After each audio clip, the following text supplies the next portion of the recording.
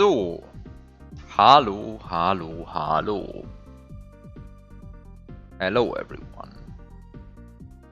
Of course, immediately as I went live, Twitch decided to show me a banner ad asking me to sub to myself. Thank you, Twitch. Greatly functional website. Like, what is this? Asking me to subscribe to myself, like, thank you. Anyway, hi Biop, thanks for the raid, and thanks for the luck. How do I get this shit away? Like, why? Why? Go away. Oh! The checkbox for... Okay, apparently this was a bug. Anyway, the checkbox for don't show anymore didn't work for me. But okay. I'm going to assume that was a bug. But no, I'm not going to subscribe to myself. Thank you, Twitch. You know what isn't working on the other hand? I mean, the banner ad is working excellently, but what isn't working is the stream preview showing my own stream title. Thank you as well for that. Anyway. Okay, time to play the actual game. Wait a second, this is a playable title screen. Okay. And yes, Twitch is excellent software, and I really wanted the drops, right? That's very important. Okay. Last time, I don't know why I'm reading this out loud. I've never read out loud message boxes on stream. You can read yourself. You're all able to read. Yoshi House. Oh, you actually can. Oh, that's I didn't know that. Maybe I should start reading out loud then. Wait, did I just die in the tutorial? I just died in the tutorial? That's horrible. I just died in the tutorial again. Could you tell that I haven't played SMW in like... Actually, I don't think I've played like toolless SMW in like a month. So... okay, but it is... It is just... It's just the tutorial, I just am dying. Okay, it's very good that we have a tutorial. So that I can't... So I can't complain that I don't know how this game works, because the game is teaching me. By the way, the game doesn't tell me to spin jump here, but it feels natural to spin jump there anyway.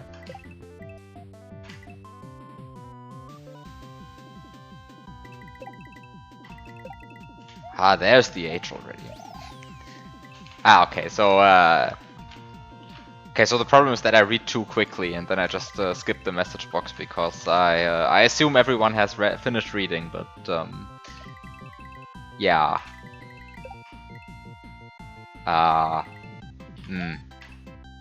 Maybe that's the reason why I should read out loud, just to like...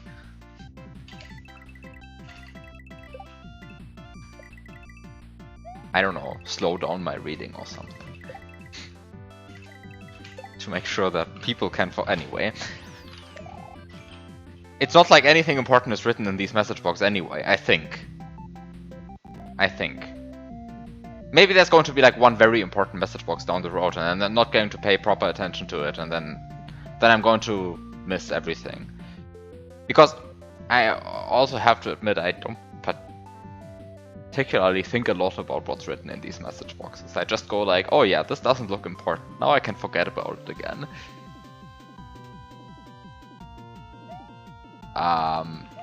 Wait. It's the same level but without coins. Not sure if that makes it easier or harder, honestly. I mean, obviously it makes it harder if you don't know what you're doing, but I like to pretend that I know what I'm doing. He said, and spin jumped into a Koopa.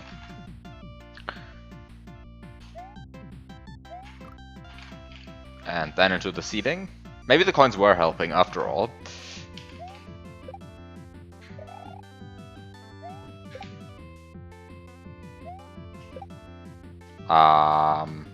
Okay. And now the coins are back. Wait, this is... Horrible. I don't want more coins. Okay, I beat the tutorial. And there's a green switch.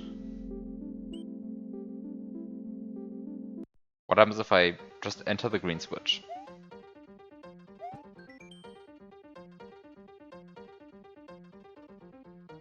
Remember to leave the on-offs on when traveling.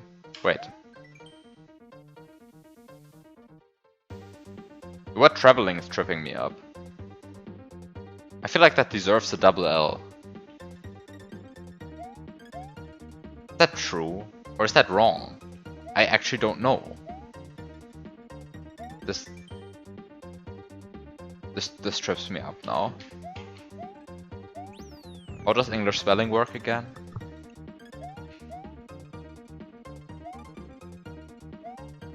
Hi Magicy, enjoy nothing.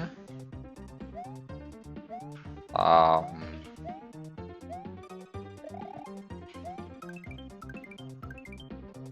confused. Where am I supposed to go?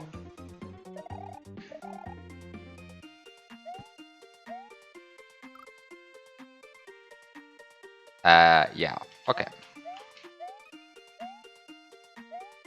Just grab that throw block and then you land on the gray platforms, ideally. Of course I did neither. Also, okay, I was about to complain that the moon... Wait, the moon shouldn't respawn, right? Yeah, the moon shouldn't respawn. If this was a vanilla moon, it would not respawn. Because even if you collect the moon and then die, then... Even if you collect the moon and then die, this collects the moon, right? Like, that's how it works.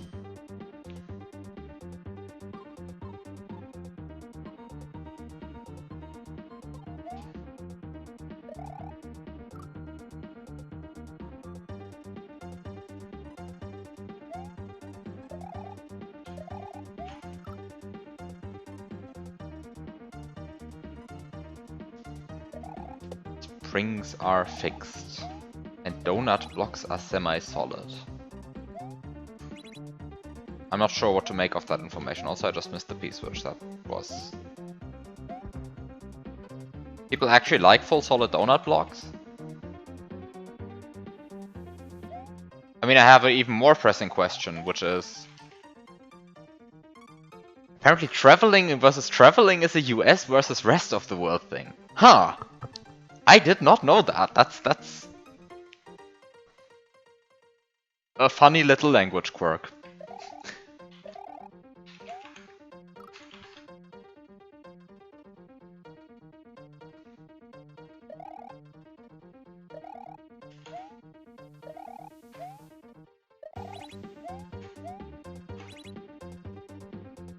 But about the full solid donut blocks, I am slightly tripped up when the vanilla donut blocks are semi-solid, right? Because they shouldn't be. But with these clearly custom-looking blocks, I don't care. Like, what am I supposed to think of these blocks? They're just some random blocks. They have some random graphic that doesn't even resemble anything that exists in vanilla. So like, why should I infer any behavior?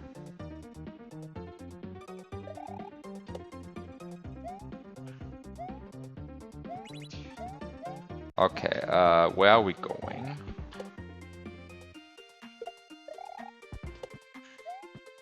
Springs are fixed. Ah, fixed means they don't kill my speed. That's what fixed means in this context, apparently. Hello, moon. Hello, block. Why? Why did you put the the block there?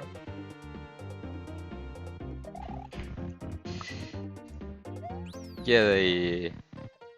Another age. Okay, I mean, the rooms are just numbered. And they're not particularly long right now. I mean, somehow that's exactly what I expected. I mean, somehow part of this hack was, like, previewed at C3.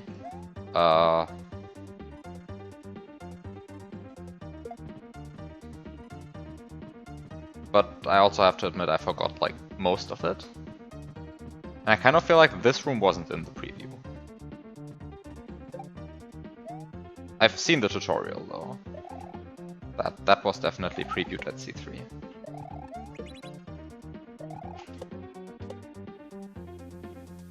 Oh, maybe this was actually... What am I supposed to do here? Wait, what am I supposed to do here? Oh! Oh! Is this an on-off kind of thing? I messed up the on-off switch. Is it actually? Yeah, it is, right? I think the hitbox of the saw is low enough that I can't make it up to the door. Also, the screen doesn't scroll down again. That trips me up a bit. Like, the screen doesn't scroll down. Why?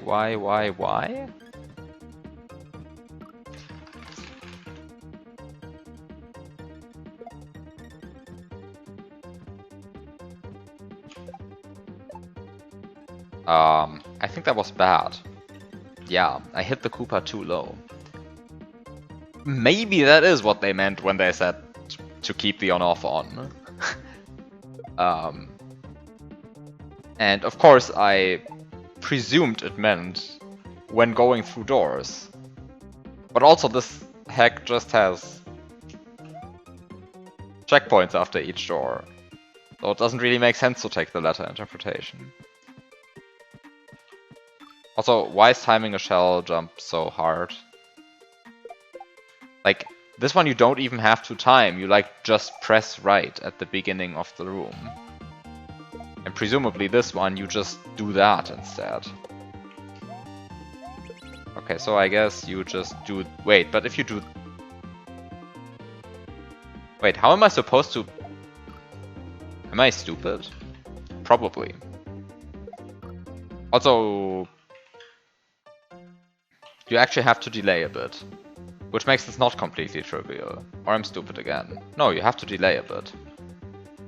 Or you just jump at the beginning, I guess. Ah, but then you still have to actually time. Okay, this is okay. I was like, that's easy. But actually, it is not completely easy.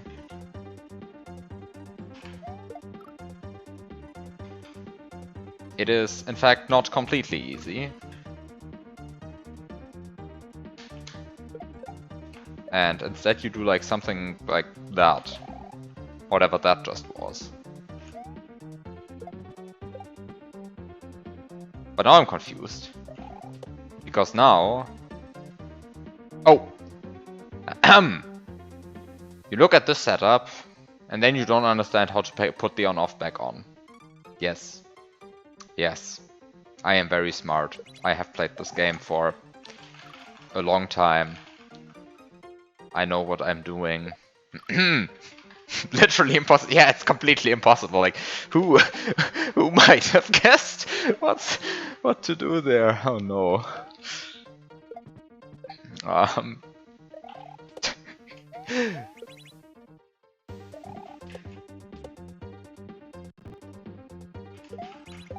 Like, wow, that was so intense. Like, completely impossible. Also, why is the game lagging? Hardest puzzle I will ever solve. Yes, exactly. It is just very hard. I will just say that. Yeah, I don't know why the saw came back. That looked wrong.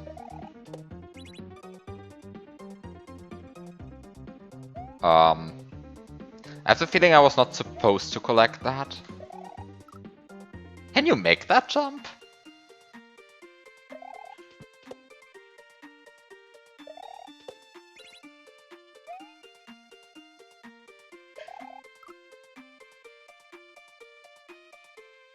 Can you? Okay, now I have various questions. Which is, can you skip that coin somehow? Probably not. Based on how it is built. But now it is time to find this out. Ah, probably. Okay, probably not. So you make it like this, and then you wait like here, and then you notice that you should have waited for longer. Okay.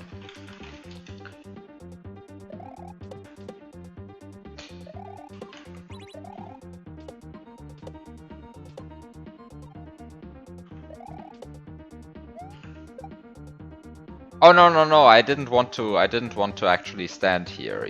I don't think you can actually stand here because coins have a 1 pixel larger hitbox. I wanted to just directly land on this block, but you're short by a bit.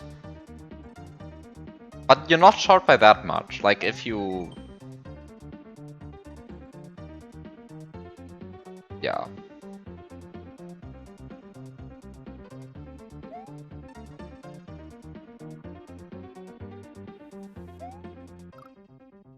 Amazing. Oh. It starts off frozen. Of course, I would have never noticed that because I just never released the Y button.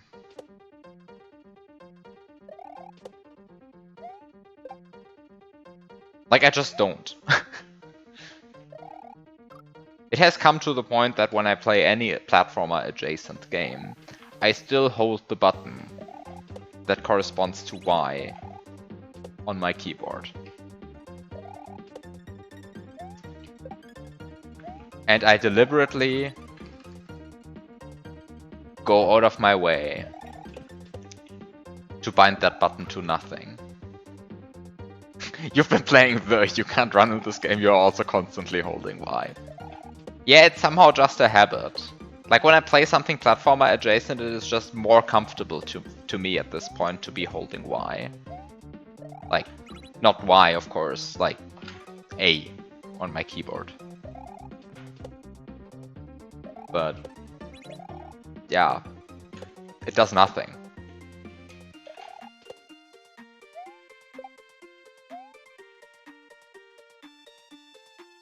I'm very happy that my keyboard allows for that. Because I know that some keyboards get mad when you hold too many buttons at the same time.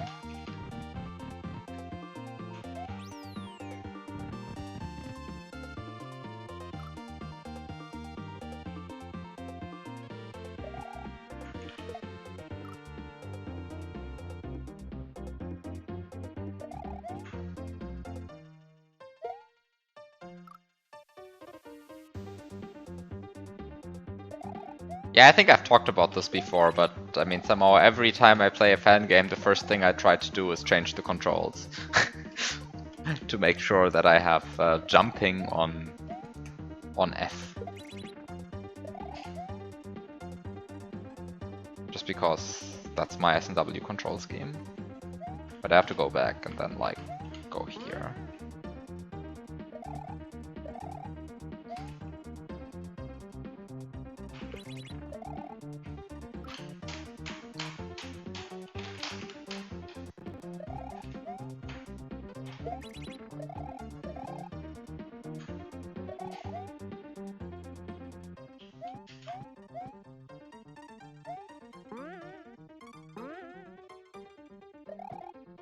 Yeah, the lack of like in-game control setups for platformers should be banned. Like, I don't want to play this with the default controls. Like basically anything.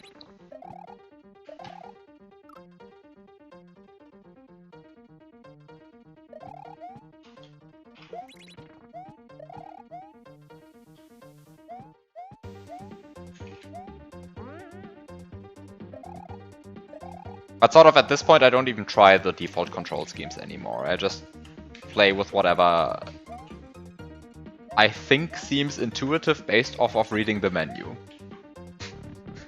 I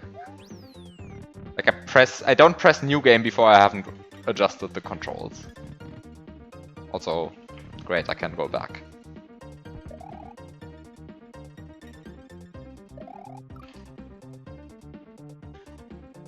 I guess this is trying to teach you that you can spin jump on enemies?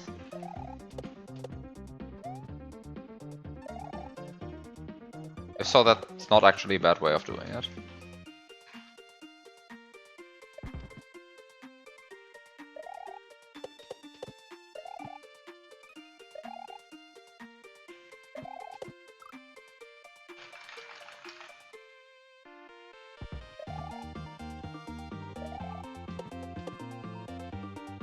I just realized that I don't check where the blurb actually spawns.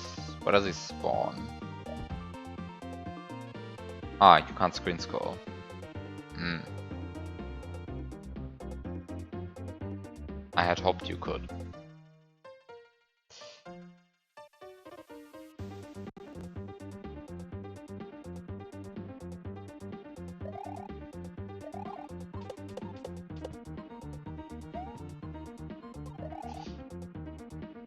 We have graduated from Easy Mario World, yes.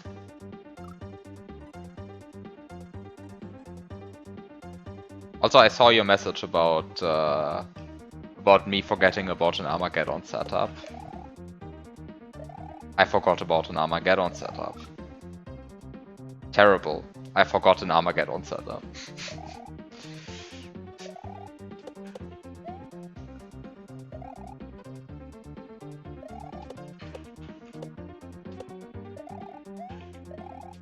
But yeah, hard to keep all of them in mind.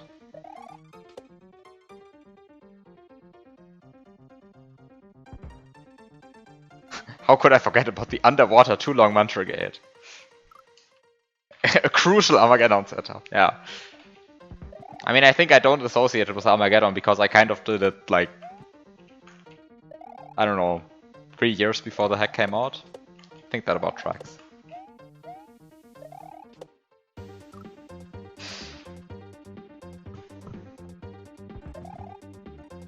And like the average thing that I associate with being Armageddon setup, I haven't done before. I didn't do before Armageddon, so I guess that's my blame. But yeah, no more easy Mario. Now we play hard Mario. Yes, it's very hard. You see, I'm dying a lot, so the hack must be hard.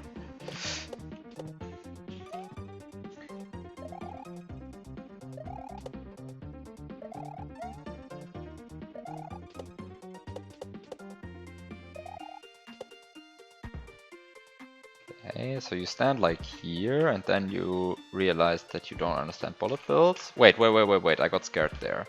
I think I would have jumped into the bullet bill because I was overcorrecting too much. Whereas this stands safely on the bullet bill. Much, much cleaner. Where's this going? Do the moons do anything?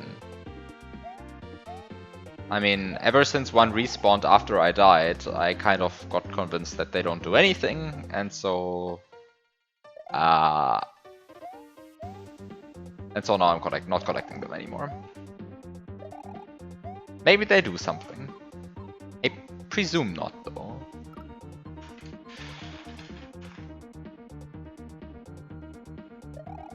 I mean, maybe it's intended that you need to collect them on a deathless attempt of the room, but then I couldn't check if they actually save. They distract you from going to the door. Ah, yes.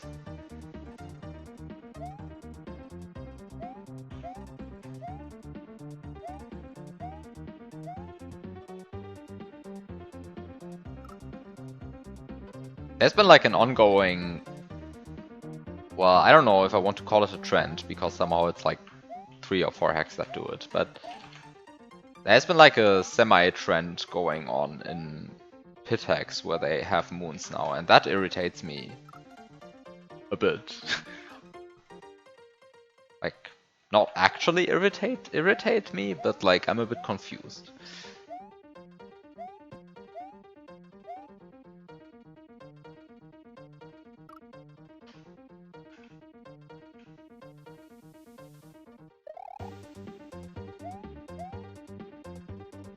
I mean, of course you can like do whatever you want in your hack. Like, go put your moons there.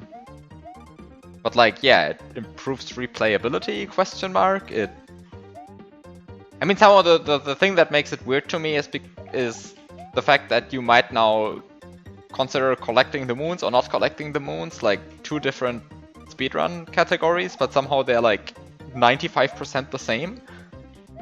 So it doesn't feel necessary to separate them, but then this means that not collecting them somehow is still the dominant strategy, and then you just don't?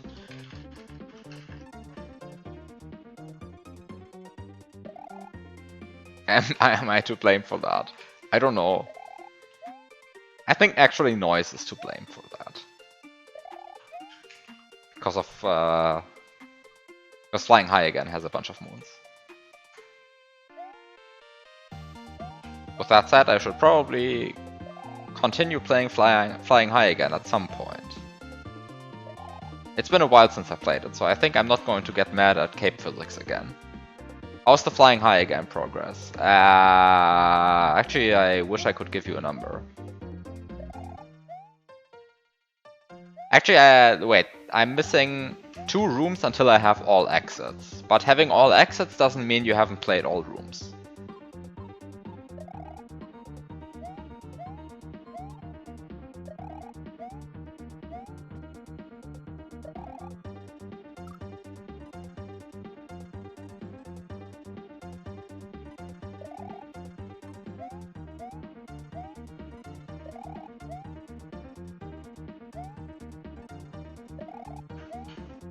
Actually, that's something that I kind of don't like about flying high again, from like a design perspective.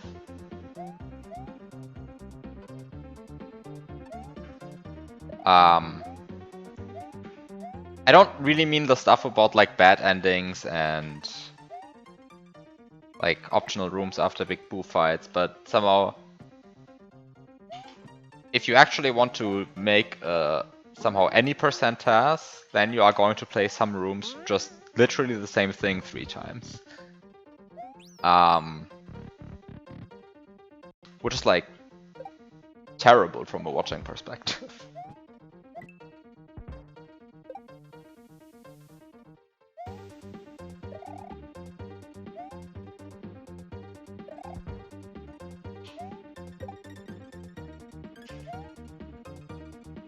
Can you just...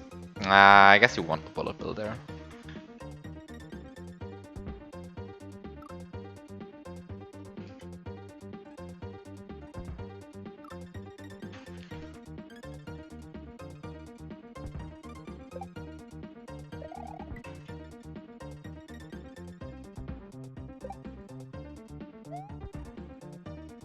Wait, how do you actually collect this?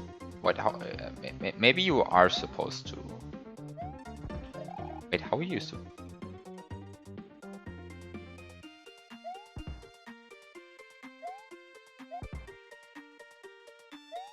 Yeah, but I mean, flying high against, I mean, at least stated motivation is that it is not like that, right? That you have like multiple routes and multiple endings and so on.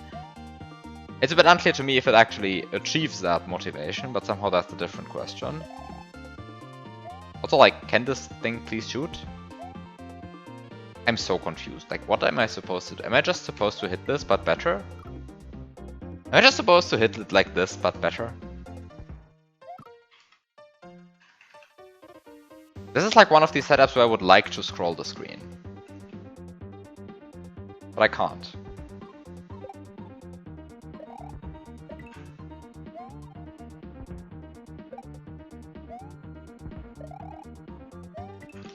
I mean, I suppose you can just do that. And just stop being bad. I'm just going to claim that having one of them is good enough.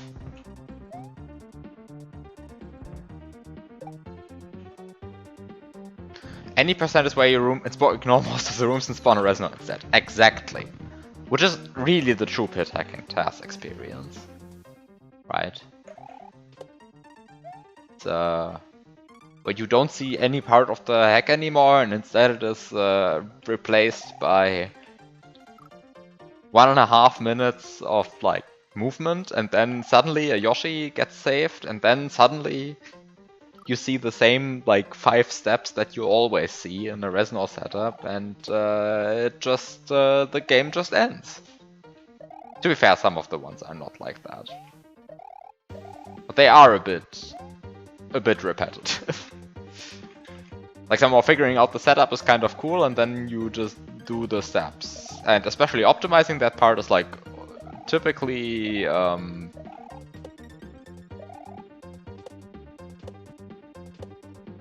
more effort than you see in the video, let's say.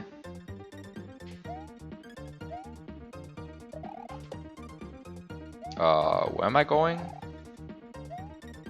Right, I'm getting P-speed, right? That's what I'm doing. It's 4 blocks. The creator gave me 4 blocks, so clearly the creator wanted me to get P-speed. How bad am I at getting? Clearly that must be it, right? Because it's possible. And then you like jump. Oh no! Right. Ah. Ah. The screen doesn't scroll down anymore. Right. Right. Right. I commented on that. Right. Yeah, I think the camera wins against me there. So clearly the way to go is to get P-speed again. Get surprised by the P-speed again, and then... Wait! What? No, it scrolled down!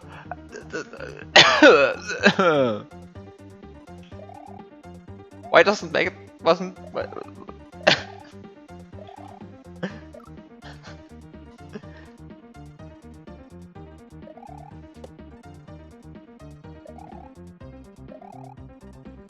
Does it scroll down if you have takeoff meter?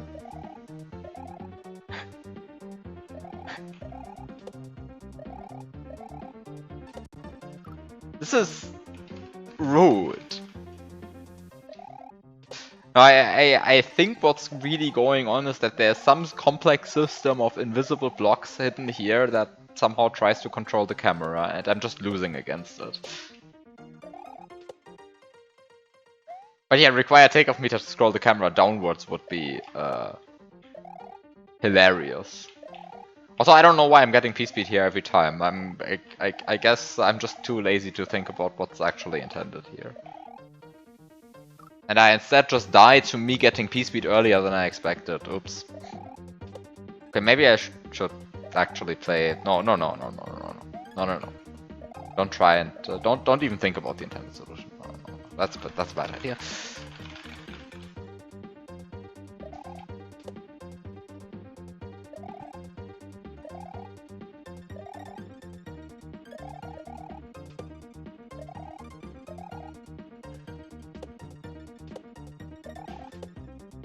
I mean, you don't need the gray platform to get up here. Presumably you can just use the Eerie to get over to the left. Because the Eerie moves. You can do a spin jump here. But now the camera doesn't scroll down again, right? So I guess the point is that I just... make the Eerie respawn? And then miss... Wait, the camera... still... Wait, the camera scrolls down a bit.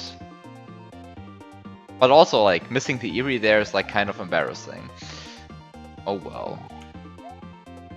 One day I will learn how to hit an Eerie. To be fair, it's a moving target that makes it a lot harder.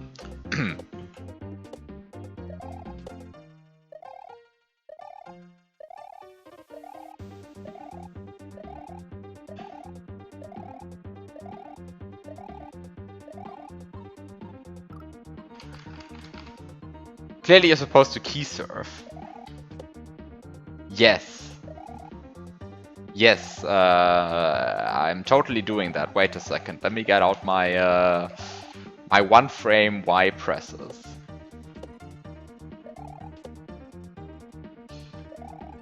Let me just get them out. I practiced them for a while.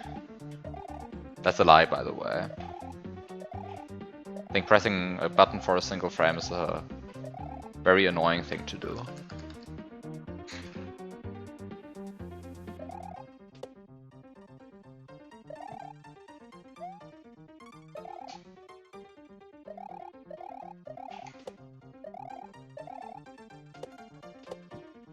In fact, I realized sort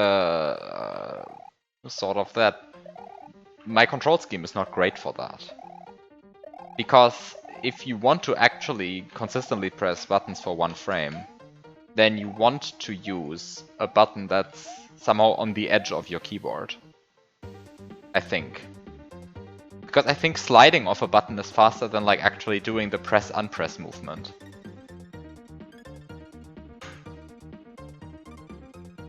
I think that sliding off a button is actually faster. Because somehow you can just do that.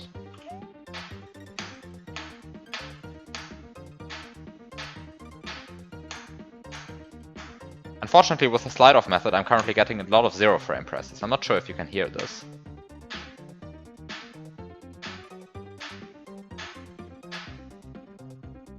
Like, you can...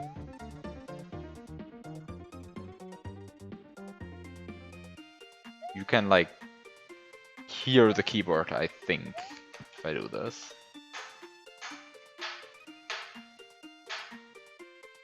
But it doesn't register sometimes, in-game. I think it would actually register on the keyboard.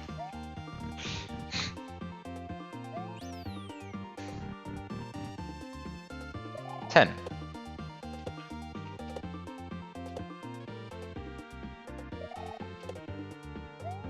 Where is this going? Oh, this is going to getting a star. Wait, I shouldn't have hit that.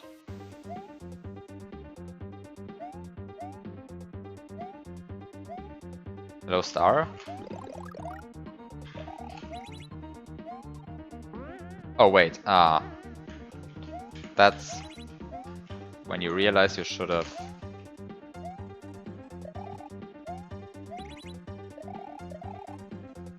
Wait, what?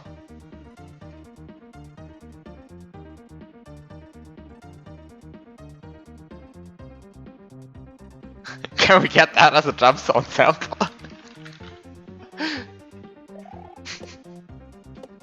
Yes, let me just sample my keyboard.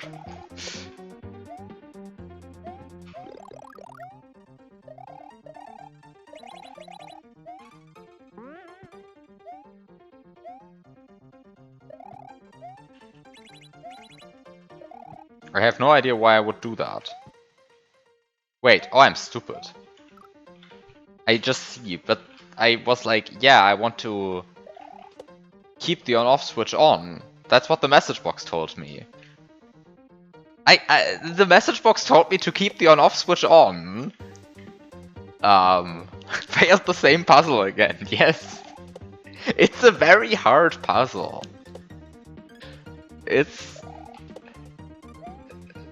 Look, it's a very hard puzzle. You see, I already failed it. I can't play anymore.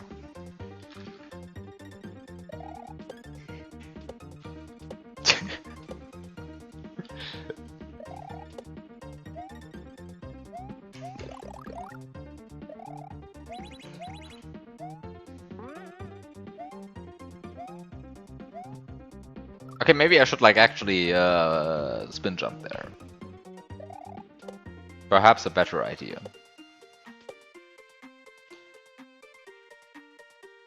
Also, I'm not sure why I didn't hit the saw again, but I guess we just do an extra lap with the saw because it is so much fun.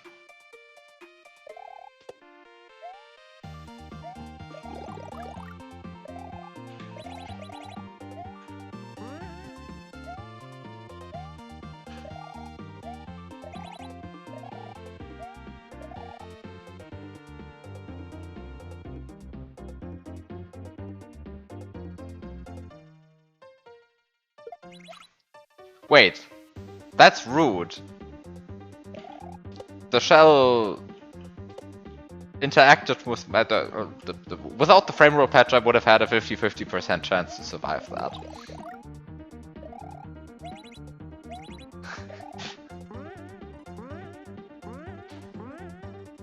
Okay, this is very hard hitting there. I think I was like already losing too much start time there.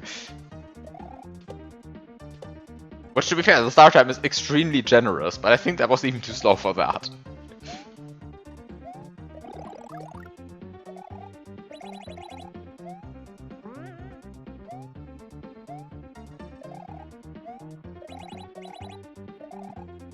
Wait, I hit it 2 times, again. I kind of didn't think about it. Anyway, the start time is generous, that's the point.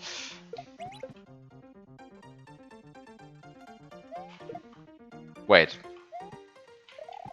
I mean, it's a very good thing that the shell respawns. I kind of wanted to do a standing shell jump.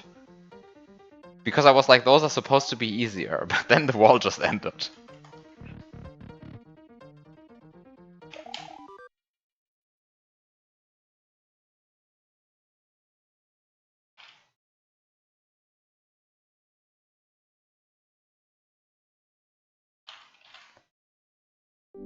Aha. Not even subliminal political messaging in my hack. Overt.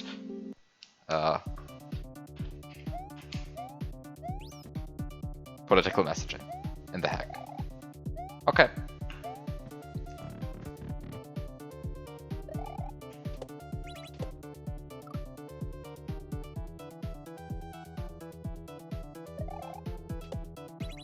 Wait, why is there a disco shell down there? Just to like get me to collect the moon? Presumably just to get me to collect the moon. Thank you, Rex. I like you, Rex.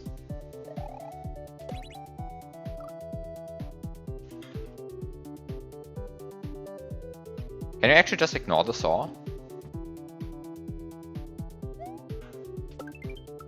Presumably you can. Except that ignoring the saw probably gets you killed because it's like somewhat in the way. Like, just somewhat.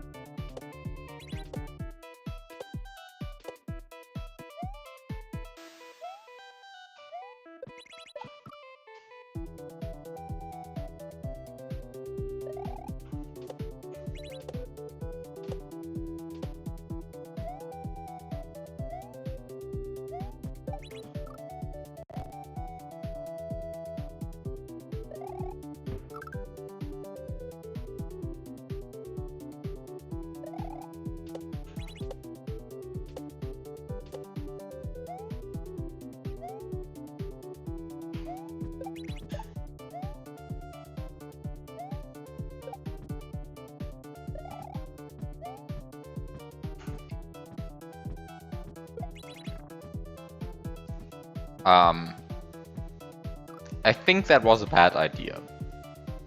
Let's just phrase it that way.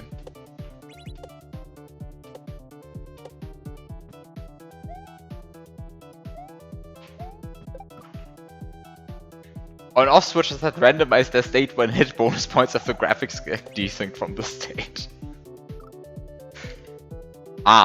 So the graphics and the actual state are randomized separately. That sounds like ASM.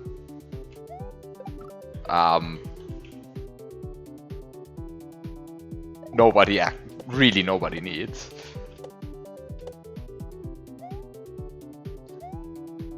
I wonder how long the list of ASM nobody needs is actually at this point.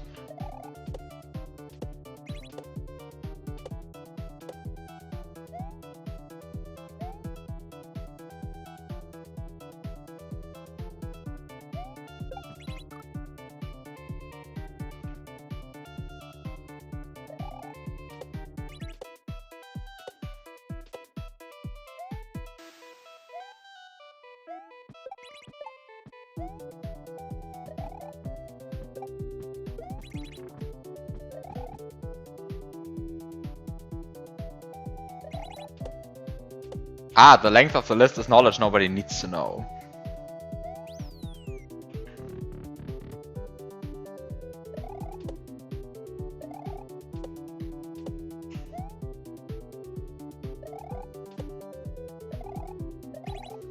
I had hoped I could reach that pipe.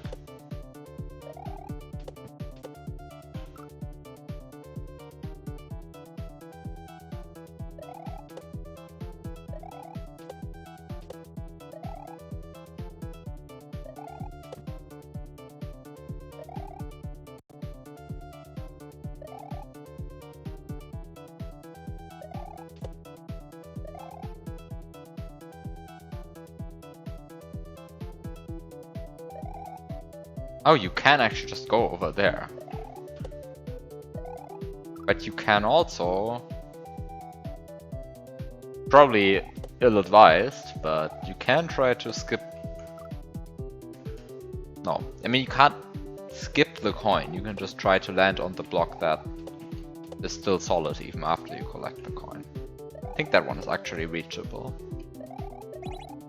Ah, maybe it... No, it is. Has to be, right? Has to be, has to be, has to be. I don't accept the negative answer here. I want to try that jump over and over again, no matter how stupid that idea is.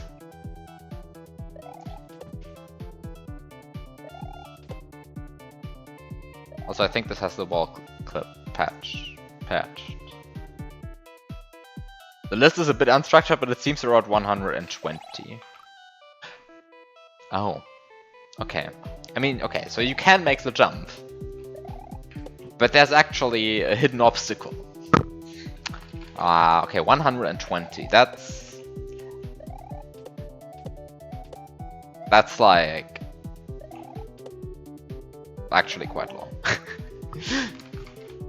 I mean, somehow if you want to even make half of the stuff that's on the list a reality, then first of all you're probably going to produce like the weirdest unplayable nonsense hack in a while. But also it's going to be quite some coding effort. Because I remember like a bunch of the stuff on there being like both ridiculously stupid. I mean, somehow that's the premise of the entire list, but also a lot of it is also kind of not so trivial to implement, I think. If you code one idea per week, you'll be done before Struggles gets released. This is a true statement. Just true. I'm not even sure, like, I cannot even argue with the statement.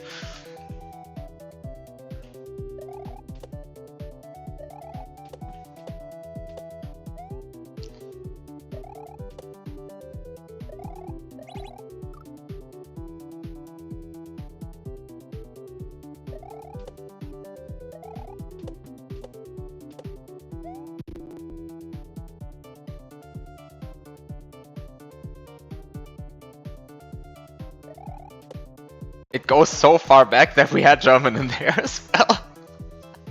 Oh wow, that must actually be quite a while ago, because I'm not sure when I switched to exclusively English on this stream. I mean, there was like this weird transition period where I kind of like did bilingual streams. But I think Twisted Plains was still completely in German, for example. When was Twisted Plains? That was like... Oh. By the way. Amazing idea skipping the on-off switch. Clearly Mars didn't think of that.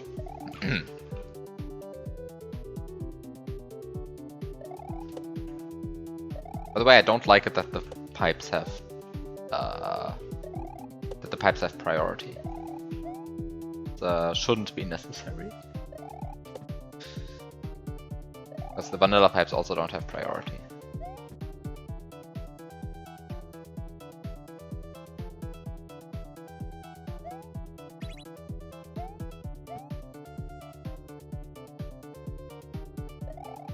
The earliest date you have in that file is the 1st of October 2021.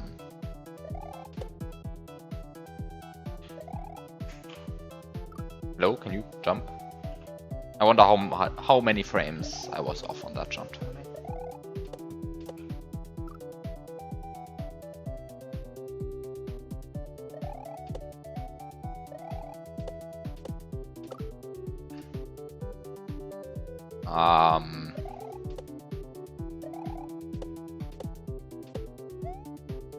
I mean, you have like, I guess,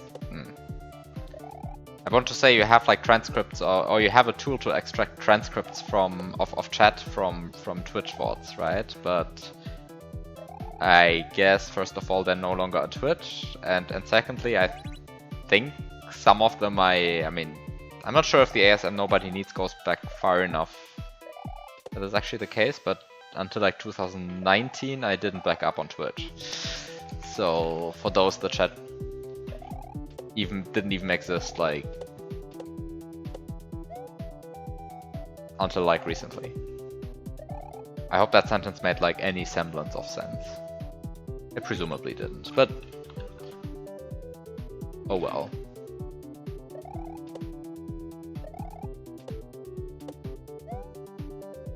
Oh, you still have all of the chats. So yeah, that's the database you can look through.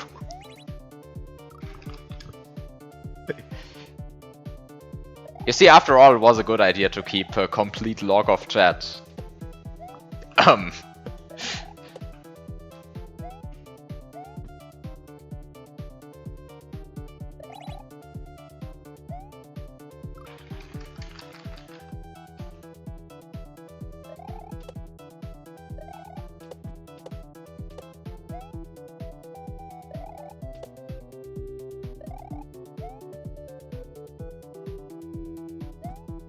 I am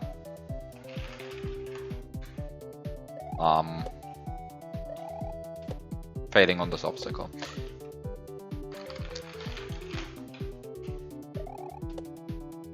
Okay, wait, I should like actually look at the screen when I'm playing. I think that helps.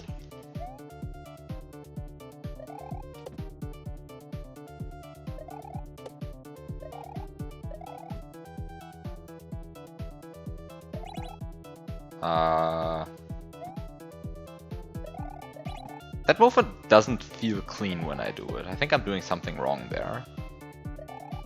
Wait, what? The camera did some movement there that I didn't understand. That either means that I just am tripping, or that the camera actually did something weird. I like to think that it actually did something weird, but that's clean. That feels cleaner. Now that, on the other hand, is rude.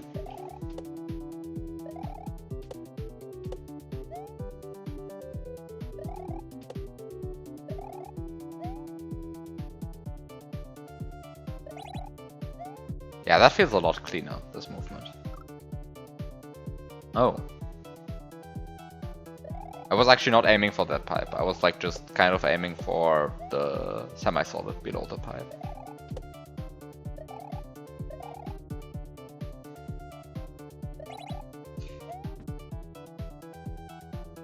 Then you should like do a little wiggle in midair. Ah!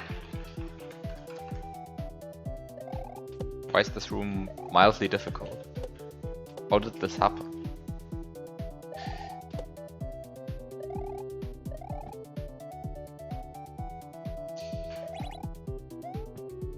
Okay, but like the plant hitbox isn't actually all that bad. Still a bit generous. Okay, door entered.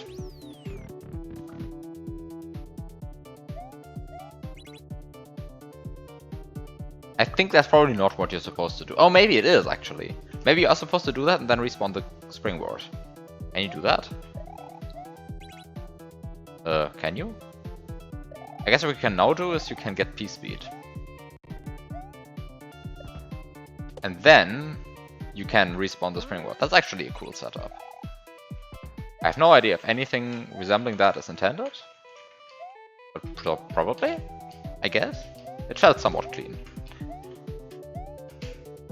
Actually, do you even have to do a key jump here, or can you just like... You can even just do that, okay.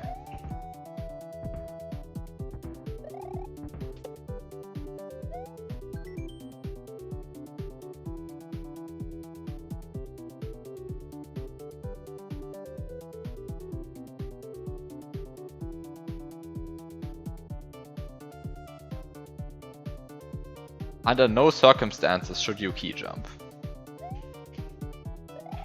The message box won't stop me because I can't read. I will probably regret this.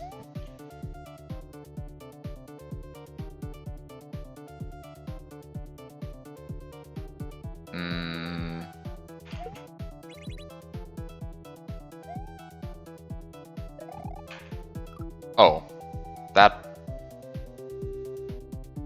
could have been executed better. Oh well.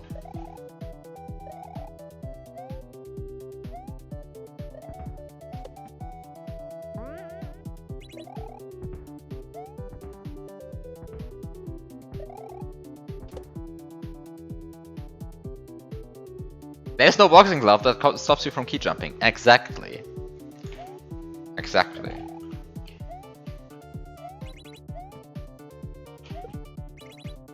Which, like, how am I supposed to take any warning seriously if there's not, like, even a boxing glove enforcing it? Okay, now I got afraid. Like, now I was afraid to fall off the key again, so instead I failed in the other direction. Wait, that's the wrong order. You first normal jump, then spin jump. Oops.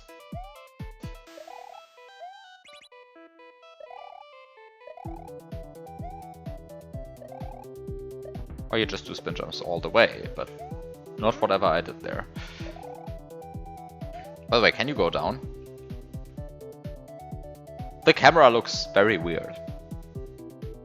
Right, so clearly the intended strat is, of course, to just... so probably a mistake doing something in this direction. Because it turns out that I'm not actually good at key jumps at all. Wait, why am I failing this so badly though? It's not supposed to be that hard. I think I'm dropping... Wait, what am I doing wrong? I'm doing something wrong. Am I... I'm dropping...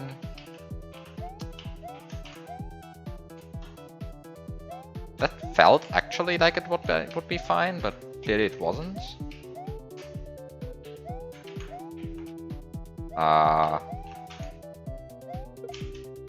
Goodbye key. That's probably better for all of us. Can you use the key to dupe springboards in the pit? Asking the important questions.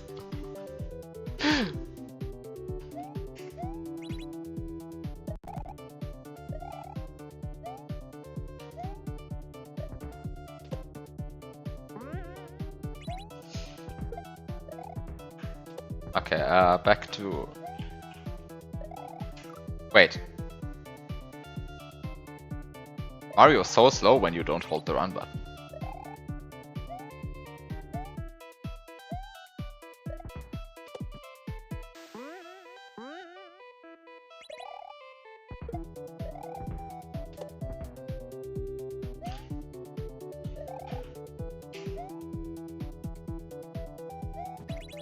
Of course, the actual question is...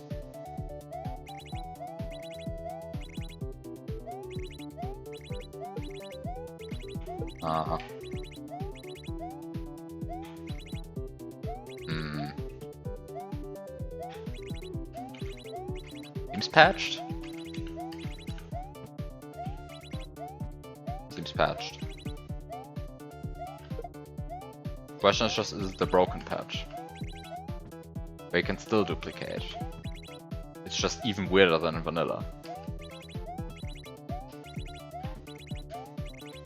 Who knows? It seems patched.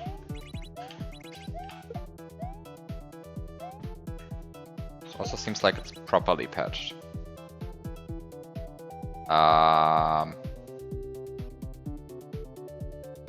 Also clear to me if this is a good idea. Because it's actually not so completely free to land on that key again. But you know, once you're committed to a bad idea, you have to see the bad idea through the very end. Just how the stream operates. And after all, I was explicitly taunted by the message box into this. Fuck. Wait, maybe that's actually not... No, that is bad. Don't try that. Probably shouldn't try that.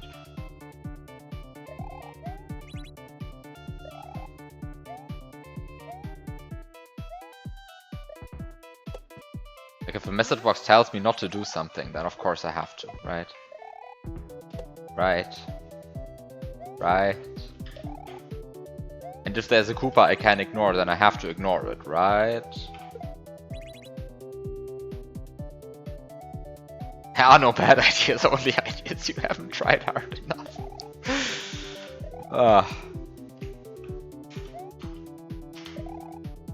Yes, exactly.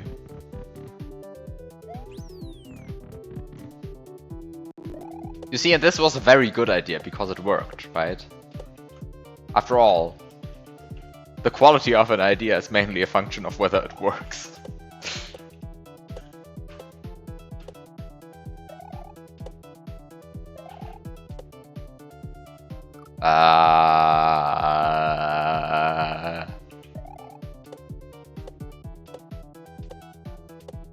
I am confused.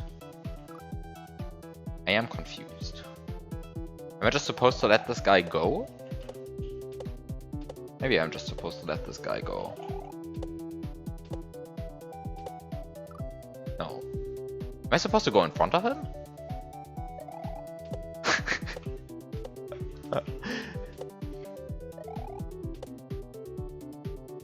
Yeah, I'm supposed to go in front of him. Oh, I don't know why I thought he was attached to the ceiling. Verwirrt.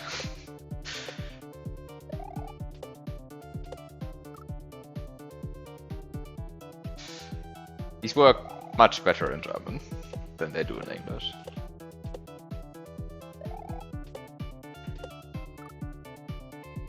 Just so much better.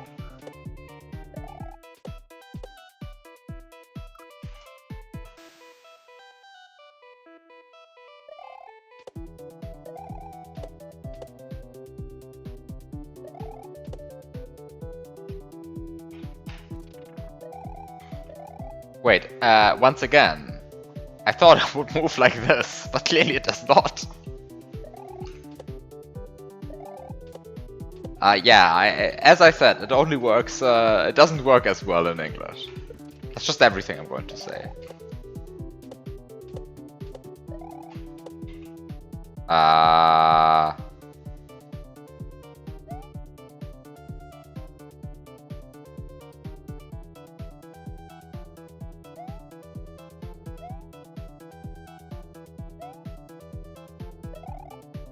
You can get P-speed here. Because you can do it, must be intended, right?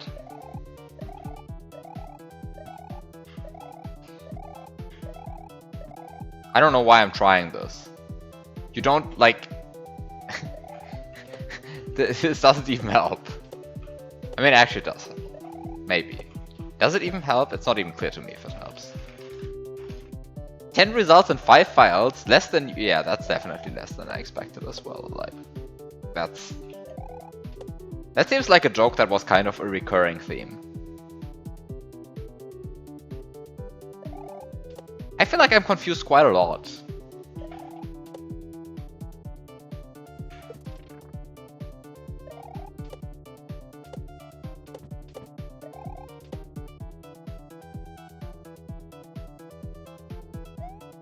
Like, the thing is, you can just walk off here, right? You don't need P-speed. I kind of thought you were expected to... That thing moved in a different direction than I expected. I thought you were like... It was intended to use the, like... The Lil Sparky again, but... That's like... Not at all what you intended to do.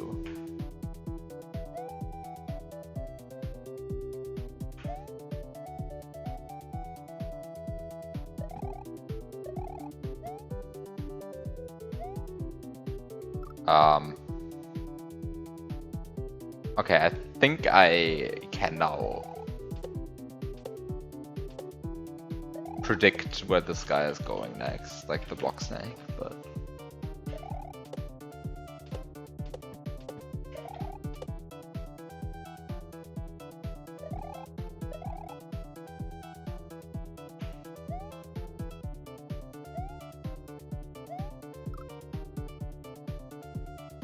Rude.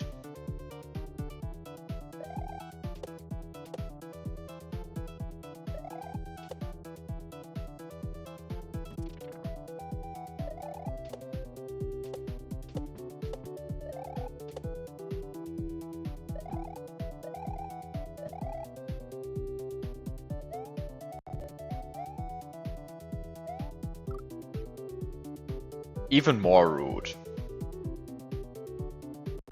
I mean, I get that that was like 1 frame early, but come on. I think it was like actually 1 frame early. Maybe like 2. Maybe like 75. More likely to be 2 than 75 though.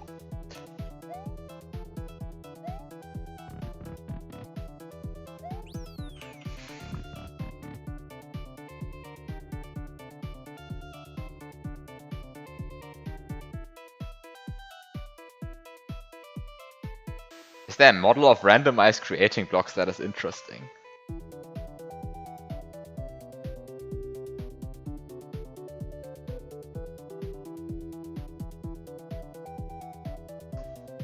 I think you're probably going to be held back a bit by the fact by how slow the CPU is.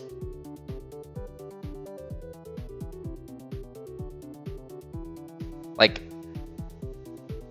I mean, somehow you have a pseudo RNG function. I mean, first of all, the SNW pseudo RNG function sucks, right? So you want to implement a better random number generator, but somehow that's probably fine because there are some very performant RNGs. But then you somehow have to map it onto some other distribution.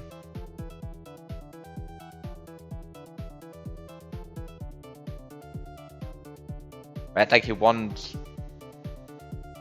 maybe don't want your random numbers to be equidistributed. I guess you can make a lookup table, but you could pick a random place in the level and move there. Yeah, I guess that's not so bad.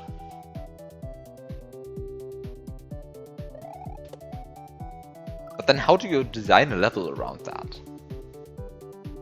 That sounds like impossible to like actually make gameplay out of. And I mean, I presume in the end you actually want to make gameplay out of it again.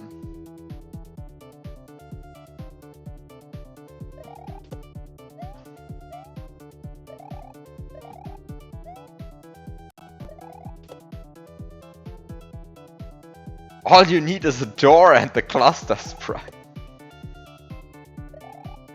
Oh no. Oh no.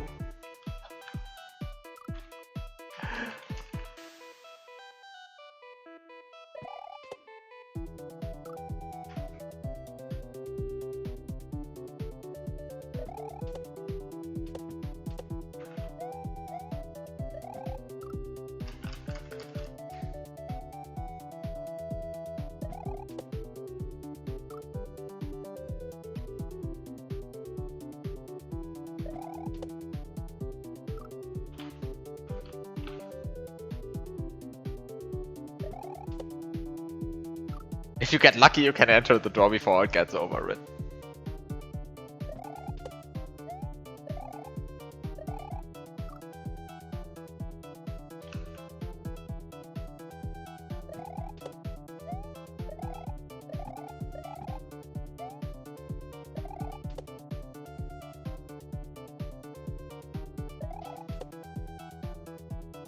I feel like you need some other method of winning. I mean, not that I mean you shouldn't be doing entering a door, but somehow you need to put some constraints on it, I think.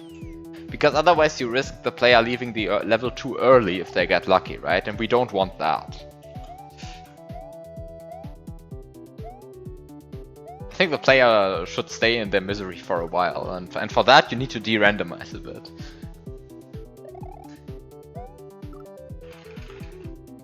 Unless you want to say the player leaving this mess like within 20 seconds of the level starting is actually good.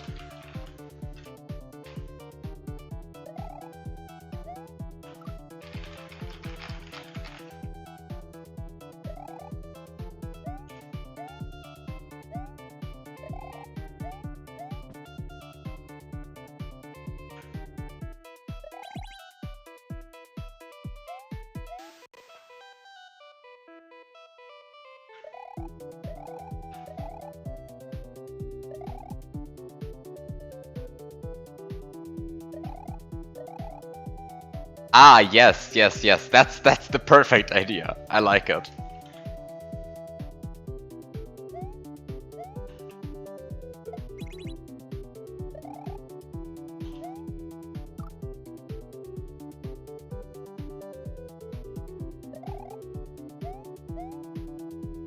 I think I like the. I think I prefer the idea with the 4 key fragments. It's perfect because it is also a kind of a bit over-engineered if you do it properly. Oh, then you have to count blocks to not. Okay, maybe I do like this idea. Maybe I do like this idea. I didn't consider that aspect. That's beautiful. So, I see there are very many options to create bad level design with this ASM.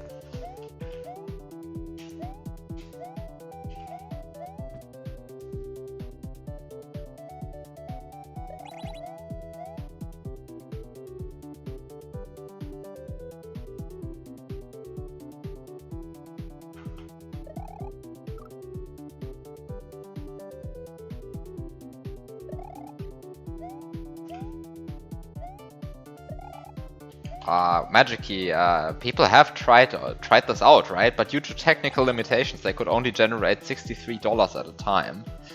And they weren't able to recoup their investment, and then they went bankrupt. I think you should be aware of that story.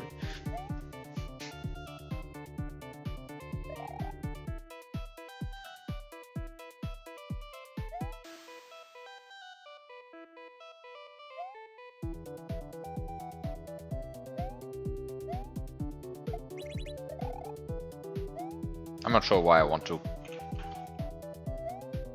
re-obtain this throw block, but... Wait, is this infinite? Kind of feels very infinite to me. Feels very infinite.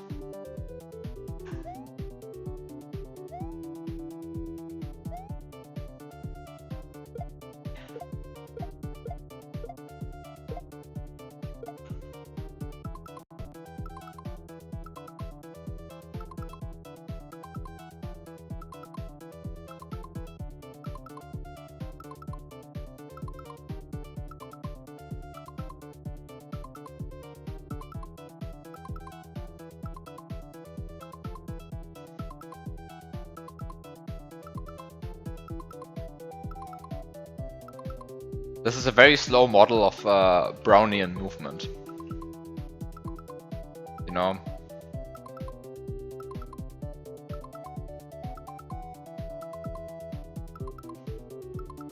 It's very slow.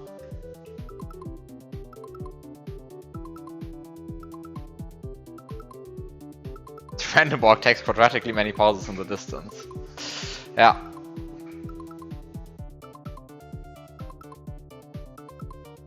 Probably a bad idea to try this. I think the statistics predict that starting like about now, I still need like a 100, more than 100 pauses.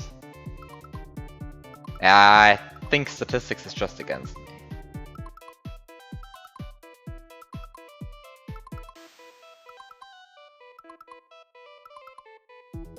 Statistics just hates me.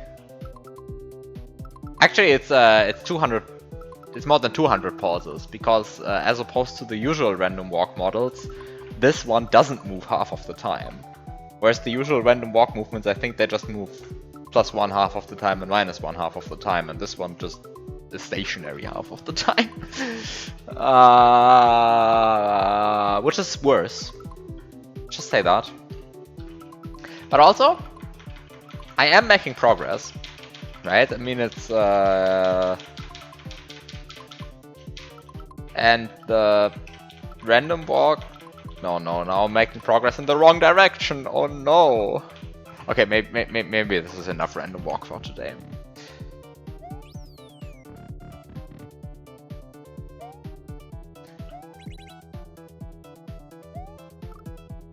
There are no bad ideas, only ideas you haven't tried hard enough. To be fair, I mean, that idea would have would have worked had I tried hard enough. I mean, of course, it's a bit questionable what working means here. But yeah, I mean,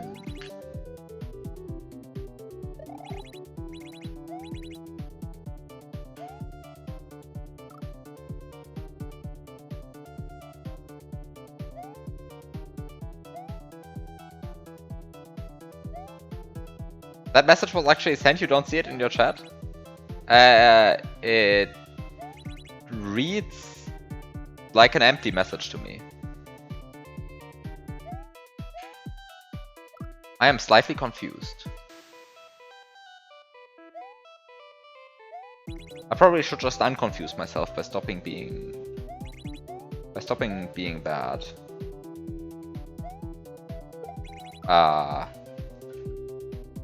I'm not sure if that's like good movement.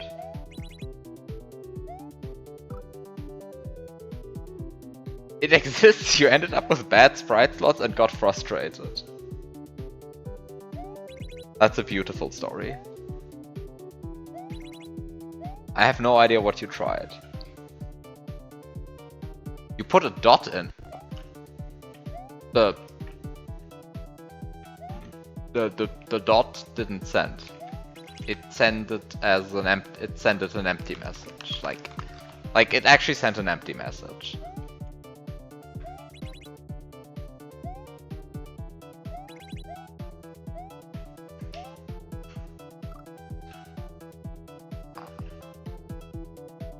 You don't even have an empty message. You have nothing.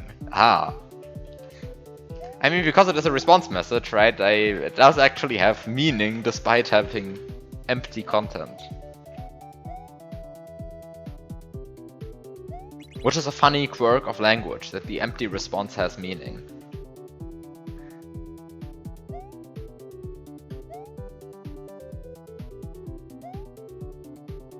You do see that message. Now the big question is does Dartine see that message?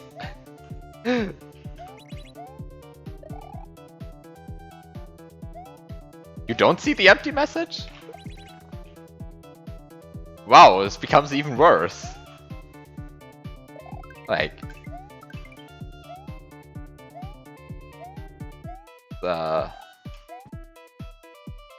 Did you send an empty message? Who knows? Well, it renders as an empty message. On my client. Which is an official Twitch client. Heavily modified.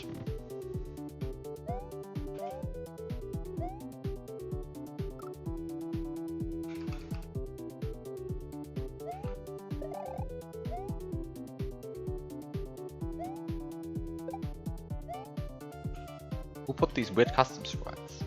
I mean, of course, that's a stupid question. I mean, we all know who put them there, but... Wow, they are weird.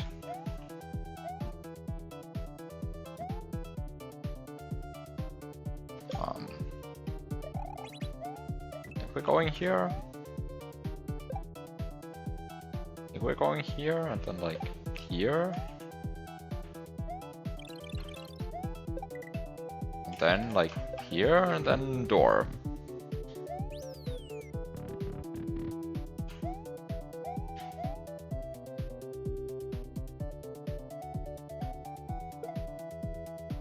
This is clearly how you're supposed to play this room.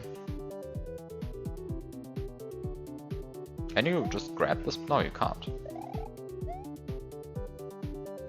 Can you? This looks like it should be possible.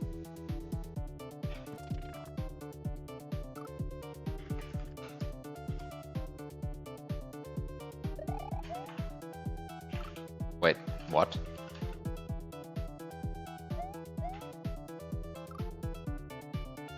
I want to grab this block.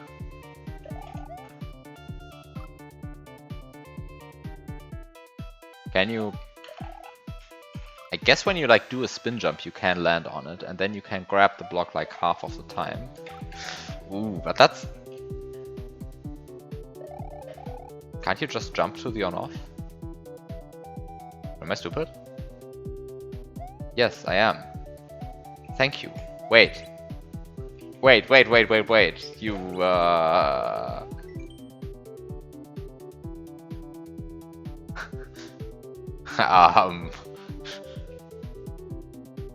Wait, why are you saving me from my stupid attempts of... Also now I need to win at a random walk in order to get the shell back. Oh no.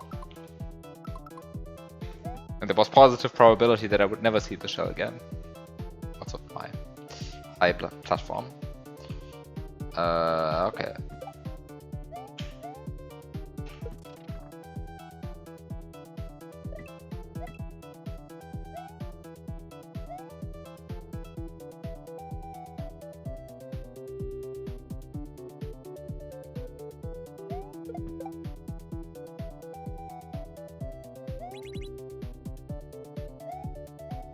I mean, as per usual, the message box can't stop me because I can't read, right?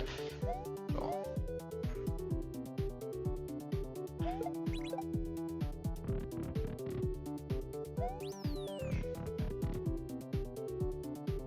Hello, Spiny.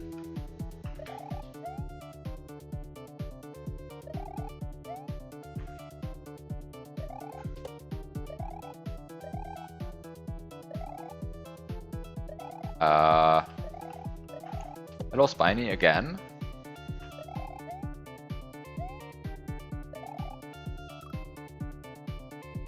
Hello, Firebar. Lots of Spinies and Firebars here, I see.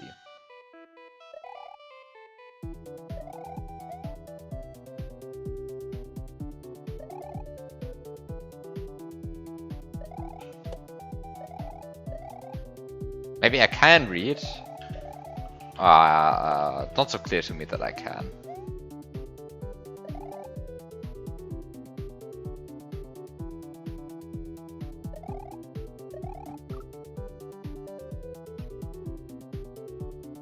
I guess you need to wait for the star to come to you. You can't reach for the stars, you have to wait for the stars to come to you. Is that also... I mean, I guess that's some kind of metaphor.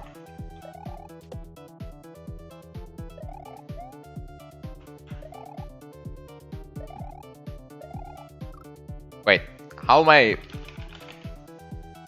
still falling into that death? Anyway. Was that a Super Possible 3 reference? I mean, the Super Possible 3 reference just said, message box just says follows the stars, right?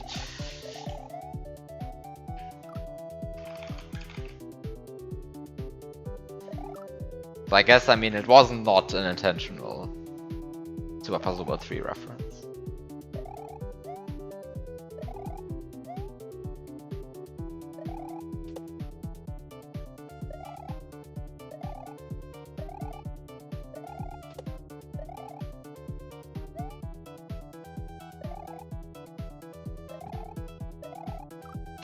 Okay, how often do I still want to run into that death block? Like, come on, like, at some point I need to realize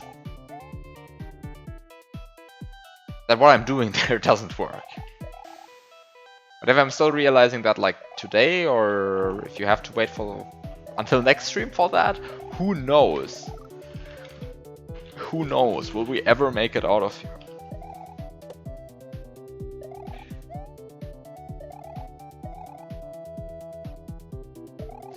Reminds me that I still need to, like, put more Puzzle World 3 references into my current hack.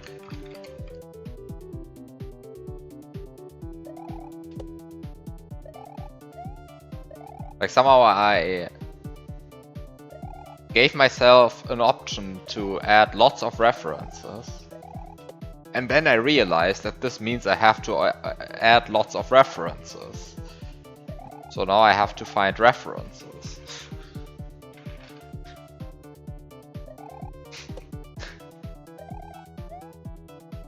Well,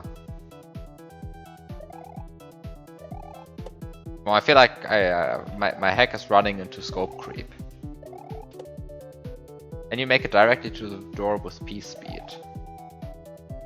Now I want to check this out, what you are talking about. Like, I think not, because otherwise I presume I would have seen that.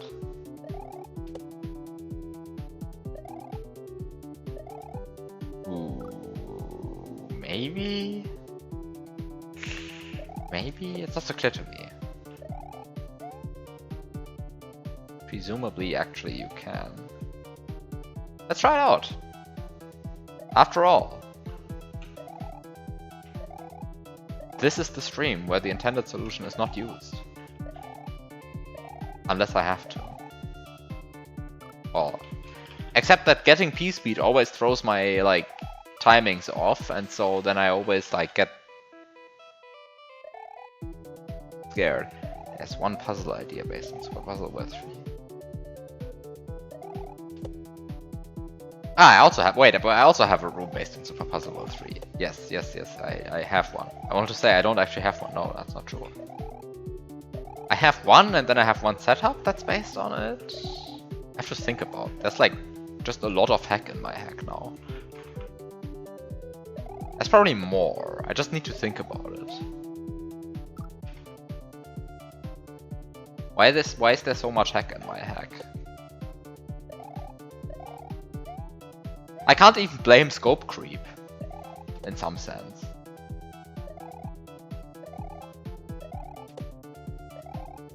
Somehow it was one of these stupid ideas where I realized that where I just kind of put a lot of scope into already the initial planning document.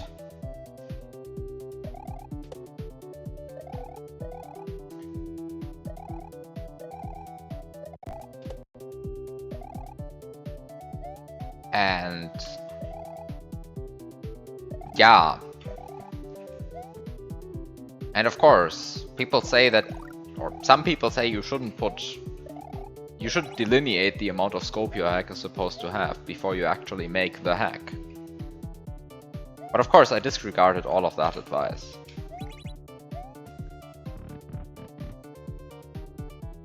Is scope creep the thing where your ideal file suddenly has 750 lines? I think my idea file does not have 750 lines. I think you're worse off than me in that regard then.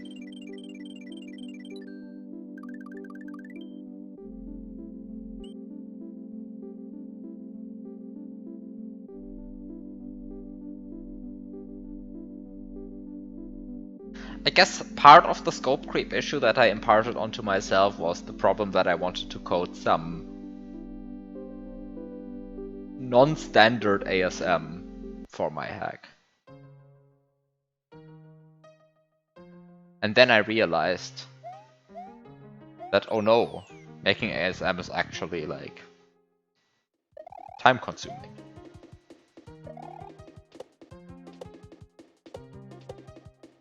I mean, I knew that before.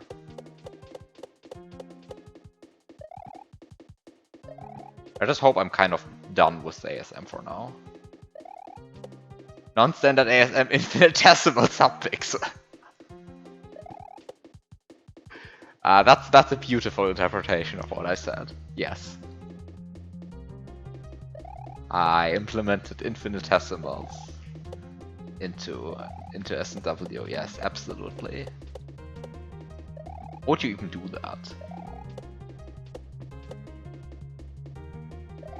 Somehow, what does this even mean? I mean, it never happens that two subpixel values get multiplied, right?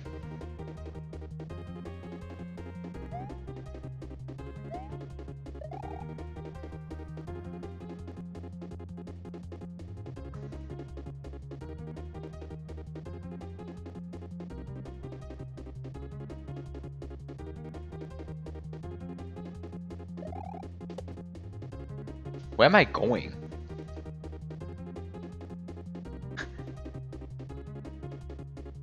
I probably just missed something very obvious again, but where am I going?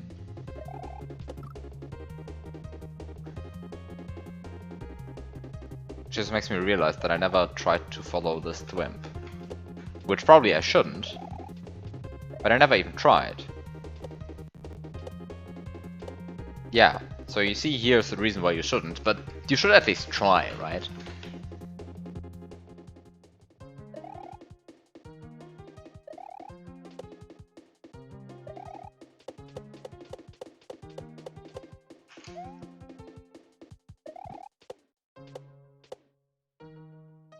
Oh, you played the auto walk hack.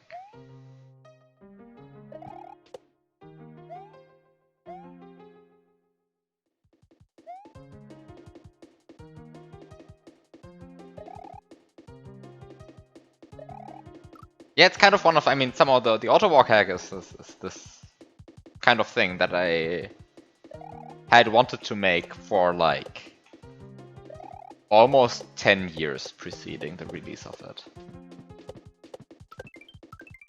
And yeah, then I kind of made it. At some point. Then I kind of quit halfway through and then I made it. Then I actually finished it. I don't think I would want to make a sequel. I think.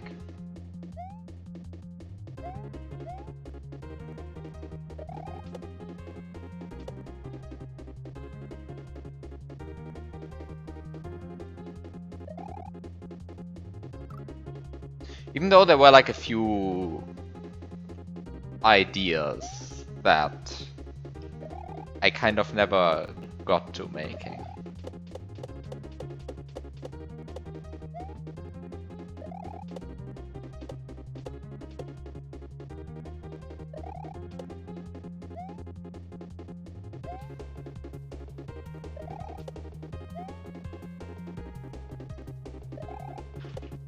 Like somehow I wanted to try and make a layer 2 make a layer 2 level for the auto walk hack. But oh wow. Also there's actually the problem when you try and do that. That already the current levels are extremely close to running out of space in the level. And they already need to use some magic smokes and mirrors to hide the fact that they are in fact only 20 screens long. Hex 20. Despite some of them like appearing to be actually just like hex 30 horizontal screens. But the problem is if you add layer 2 then you halve that amount, right? So suddenly you need to actually, like you need to loop your level on yourself. A lot more than the levels already have to do. Because I mean the levels already loop onto themselves, and part of that is because I think it's cool, but part of that is also just because I have to.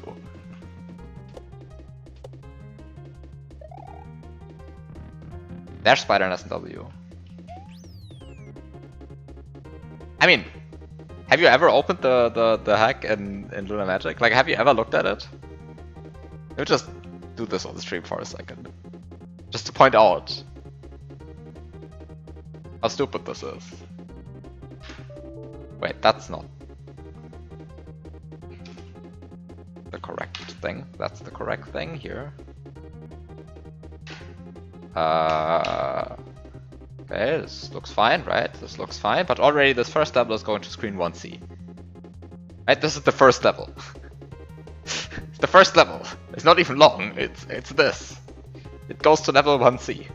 Screen 1C, right? Like, this is already running close. Next one goes to screen 1E. Next one goes to screen 1B. Oh no!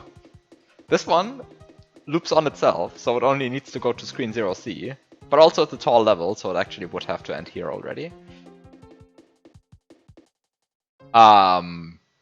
Yeah? You see this? Okay, sure, the camera only scrolls until like here, but like, you see this? Oh no. You see this? Oh no.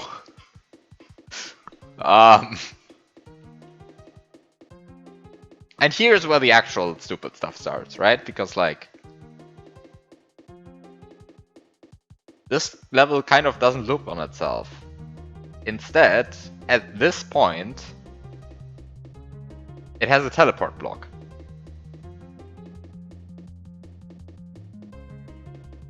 Which moves you here. And then just goes on down here. And the game tries really hard to mask this from happening, but you can actually see the transition because this bullet bill will just despawn, because Mario gets moved from here to here. And I think you can actually see this in the video.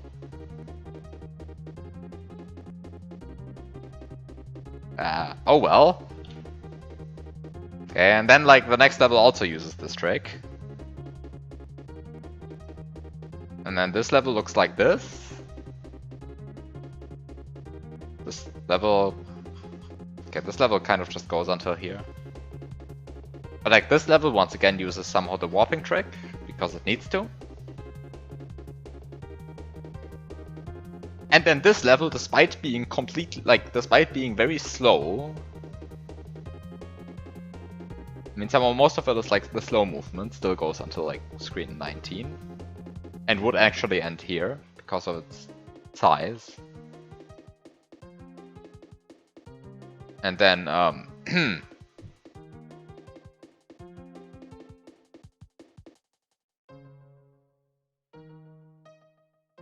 yeah. I mean, somehow that's just how these levels look, right? But,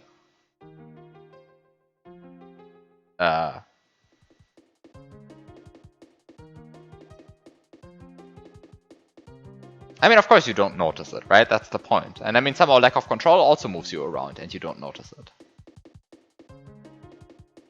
Wait, this still has like the debugging blocks.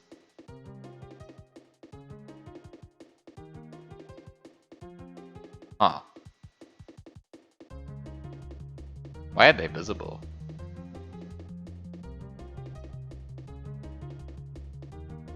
Did I just never make them invisible? Oh, I guess I just never cared to make them invisible because there's no P-switch and all of these are P-switch doors. Right. The graphics here are all P-switch doors. So I guess you don't have to make them invisible. So I guess I just never did. Funny.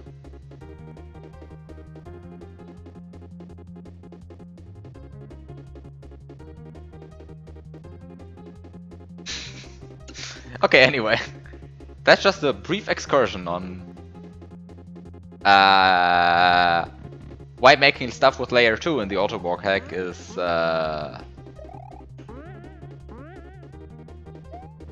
only a good idea until you think about it. Which makes me a bit sad, but somehow. Engine limitation.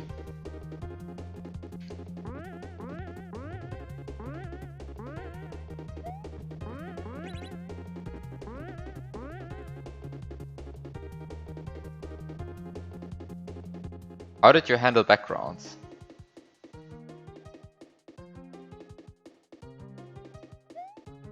I moved them along. I think.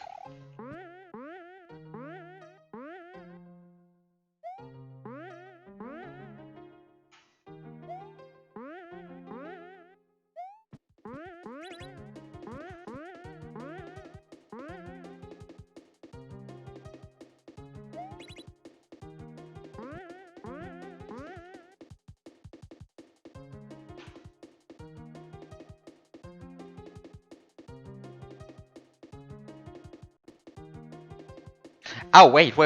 I think actually for the horizon, it's not so clear to me how I did it anymore. I would have to check. There's no fancy logic to associated to it. There's no fancy logic. I can assure you that much.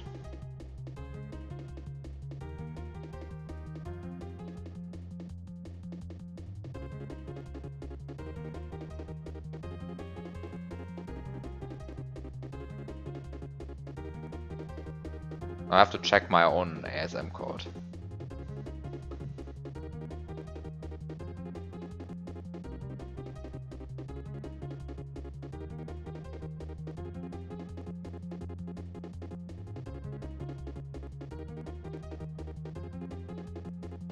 I mean, the levels all don't have, some of the levels that have the teleporting thing all don't use layer, all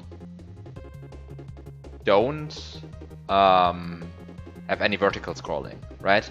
So they don't have any actual vertical scrolling, so I don't need to think about layer 2 vertical scrolling all that much.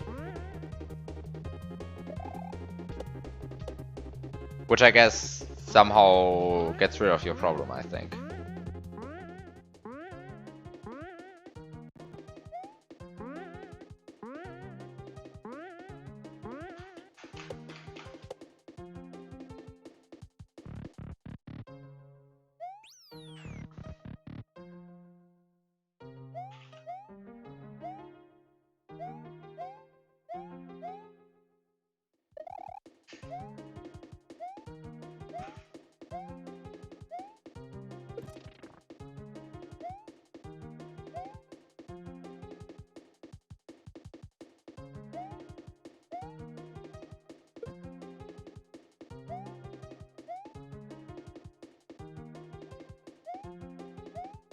I think horizontal doesn't matter in my case because I only teleport by integer screen numbers.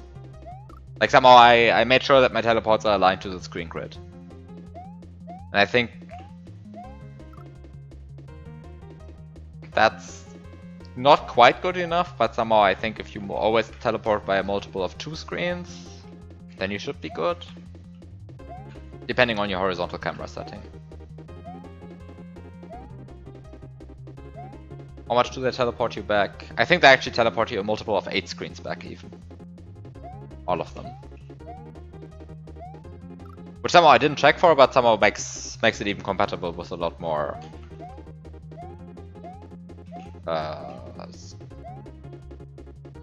like scrolling modes.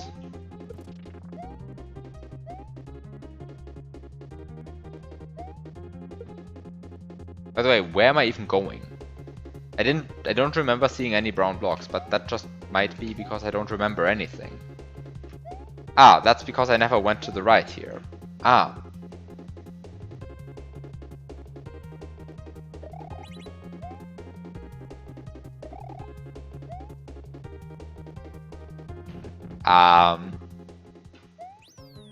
I'm pretty sure nowadays, like somehow the teleporting logic in the auto walk hack is quite old. I think nowadays I would actually do a more over-engineered solution, I think.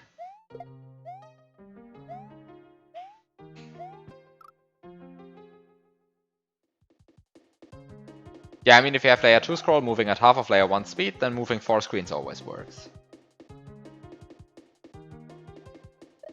And I move 24 screens back.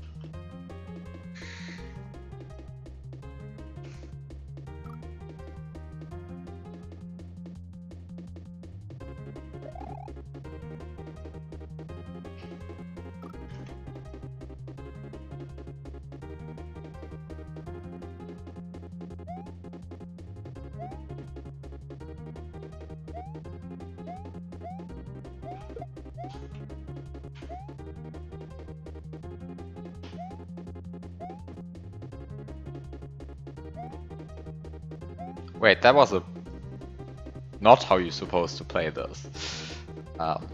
That's not how you're supposed to play that part.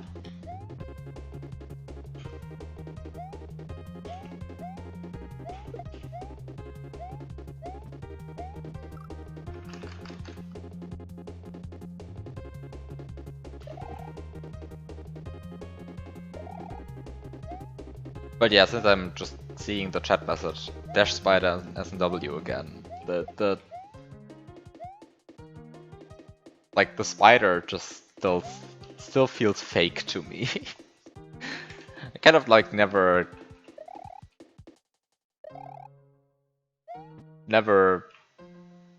realized that the spider is actually a thing in Geometry Dash.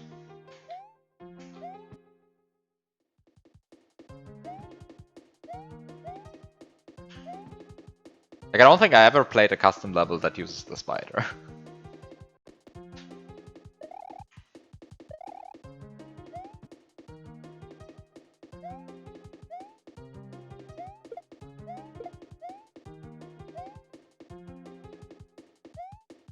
Which one was the spider? Spider is tap to teleport to nearest ceiling. Or floor. And it's instant teleport. It's not just gravity switching, it's instant teleport. Have you tried the swing copter? Yes. Okay, I have to say I really didn't like that level. I mean, somehow I played exactly one level with it. And the swing copter part in it is completely free. But I kind of just didn't like the level. Like the entire level.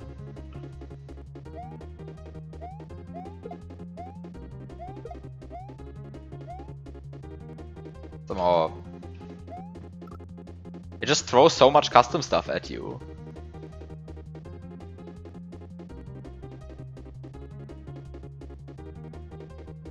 Like, it just doesn't feel like an actual level anymore to me. It just feels like somehow... And I mean, somehow I guess most of the levels used to be like this. It just doesn't feel like a level anymore, it just feels like a tech demo. Like, look at how much stuff you can do in this update.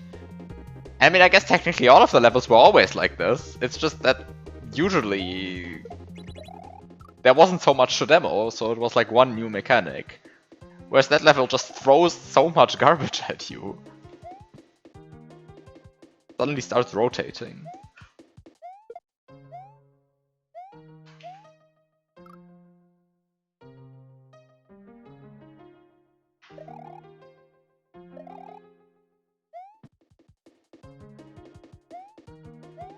The ship is better in every way. I mean, the ship is very different, right? I mean, somehow if you want to compare it to anything, then I guess it's somehow like a dual part where you have one object inside blue orbs and the other is a ball, right? That's how the swing copter roughly works.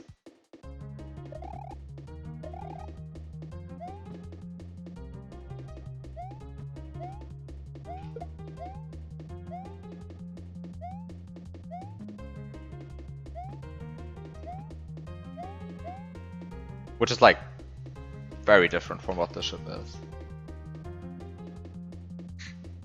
Actually insane update. Yeah, I mean in some sense actually insane update with how much it adds, and the other sense kind of... I don't know. I mean, I guess I'm just like a stupid, like, Geometry Dash boomer who goes like, yeah, all of this fancy stuff, like, we didn't have that back in the day and now it's bad because there's so much stuff in here. But I actually kind of feel like it.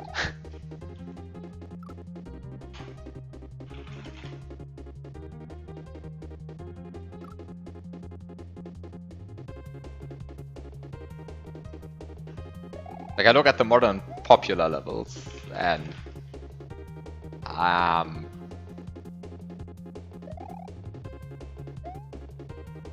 kind of too much. But yeah, I don't know.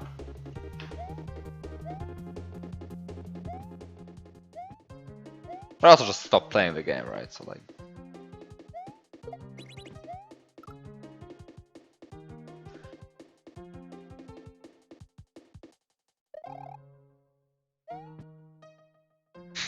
Back in my day, we didn't have Geometry Dash.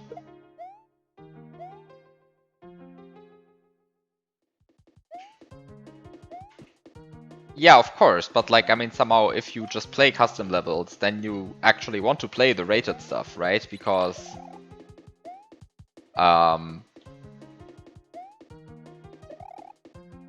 there's just so much complete garbage on the custom level servers that you need some amount of quality control.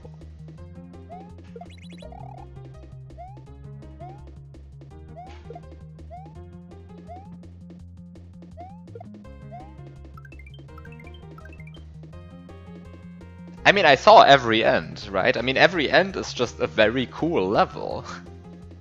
I'm not sure if that's what you're trying to reference here, but I think every end is actually a very cool level.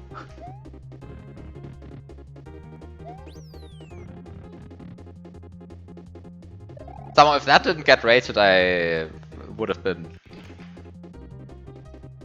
disappointed. despite not playing the game anymore. I actually booted up Geometry Dash just to play that, just to try out that level.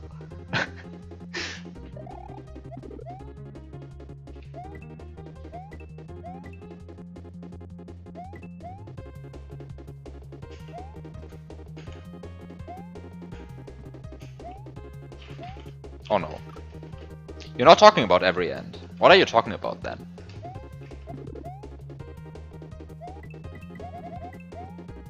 And I think I don't actually know what you're talking about.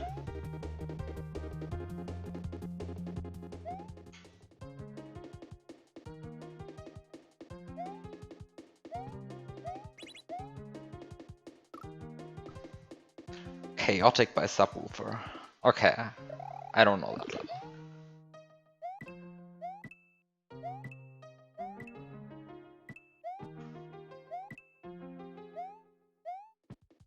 I think every end is like, I mean, ignoring the background effect, which is actually somewhat fancy. I think it could have been made in 1.0.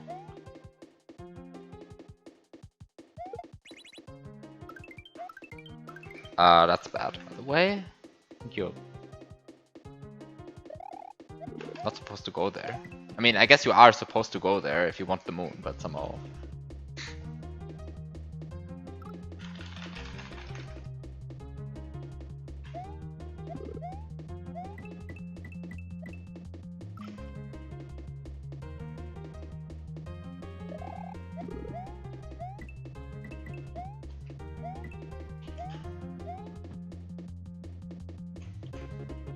Wait, what am I doing here?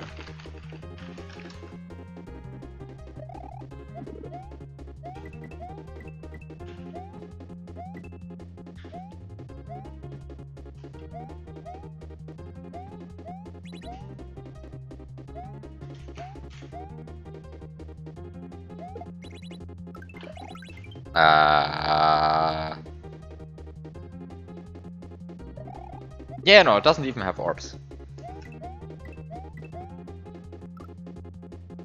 And somehow that's the cool part about it, right? It's just like, it's cubes and blocks and spikes.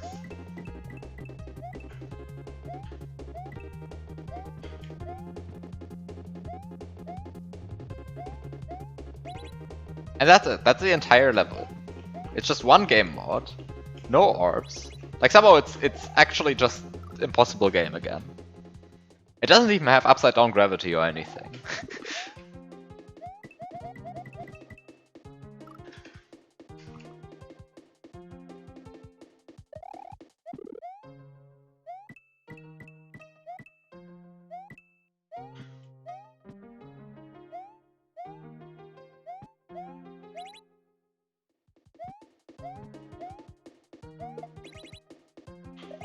Okay, wait, why is this hard?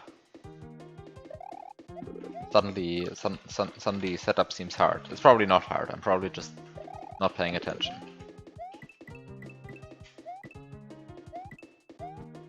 Very likely that that's actually what's going on.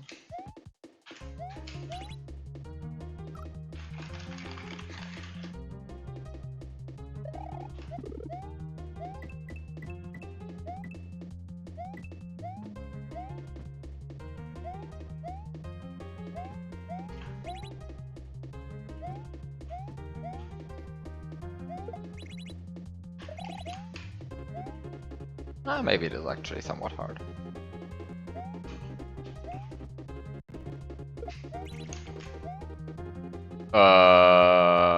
That fell earlier than I expected.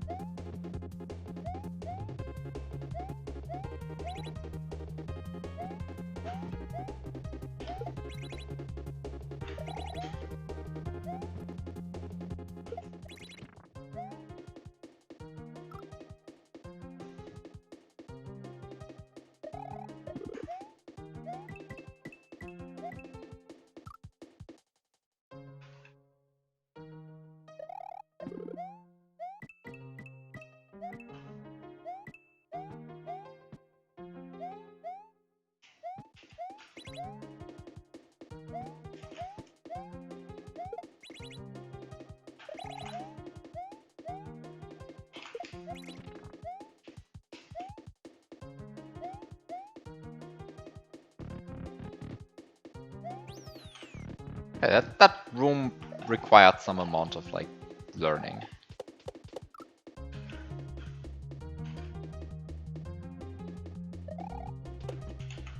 Actually, how do you... These seem like timed badly, but actually they're not. They're actually timed perfectly fine. Hello?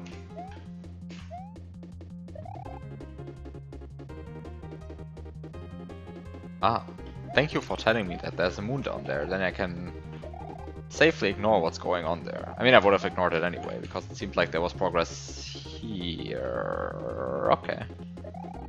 That's the setup. Oops.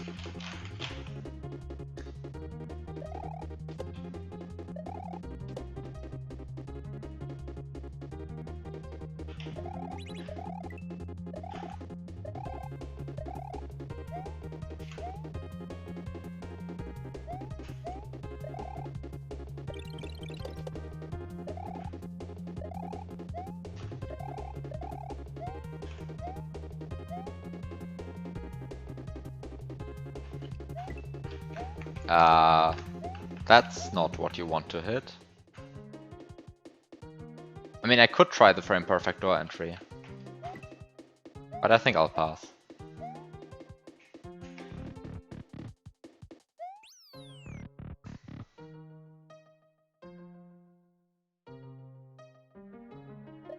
Because it's not only frame perfect, sometimes actually a 0 frame window. Entering a door off of a ledge like that. Pretty sure.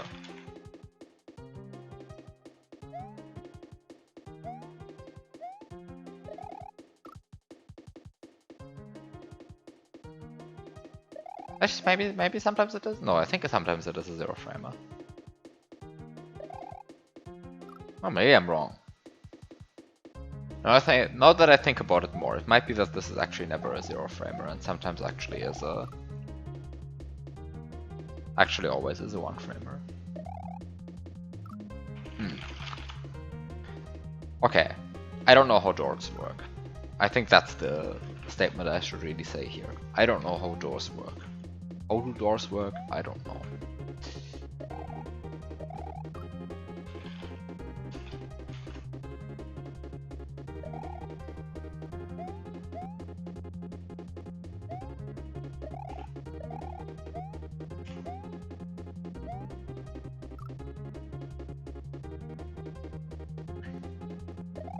You wonder why you can't enter a door placed like that by standing at the edge of the block and you need to walk off of it. Do door entries have coyote time? Yes, they have 1 frame of coyote time. In fact, they don't have a frame of coyote time, they just check whether you stood on ground the previous frame. They don't care whether you're currently standing on ground.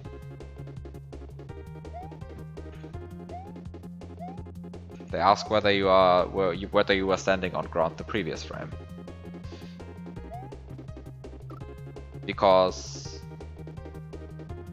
Probably because the interaction happens before the ground interaction, if you go through the code.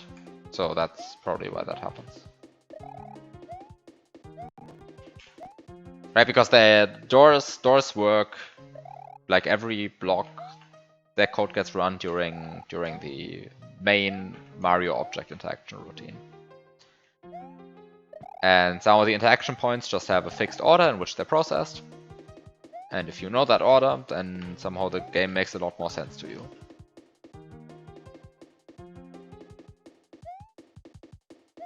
Unfortunately, I can never remember the full order. Which is why the game sometimes doesn't make sense to me.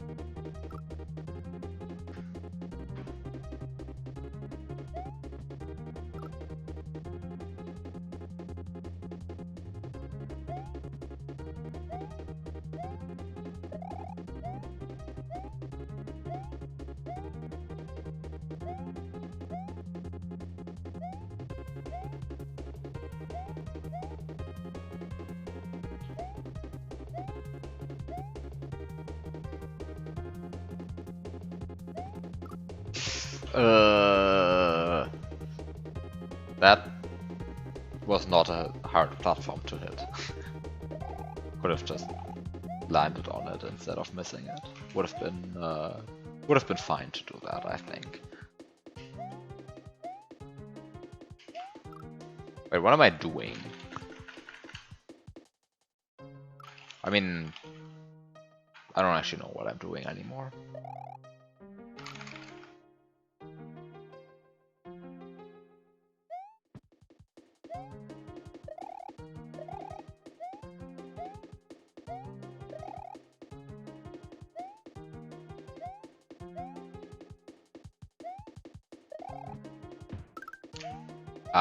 Goodbye, Shell. I didn't need you anyway.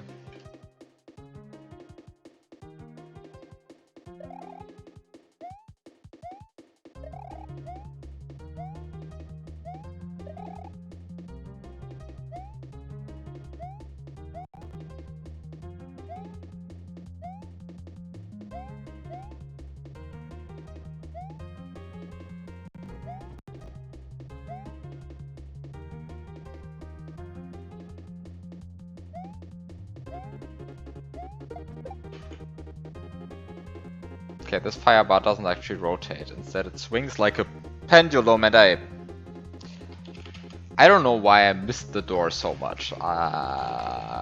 Be right back.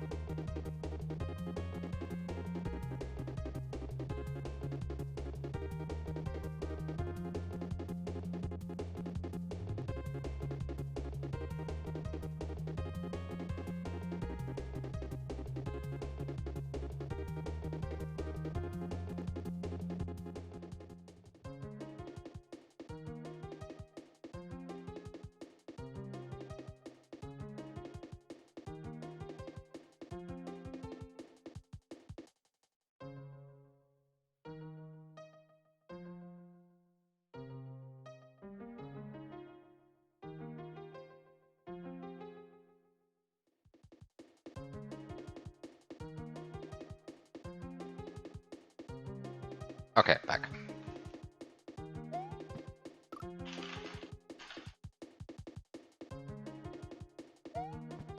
Time to not miss the door this time.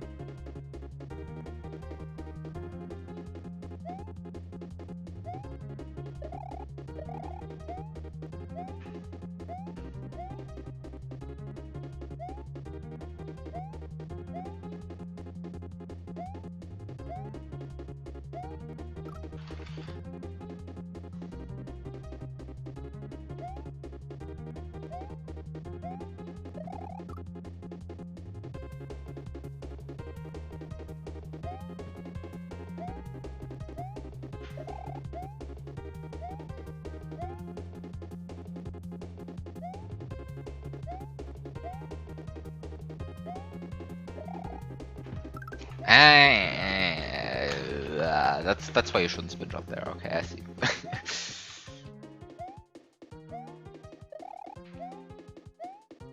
You really just shouldn't spin jump there. Yeah.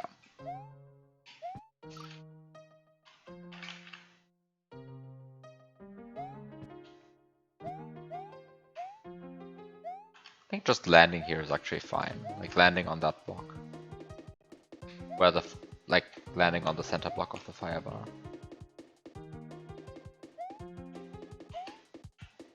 I think if you take this a bit slower, then it's actually... everything becomes easier then.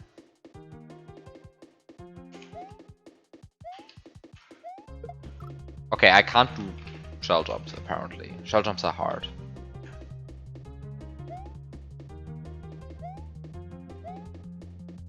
Yeah, just landing here is just fine.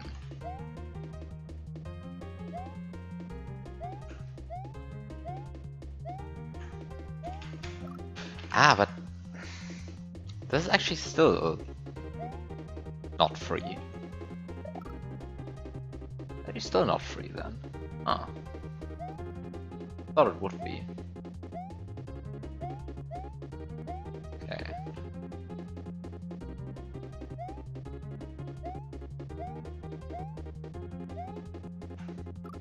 And you can't just safely stand there. Okay. So you...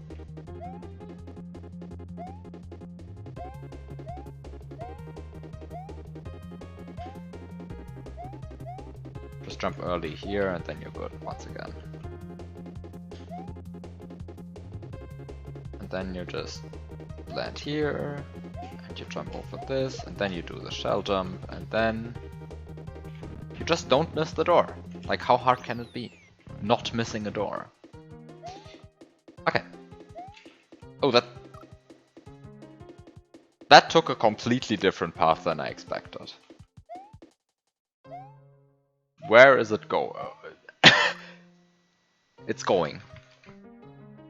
Definitely going somewhere. Okay, it's going somewhere.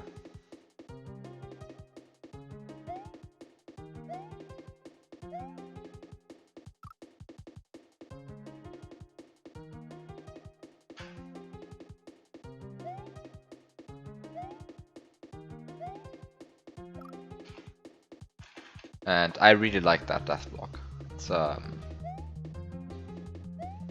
good friend of mine. It's placed in a place where I really like jumping into it. Wait, what? Where is this block going?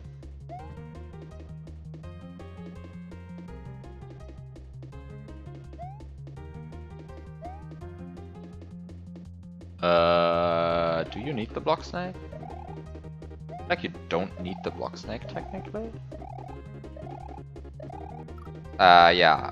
I think you need the block snake if you're not able to get P-speed though. But I think if you get P-speed there, then you don't need the block snake anymore.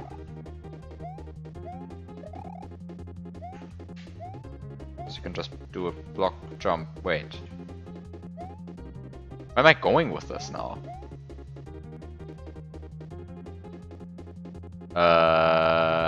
Maybe I... What?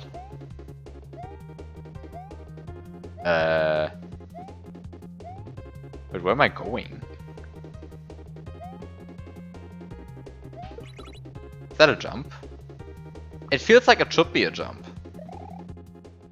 But I think with how SNW handles on-off blocks, that's not actually a jump. I mean, maybe it is. And I was just bad there.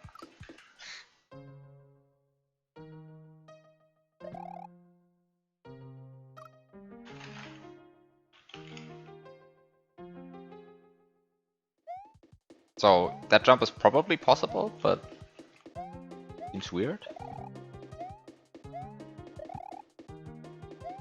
But if it's probably possible, it must be intended, right? Is it though?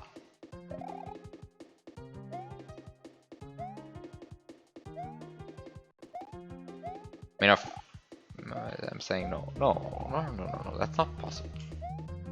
Okay, I'm very confused. Where are we going? I get the block and then what? I guess it must be what I just did there. Because I don't see any other option, but...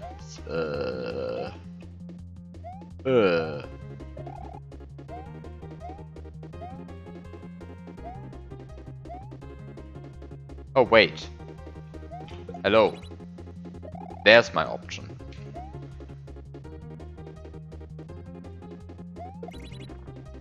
There's my option. I still get the block back even. Ah, the block survives. And I can hit the on-off switch. Get a coin. Which then starts moving this guy around. Okay. It was actually a cool setup. And then we get these guys.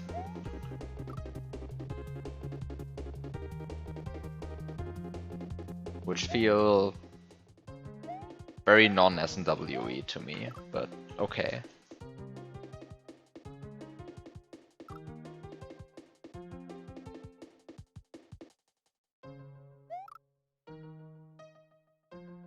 Like somehow so many hacks use these, but they really don't feel like an object that belongs in SNW to me.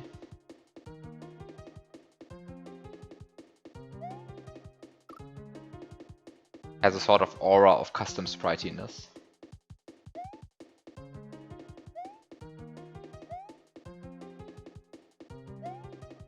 But maybe that's just because I know that it is a custom sprite, and that's like just my reaction to every custom sprite in the game.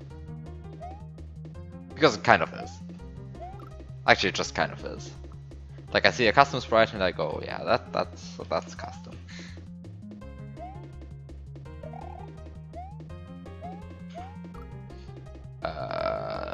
Okay. But I think with these is particularly bad because somehow you can't spin jump on them. If you can't spin jump on something, then does it belong in SNW? Who knows?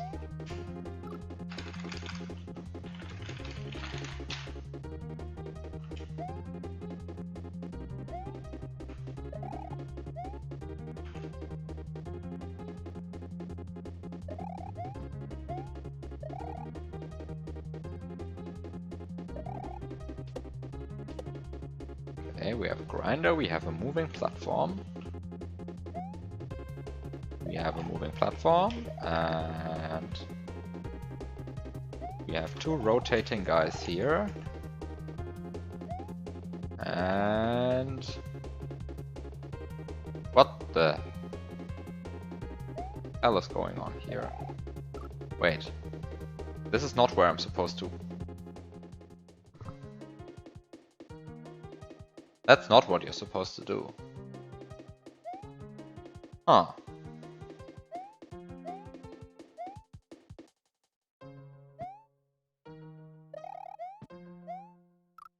Oh, that guy moves like so much further than I expect.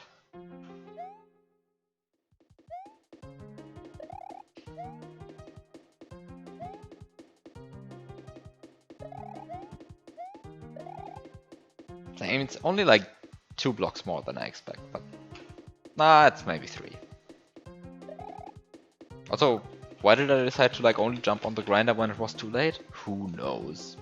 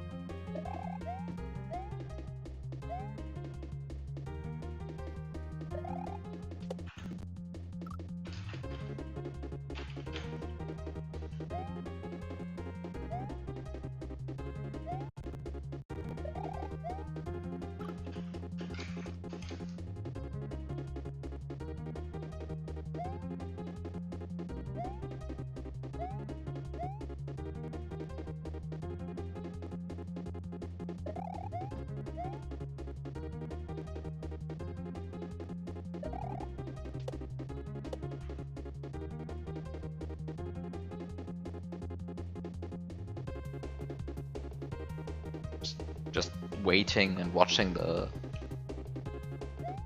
nuclear waffle and the platform interact. In fact, they're not actually synced. Could have waited for longer to get a better cycle, but yeah, probably not. Probably should just like go maybe immediately.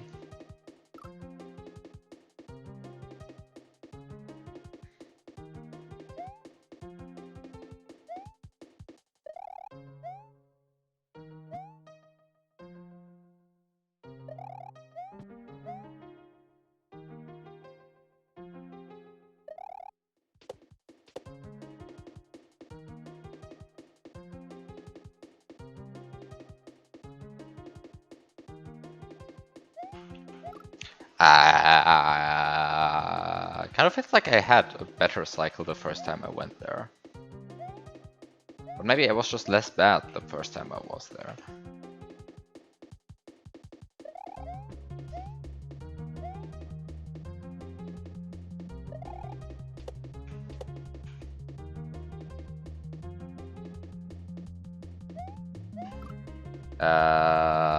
I guess you don't actually... Wait. I guess you don't actually have to do any of that stuff.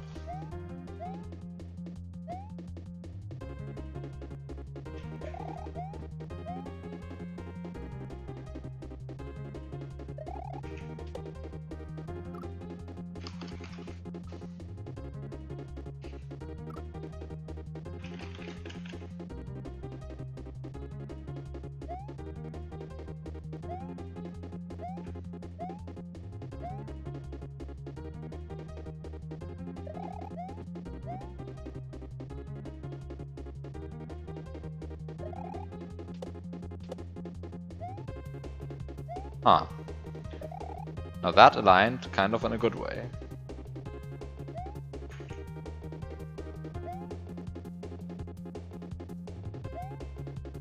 Okay, so what do you do here?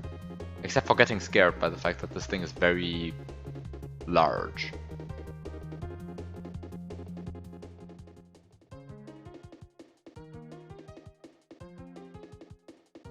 Because it kind of is just large.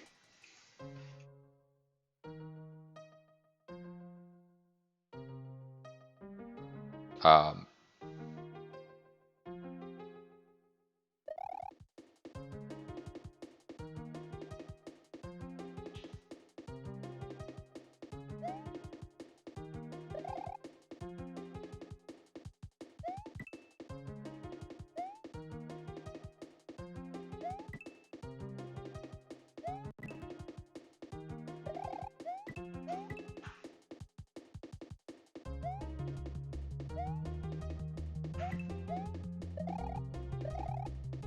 oh, there's even more level going on here.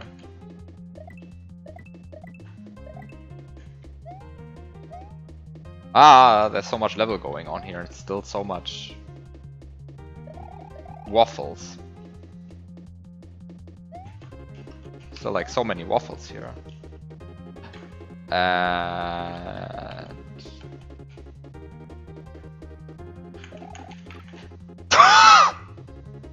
Did I just miss the door completely? Beautiful. Beautiful. Thank you. Love this game. Oh wow. Ah, that's a long room though.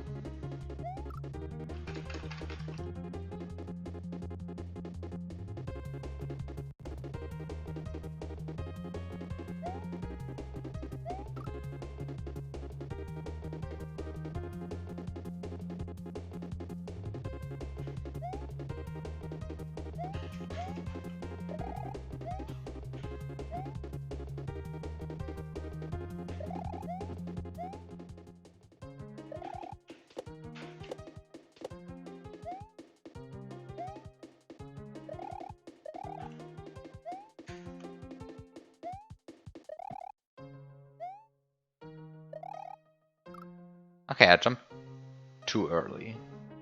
Or maybe I just shouldn't have spin jumped. Maybe just normal jumping there would have been better.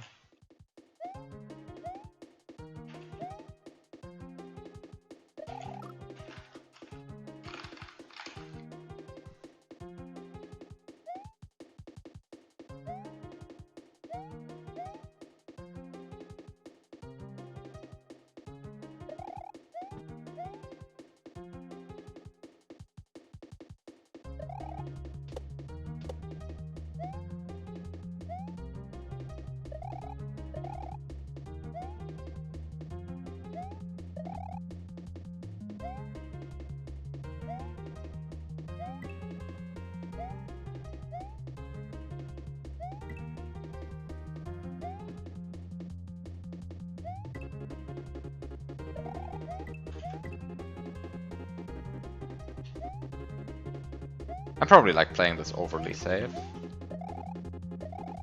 But also maybe I'm not. Who knows?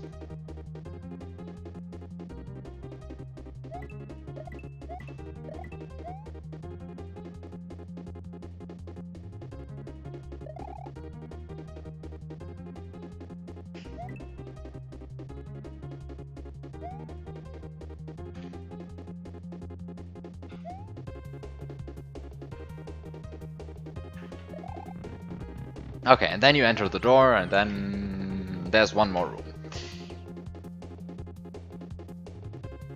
That's a cool pattern.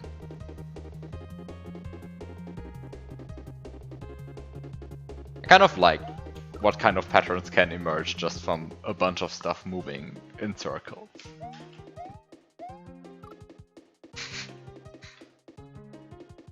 That's cool.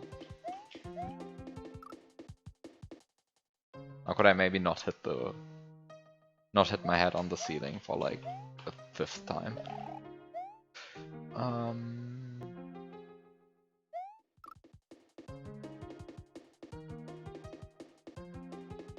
No, it doesn't look like a bunch of stuff moving in circles anymore. It like looks like, I don't know, it just looks like something. Also, do all of these even move in a circle? I think all of them are actually moving in circles. Because you can also... looks like some of them are like squished ellipses. Actually, all of them, I think, are like squished in the sense that they're wider than they're tall. I mean, of course, this one definitely, but I think the other ones as well. But maybe I'm tripping, who knows.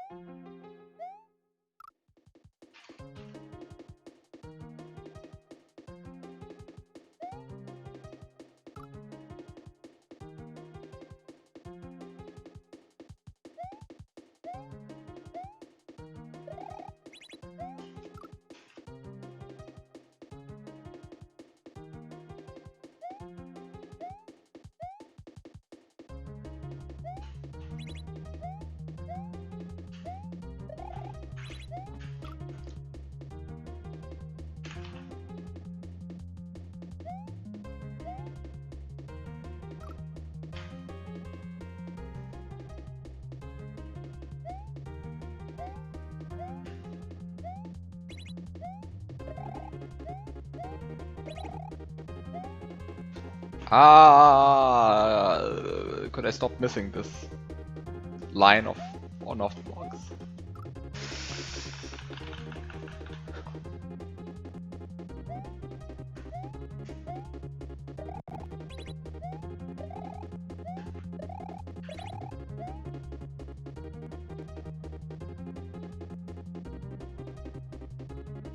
Huh. Sometimes they sync up and sometimes they don't. This is interesting.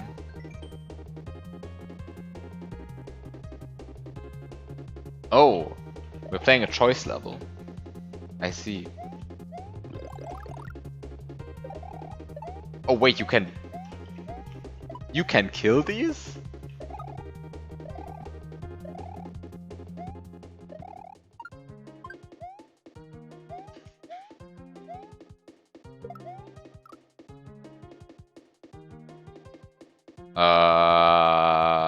Okay.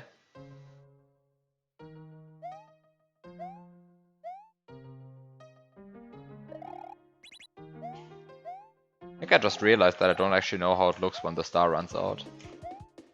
I kind of just normally use the music to guide that. Or the number on the Lua script.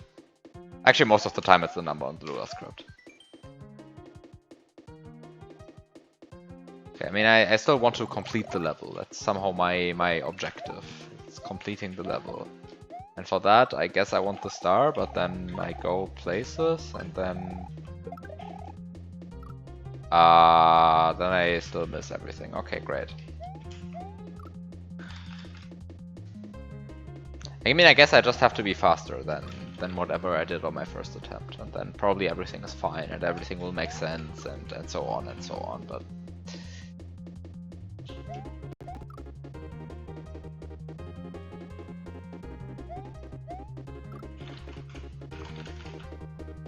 It's still fascinating to me how like a bunch of stuff moving in circles can make this pattern.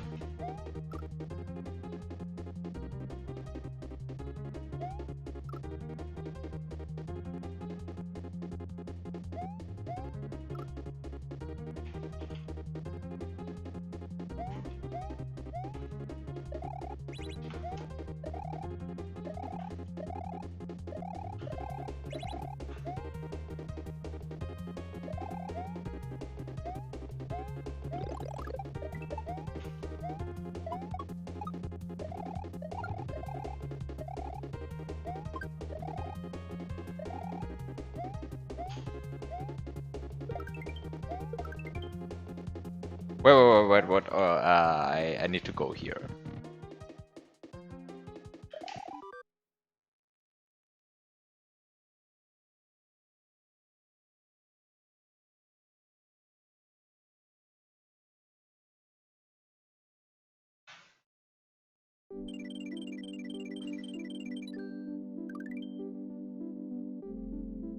Um, 3 exits obtained.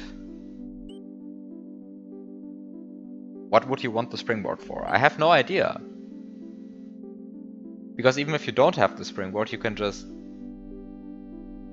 jump on the diagonal cannonball, right?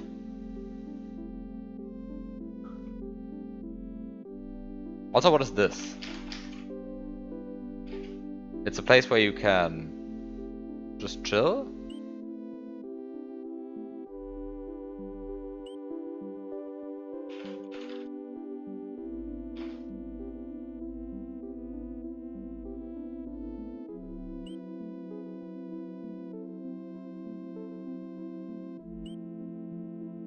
There's a star and there's a level. Level? Oh, level is credits.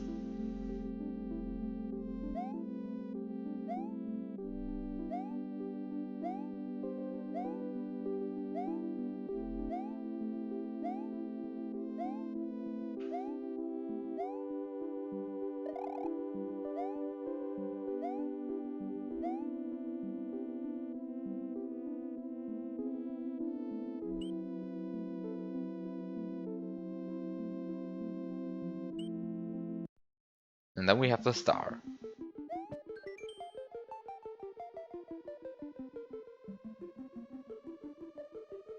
Ah, this gimmick again.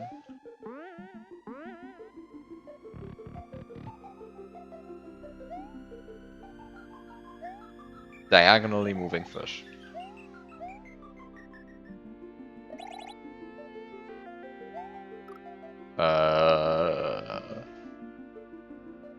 Oh no, you have to play the intro room every time.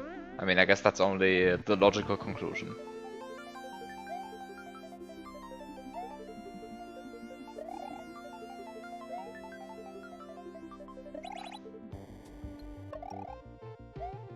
Oh, you actually have to do this, but quicker.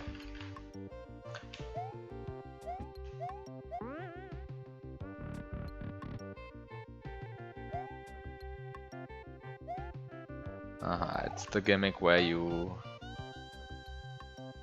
Regularly lose your progress again. I see, I see, I see.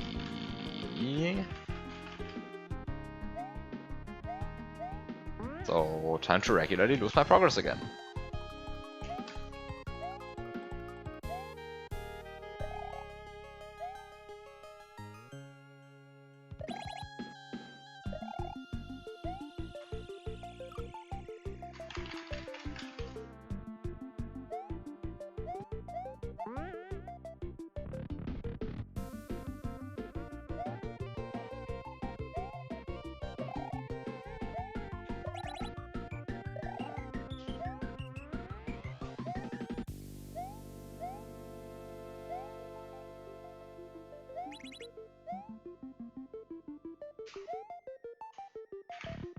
Okay. Time to play this room again. Yes. Of course. That's how this gimmick works. You see a room, you beat a room, and then you get to play it again! Oh yeah, great! We're back to the intro.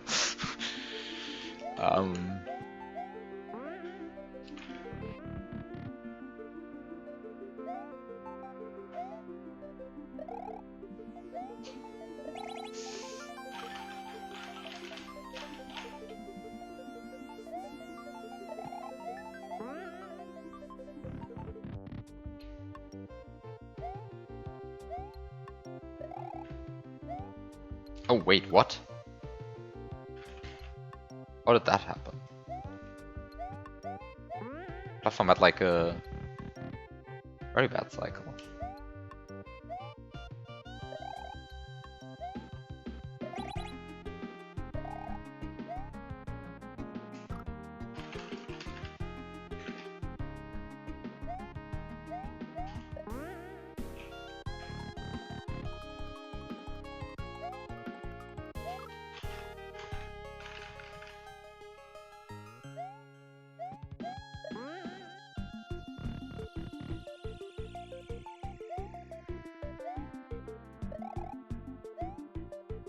Ah. That's bad, because I would like to be kind of more consistent at that setup, because I will play it like a ton. Just because of how this level is structured. I guess you could just... you can wait on that brown platform. And because the other brown platform is already spawned, you can just wait there and that actually changes something. Okay, I see. I see. Wait, that's bad. Why do I even want to land there on that gray platform? Do I even want to land there? Do I gain everything? Do I gain like anything from landing there? Huh.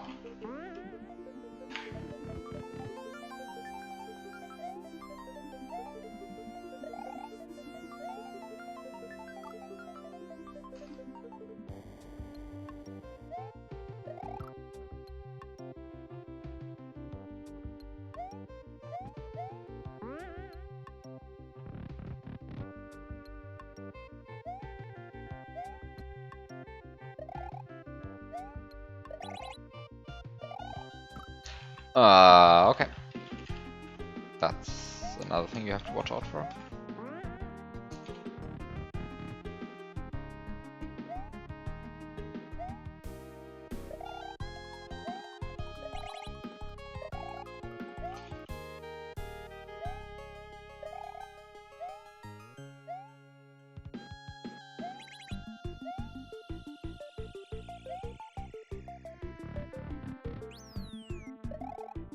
I guess I'll just... Oh! Okay, now I'm finally understanding what's going on here. Okay, great. Only took me like... I don't know, 4 deaths or something there. To figure out what was going on there. Okay. That's why you want to stand on the platform. That makes a lot of sense. Should just do that.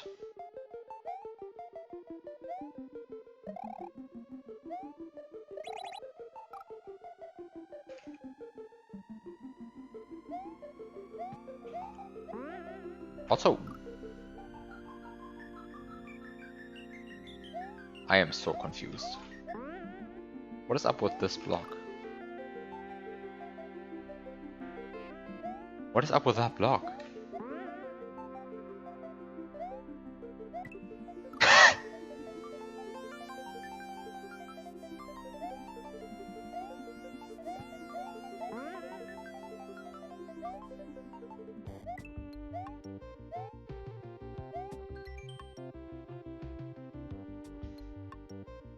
Ah, right.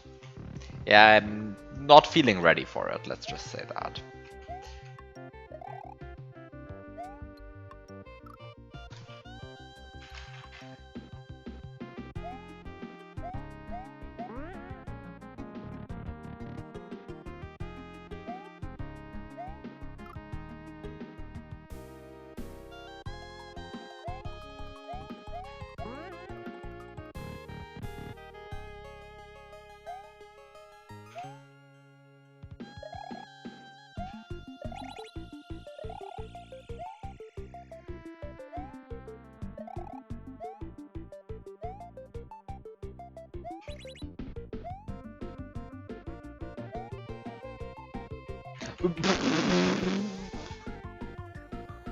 In multiple ways. First of all, how did I miss that door? But secondly, what did the platform catch onto in midair there? That looked very weird. Just kind of stopped in midair for no apparent reason.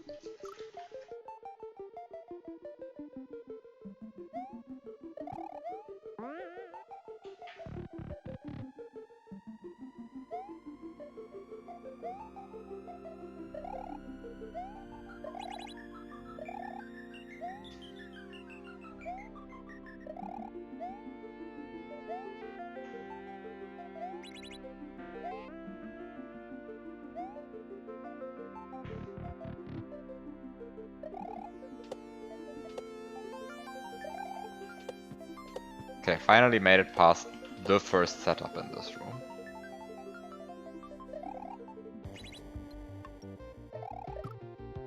I wanted to repress A so that I could do a slow fall off of the platform.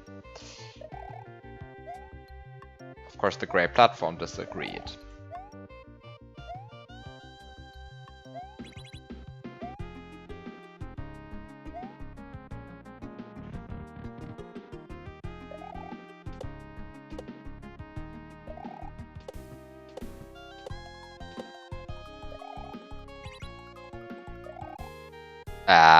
The gray platform disagreed again, but this time for different reasons.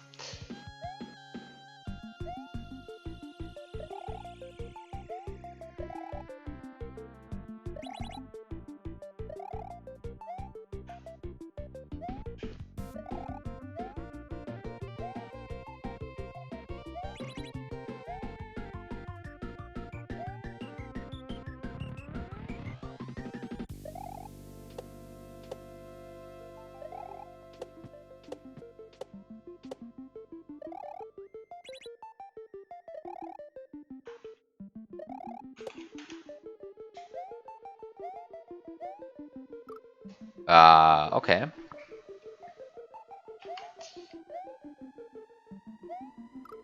Okay, okay.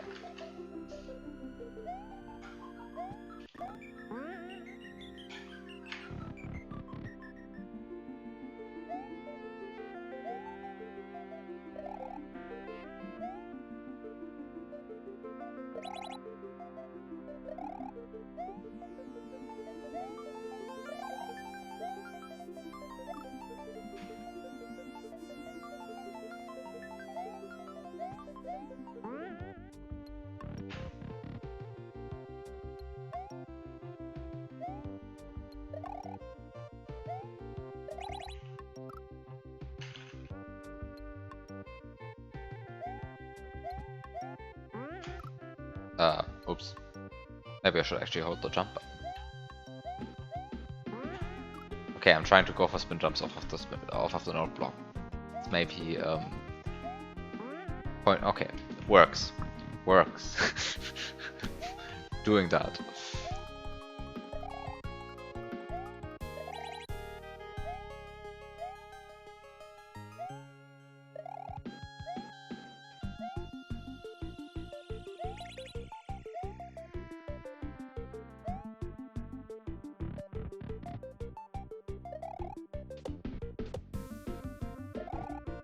Oops.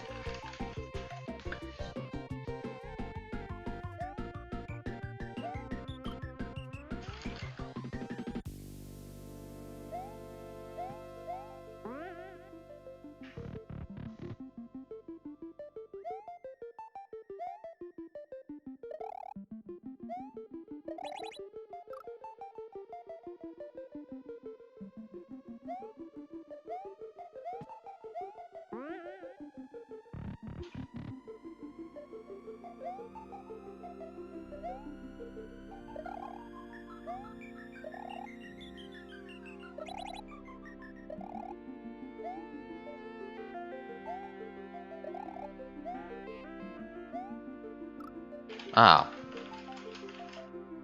Can also run into that block and die. Okay, I see.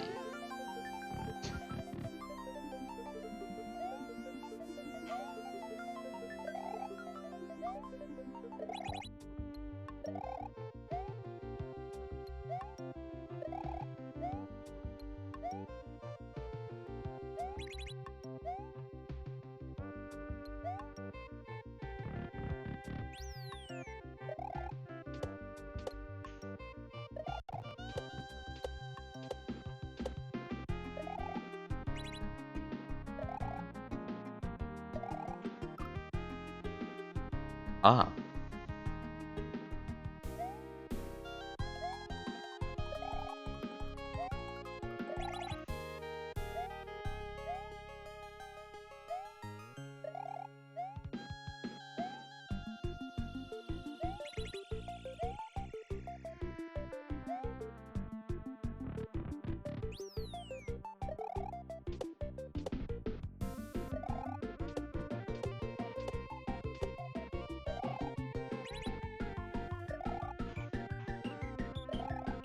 Okay, maybe I shouldn't do the same mistake twice in a row. That, like, would help.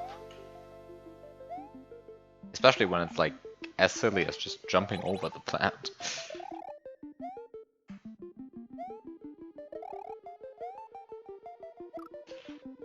Are you weird for not liking this checkpoint mechanic? No, not necessarily. I think there will be many people who don't like this. I think it's fine. It depends on, like, what you do with the level, sort of. I mean, I think it's very easy to produce somehow terrible levels with it. And I think there's a good reason why somehow the original Retrograde 8 has a sort of practice mode attached to it.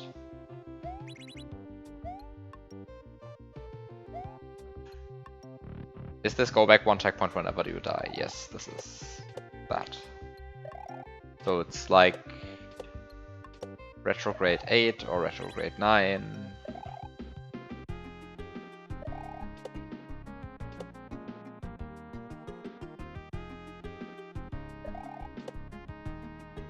I never beat Retrograde 8. Somehow, it's a very hard level.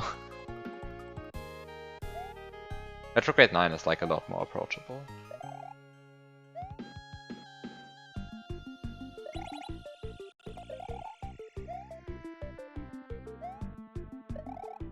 I'm not sure where this lies on the spectrum between stupid hard and doable. Certainly more on the doable side of the spectrum than Retrograde 8.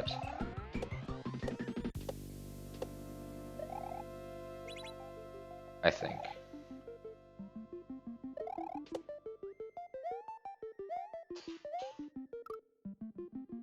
I think I'm like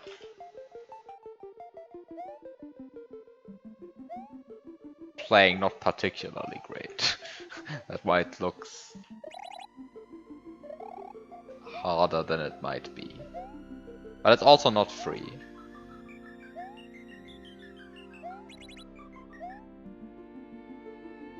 Like some more sections between checkpoints are not like super short.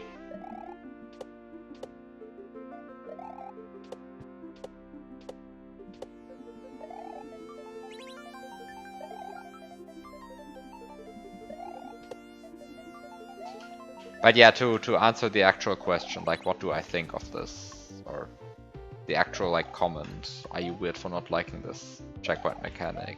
I don't think you're weird for not liking it. I think there are many people who would like their checkpoints to be permanent. And what do I think of it? Yeah, I think it's easy to make stupid stuff with it, but also just kind of get good.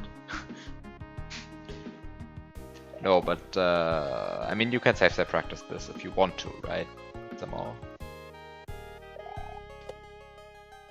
Like nothing stopping you from save state practicing it. Or just setting save states when you want to use them. For example, at the checkpoints. But yeah, this is not like stupid hard. Nothing stops you from save state. Yeah, I mean, nothing stops you from making the checkpoints permanent if you really want to, right? Like, I mean, just like, okay, great, I did it. Hi, third wall. I'm not sure if I would count this as chill, honestly. There's always the threat of me being stupid for like this. Yeah, every jump is permanent if you really want it to be. That's also true, right? I mean, somehow. Okay, this is what I mean. Wait, did the somehow that looked weird, that checkpoint collection animation. I was confused. Doesn't matter. Every frame is... Yes, exactly. Just get a bigger rewind buffer. Wait, I was like... I jumped at the wrong timing, and then I was trying to get back on the platform, but... Okay, yeah, exactly. This is what can happen if you just, like, don't pay attention. So yeah, that's the checkpoint mechanic. Wait. Every frame is permanent is a good name for a pit hack.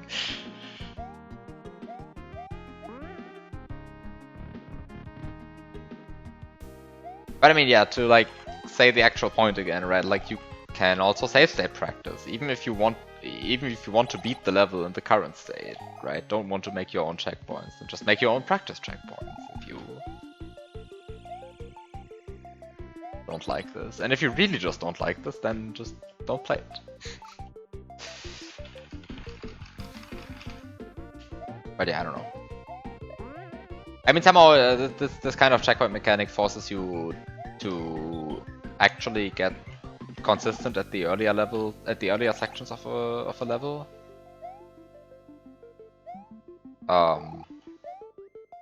Which I generally like.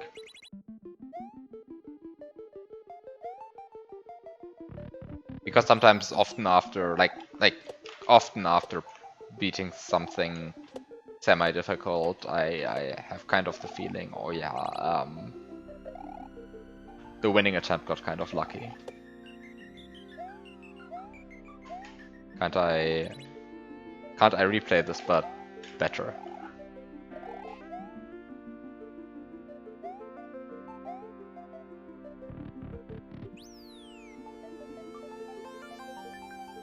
That's why you speedrun things that are really difficult.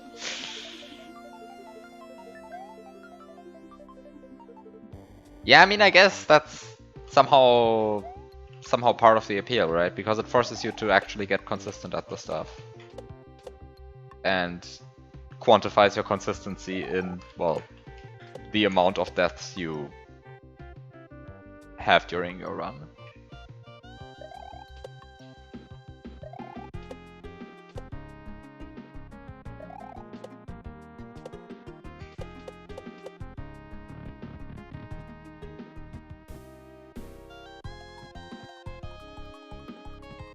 Do I want to collect that coin? I think I want to collect that coin, but I have no idea where I'm going with all of this.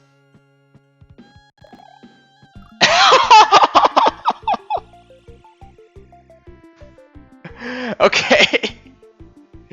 That's also what can happen.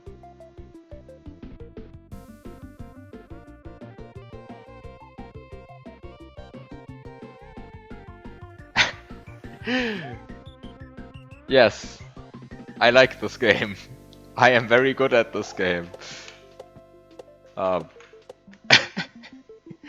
That's why I overshoot like a one-tile block on this distance. Ah, oh well.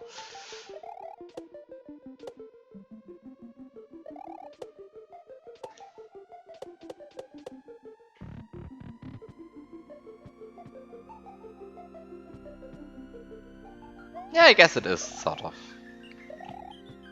similar to getting over it.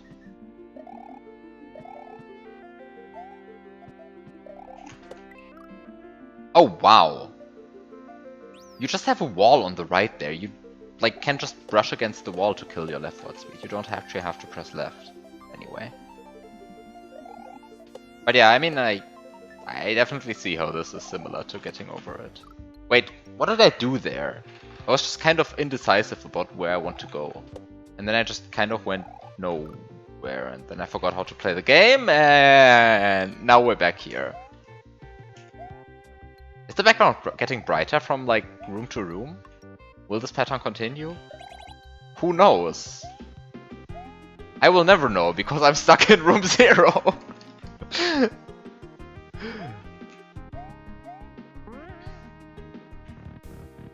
Beautiful.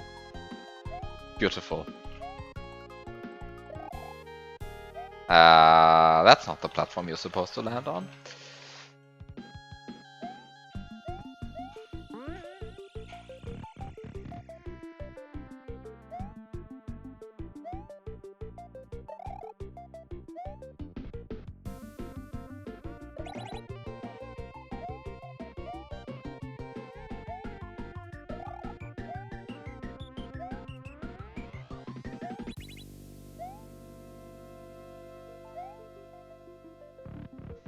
If you die in the room before 1, it should reset you to title screen.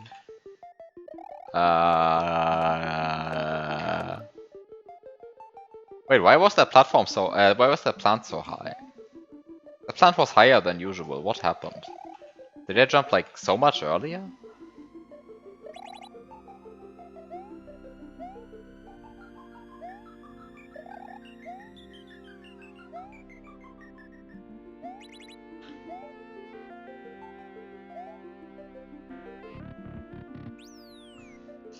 I mean, I guess you could just put vanilla retry into room 0. Oh, that platform was like that plant was actually like in a different spot than usual. Yeah, like instant retry is just disabled and you just go back to the overworld.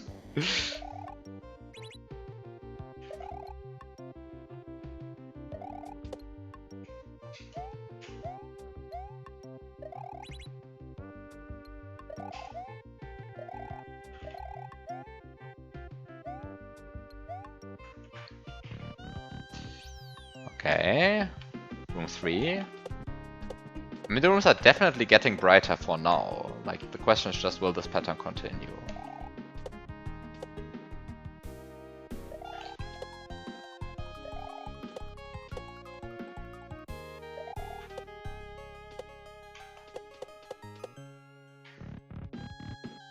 And there's room 4 again. Is this brighter than the last one? Kind of doesn't feel like it.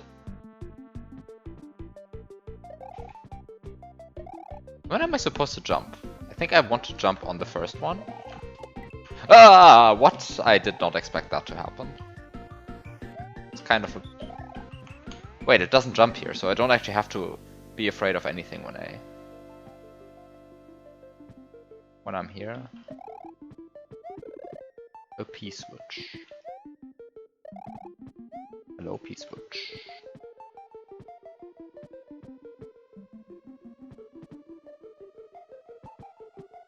Do I just press it? Okay, nothing happens. Maybe it was a mistake to press it.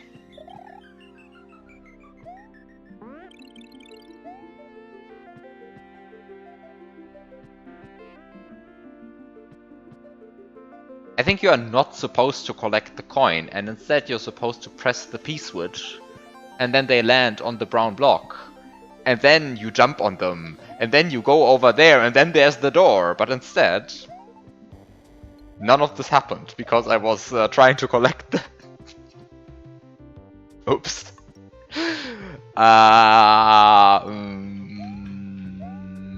Yeah, P-speed threads, not on 3 blocks. I'm not doing that. I mean, I guess, if you're desperate enough, you can. But like, P-speed on 3 blocks is disgusting.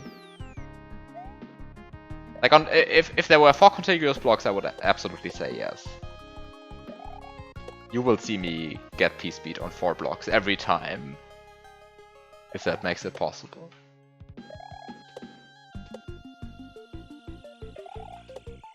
But 3 blocks is a different beast. Oh no! Oh no, yeah. That's how you end up back in room 2. I mean, room 2 is also nice, right? 4 blocks but both sides are walls? Yeah, okay. Okay, sure. Sure. Sure. No, I'm not doing that.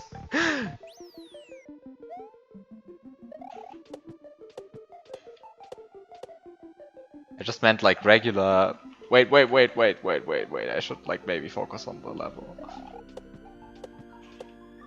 I mean, the fact that I even landed on that block is kind of lucky. That's not how you do this. You just jump on it twice, and that's good enough. You can probably catch this, like, immediately on the first cycle. Why hurry? We have time. And a lot to lose. I kind of didn't realize I was... Fuck. Fuck. That's bad. That's bad. That's how you end up in room 1 again. And then maybe in room 0. Going to be... Crisis is averted for now, but yeah. Room 2 again. Okay, I mean, at least I have made progress in room 4 now, so room 5 is not out of the question anymore.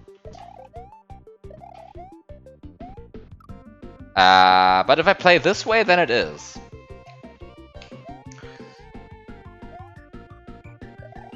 That's somehow the problem with this kind of checkpoint style. Like, unless you're hard stuck in room 0, you actually have to pay attention on every attempt.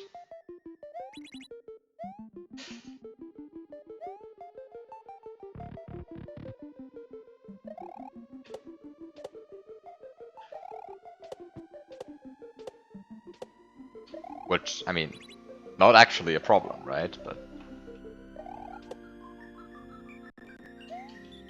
hi, Flips. Thank you for the luck. With evolving and or dying.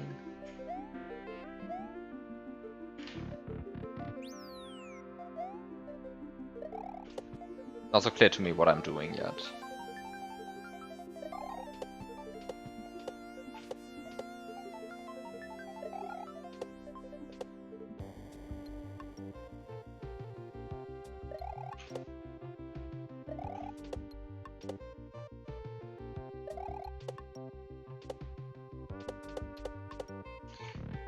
That's how you do that.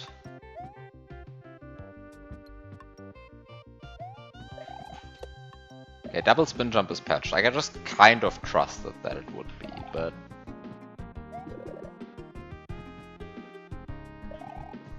But of course I wasn't sure. Hello, can I please? I'm afraid of hitting the ceiling. Can you please?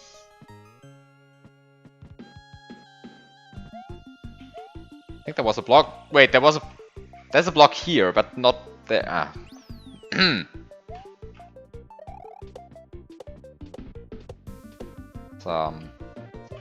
Misremembering how the level looks. Very good idea.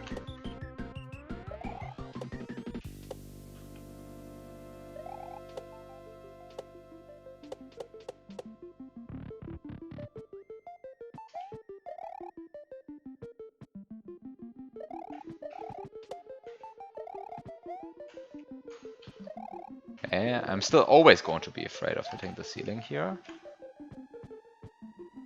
Not so clear to me how tight this P-switch timer is going to be. I'm slightly afraid that it is going to be, like, mildly tight. Oh, wait. I guess that's why you should actually press it a bit earlier.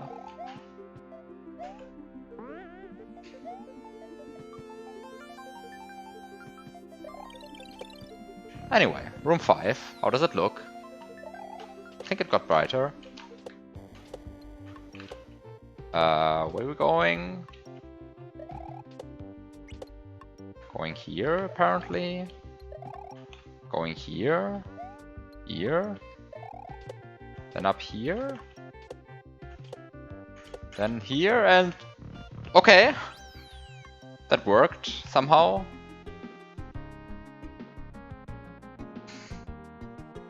That wasn't so bad.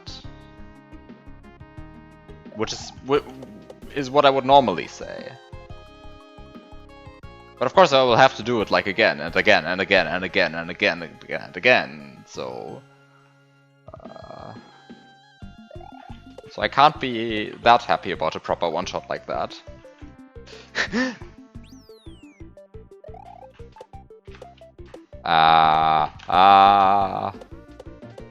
Right, because like now I will just die to the same setup that I just one-shot. And then it will all be in vain.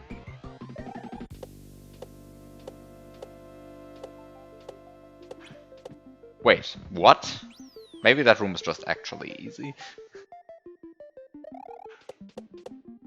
Who knows? Yeah, it's certainly like... I mean, okay, I will say room 5 was readable, and room 4 I completely misinterpreted on my first, like, 3 attempts. And then I realized, but room 4 I completely misinterpreted.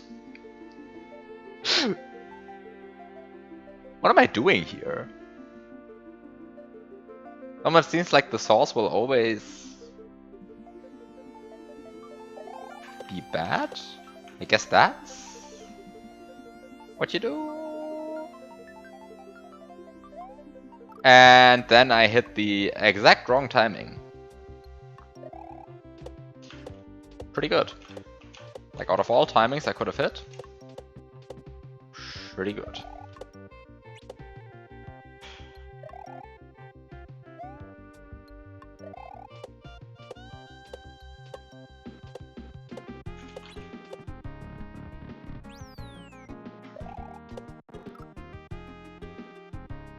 Riding a saw is difficult. I think riding a Podoboo is kind of easier. Ah, okay. Apparently that's also hard now. So back to room 4 we go.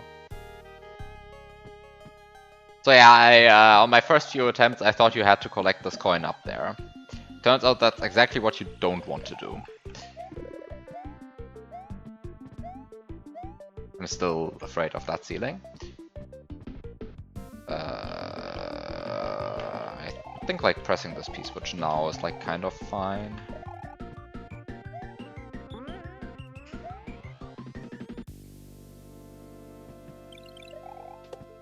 And then you just enter here again, and then you just do this.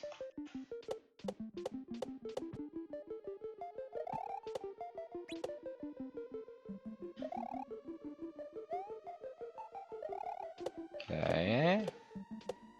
Then you just do this, and everything is fine again.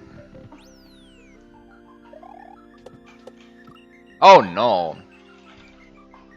I'm kind of like noting that I'm having somewhat trouble looking at the screen here with how the background is moving. Like with both modes of movement combined. Like, I mean, somehow I'm able to track Mario and the Podoboo, but somehow I'm, like, not able to properly pay attention when I do that. It's weird. Somehow the background is distracting on that setup.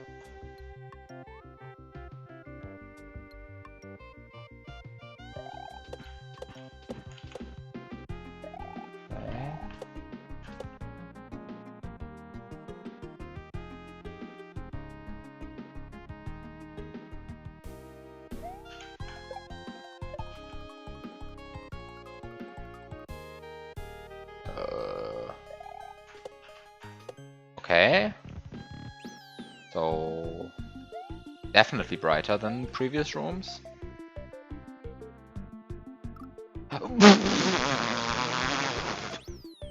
Okay, I guess that's how you can slightly misjudge.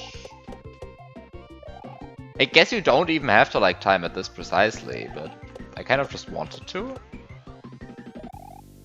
But then I just misjudged the timing a bit, and then here we are again. Anyway, it's not so bad, I think. After all, you just like hit this on, then you hit this on, then you enter the door, and then you're good again.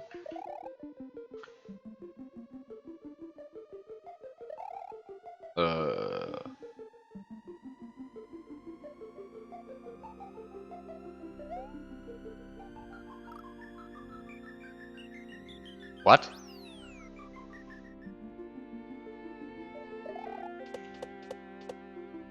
I mean, I know I could have just jumped there. I'm aware. But, I mean, I did see the Eerie also. But either I'm like completely misjudging the height or I just can't actually hit that Eerie. I'm probably misjudging the height and or missing something tremendously obvious, but...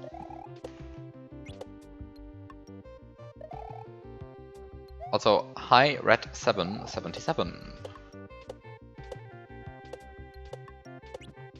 Welcome to the kind of level where you lose your checkpoint every time you die.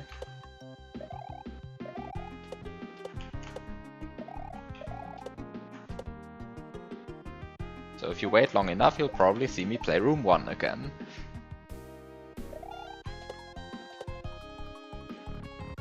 Or maybe I actually am semi-consistent at room 5 and 6, and then... Because like once you're consistent at one room, like then it's very, very unlikely that you'll ever fall that much back. I am confused. How does this work? I mean... Oh! Oh, now I see. Now I see. Okay, now I understand. Okay, all is good. Setup makes sense. I am very grateful that you can retry this. But now... Oh! Oh, wait. Oh, no, no, please. Please, don't tell me that. Can I respawn the area, please? Yes, I can respawn the area, okay. And then I press it.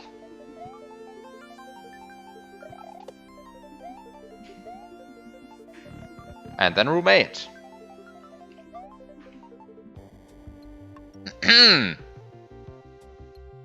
Is this salvageable? This is not salvageable. Not salvageable? No, this is technically salvageable. Woo! Oh wow. Technically salvageable. I kind of didn't expect that to hit that jump. I mean, it's one of these super weird jumps. Okay, I can't play anymore. I'm just happy that I hit that jump. I can't play anymore.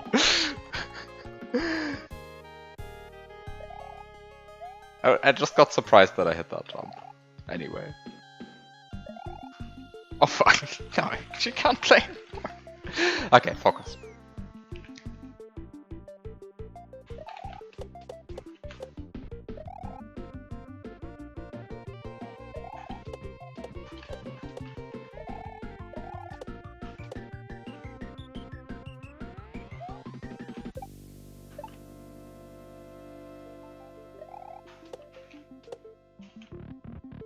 Okay.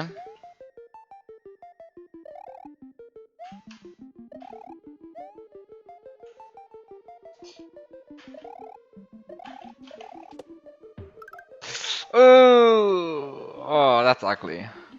That's ugly. And this one you can't salvage.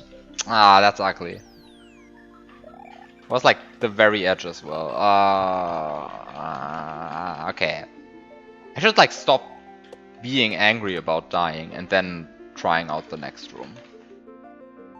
Now that just causes you to do whatever I'm doing currently, which is falling back to a lot of earlier rooms. Just be angry, stop playing for a second, and then go back and play properly.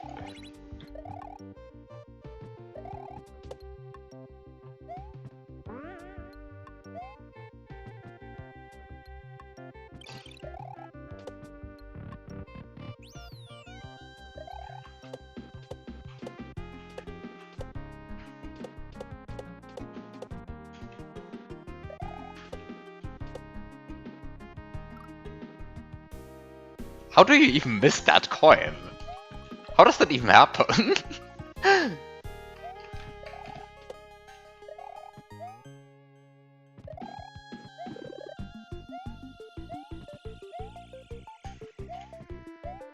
I'm still afraid of that ceiling.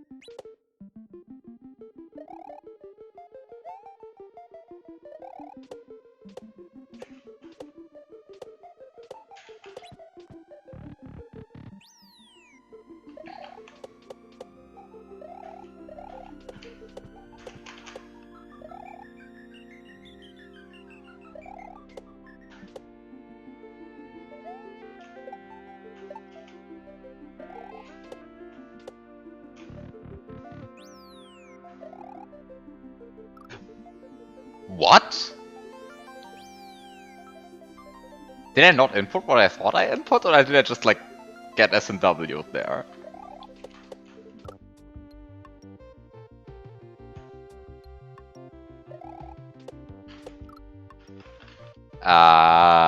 Okay, I'm doing the same thing again, where I'm like confused about what just happened, and I'm thinking about it, and then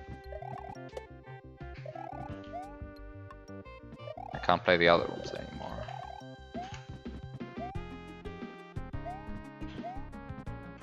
Should maybe press the P-switch now. I just want both of the swimps there. Pretty cool.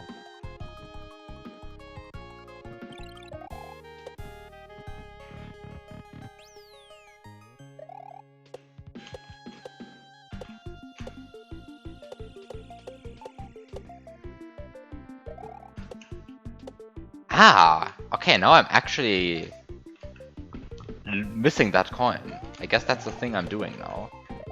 Missing that coin. Hello?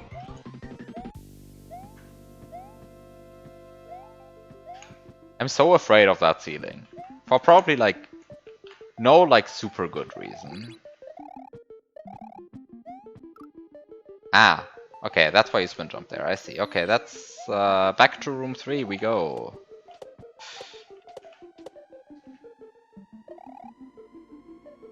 Back to room 2 we go. I love this gimmick.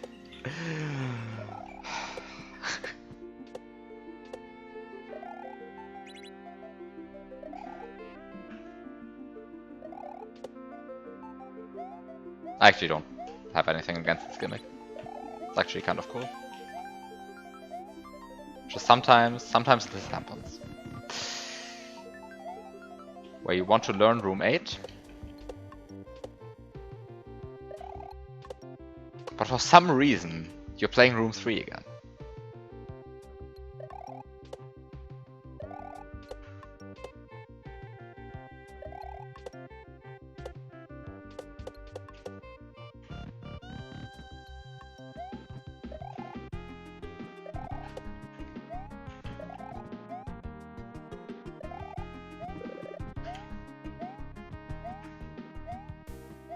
And I'm still afraid of that ceiling. It is a very scary ceiling.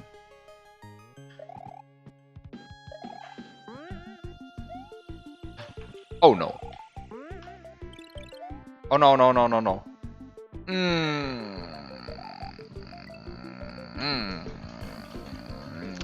You don't even have to hurry up there. You actually have like... The P-switch time is like extremely generous.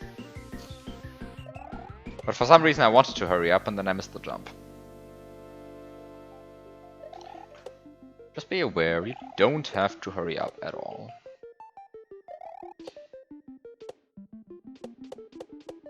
Oh, that's bad. What happened there?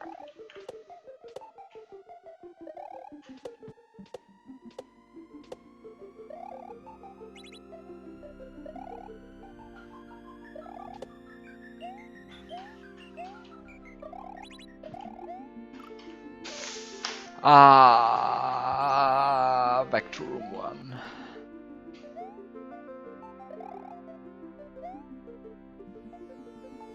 Well, I mean, it's been it's been a while since I last played this. Oh.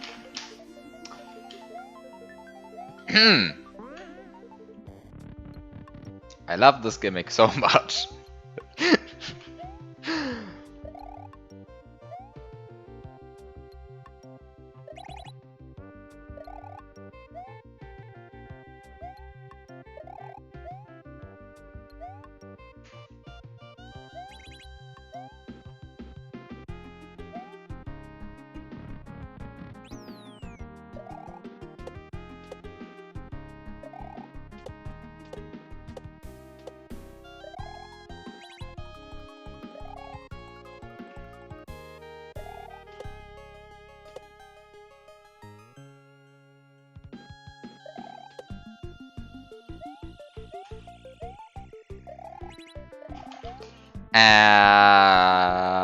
Missed the timing there.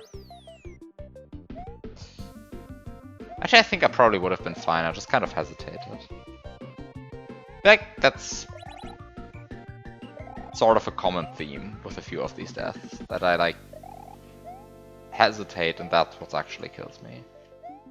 Because I, like, do a jump and then think, yeah, okay, I might still be able to return to a safe position and get a better jump. And then I just kind of hesitate, and then that's what actually... that's what's actually kills the jump, anyway. Because like many of these jumps aren't actually tight in any way.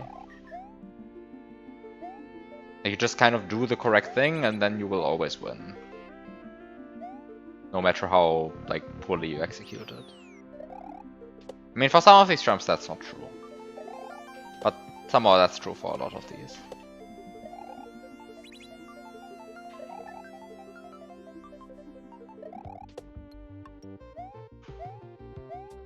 Like, for example, for this jump, I'm not sure if I would say that, but also they're kind of fine, so...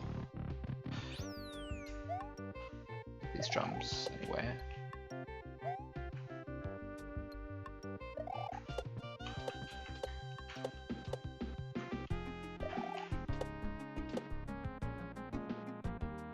You can totally one-cycle this obstacle,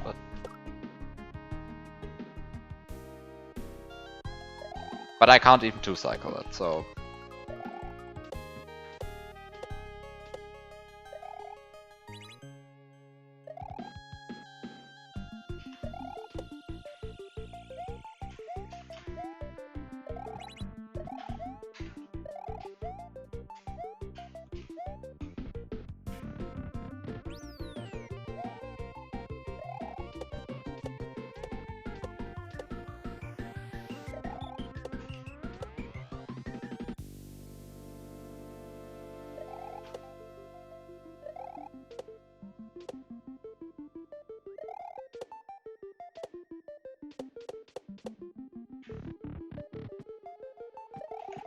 Ah, don't do that. Just don't do that.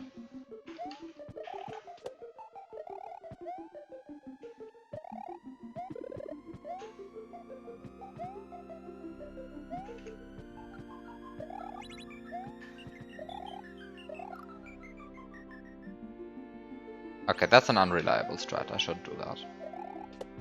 I was like wondering why I kept getting away with it.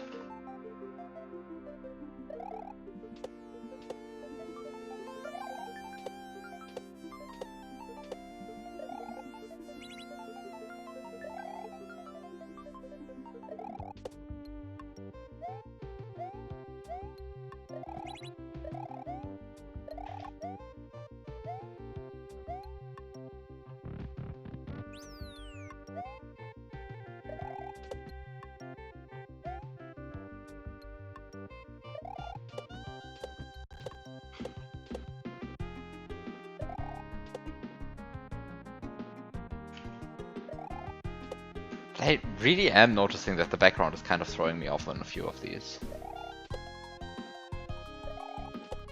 Just because it's not, like, it looks like it's a fixed point, but just isn't.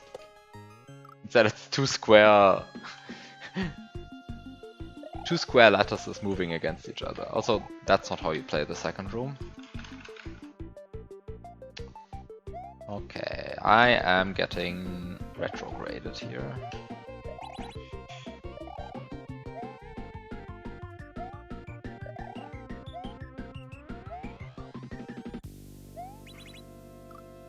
Ah, there we go, room 0 again. How far did I make it this time? Actually, only to room 4, I think. Ah.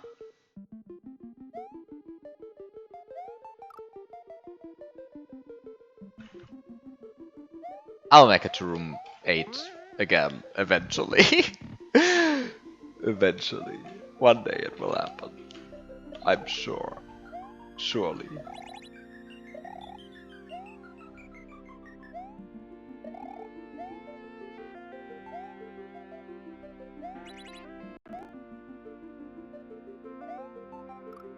Ooh. The shop is kind of a slightly non-trivial, honestly. I mean, like in isolation.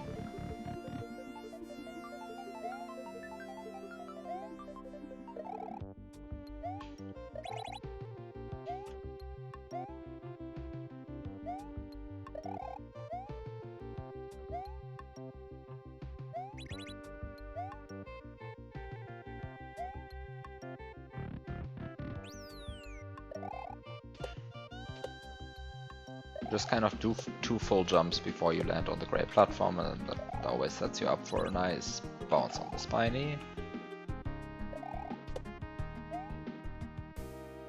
Or for example, I mean, here it was correct to actually go back and course correct, because I think I would have just died there. Because I kind of jumped onto the gray platforms there with like no good timing.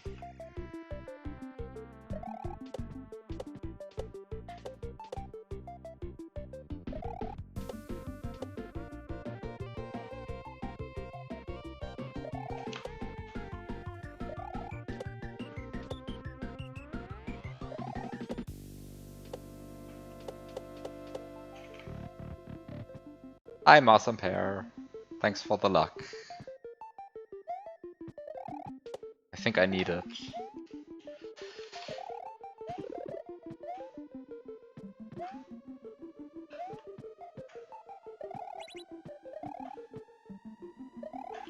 I despawned a twimp.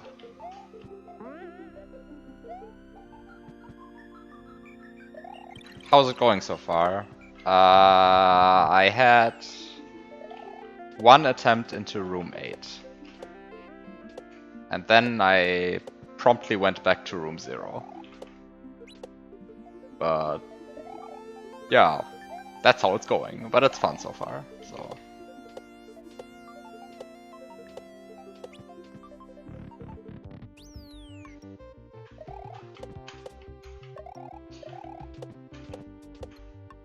Ah, that's not what you do here.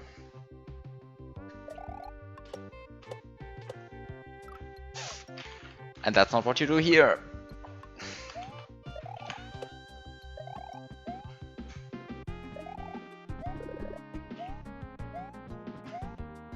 The ceiling still scares me every time I am here, but that's fine.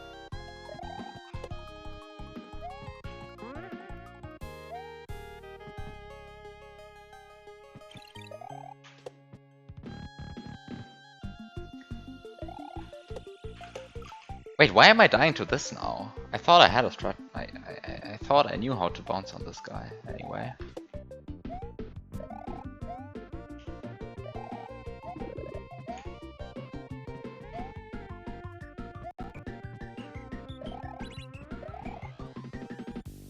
That's only one twimp this time, okay. Still thinking of this one time where I despawned both of them.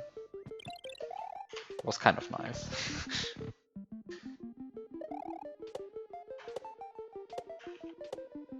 Guess you just do like full jumps and then it just kind of aligns well enough that you don't need to think.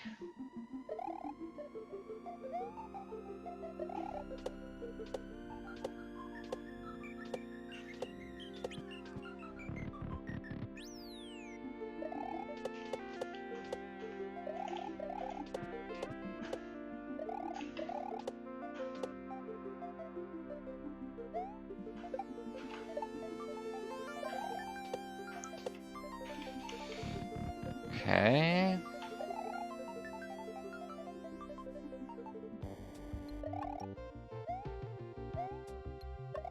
Born Eerie. And then miss this? I don't understand this gap. Like sometimes I'm not entering that gap when... Fuck, I shouldn't talk. Just don't talk.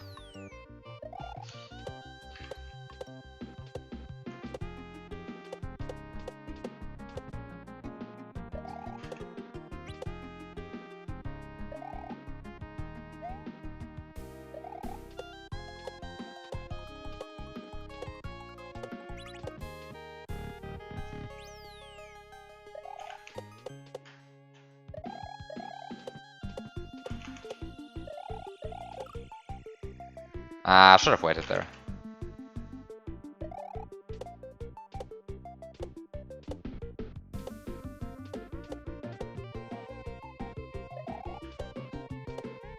Why do I keep missing that coin? Like, out of all things, it feels like hitting that one coin shouldn't be so bad. Apparently it is.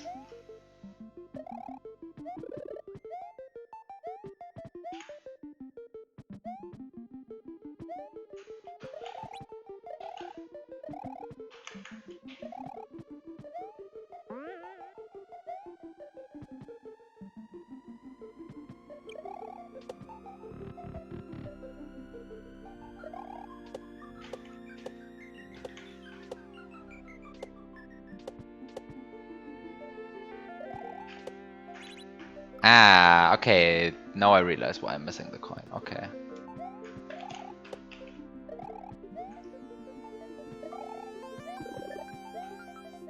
How do I fix that though?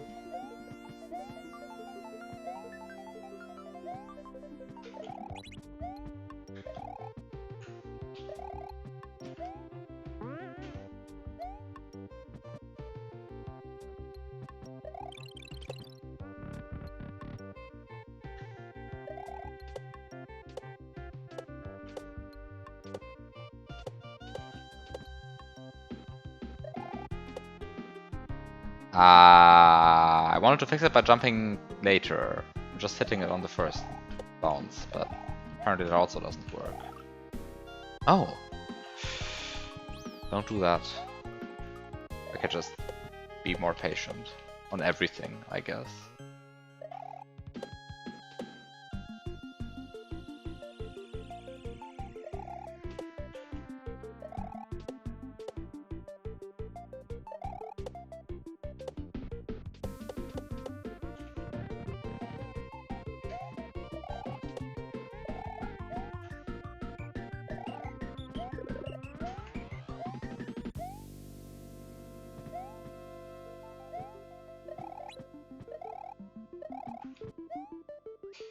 Don't do a normal jump there. It's just pointless. You can just spin jump.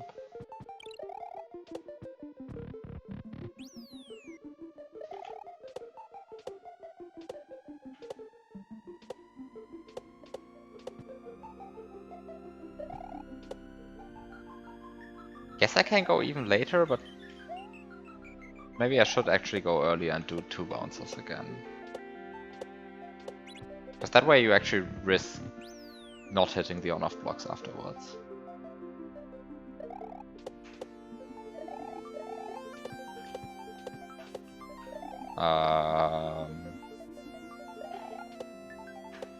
This just works.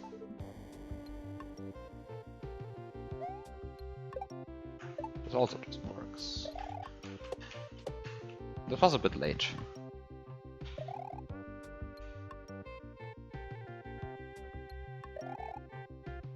Maybe I just shouldn't hold jump when I drop there? Because like, I always rub against the ceiling there, and that I think is inconsistent. I keep thinking I make it into the gap, and then I just don't, and then I die. Huh. Bad. Also, I don't know why I spin jump there.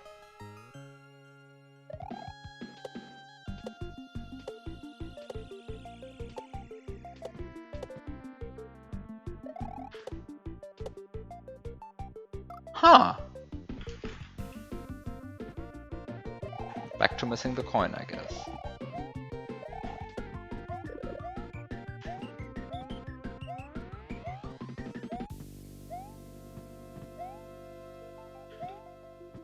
I think I'm just like needlessly afraid of the ceiling when grabbing the P-switch.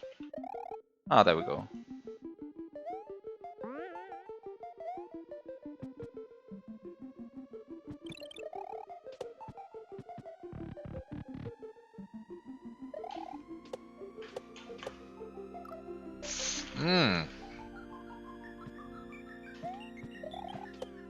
I think I should just do 2 full bounces there, because it's just more consistent than doing 3 semi-small bounces.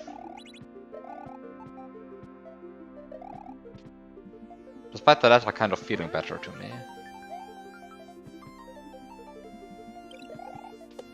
But you don't have to think about how high your bounces should be if you just do big ones. Ah, okay, I'm going to cut my bounces anyway. Ah, I'm waiting too long. I'm just waiting too long.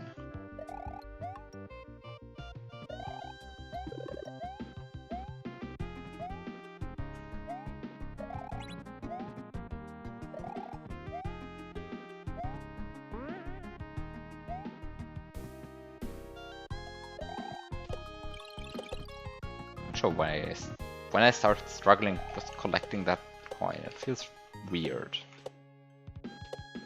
It's just like kind of sitting in the open. There's like nothing going on with it. Oh. Oh.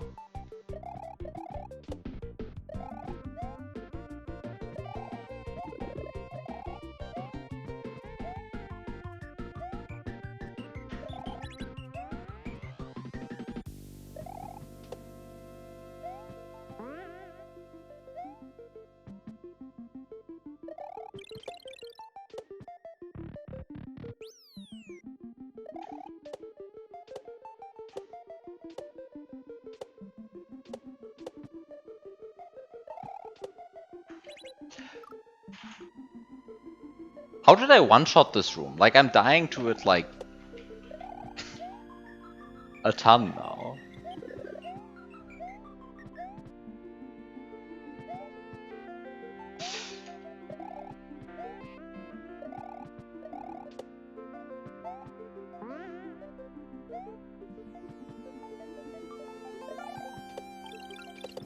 I guess the positive thing is that I don't die to room 4 a ton anymore.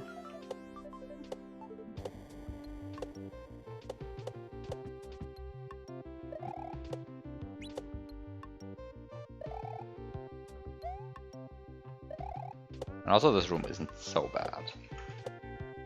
Just for some reason I missed the coin. Oh.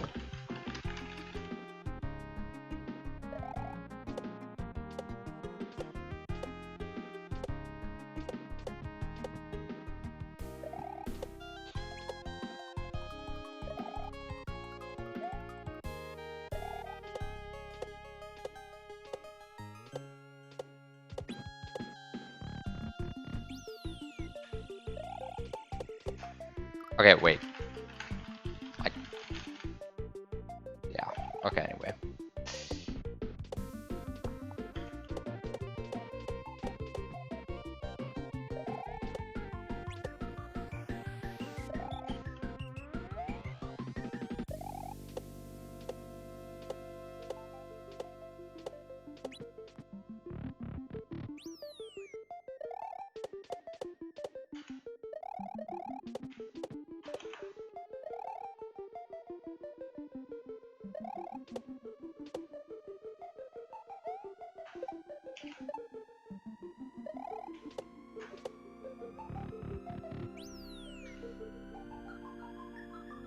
Can I just like walk off here? Yeah, I can just walk off here.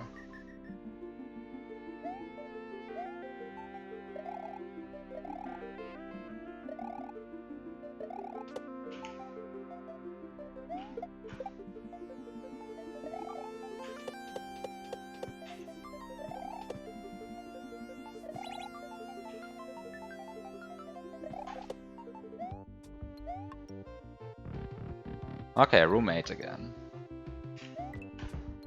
This time I don't have to make that stupid jump. Instead I have to like land there with the swamp there. I'm not sure if I actually prefer that. Okay, I think I prefer that.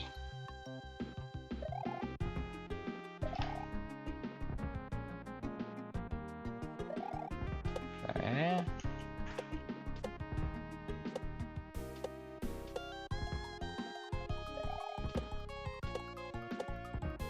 Where am I going?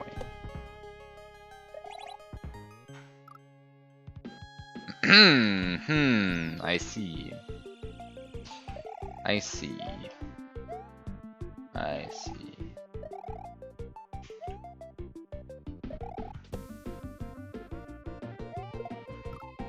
Oh, wow. Shall jump hard, I guess.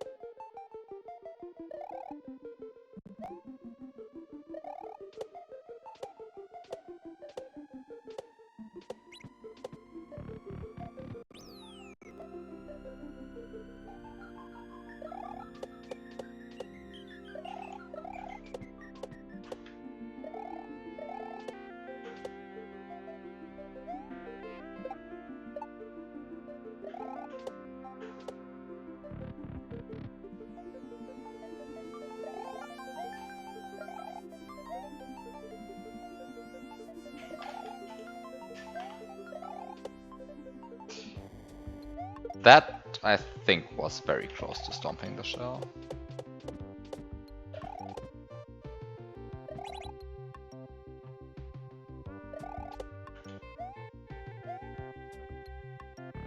Okay.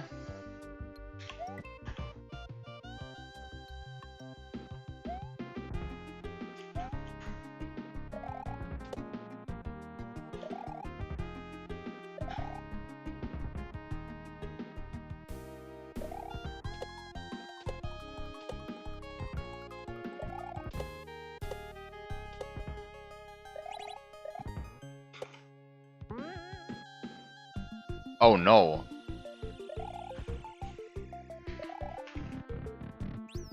Room 9.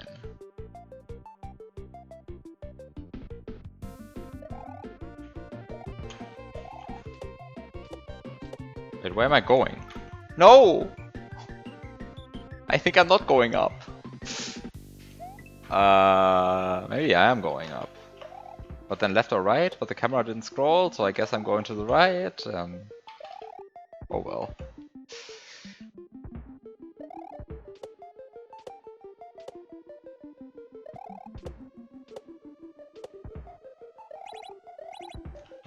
At least this room doesn't seem so bad.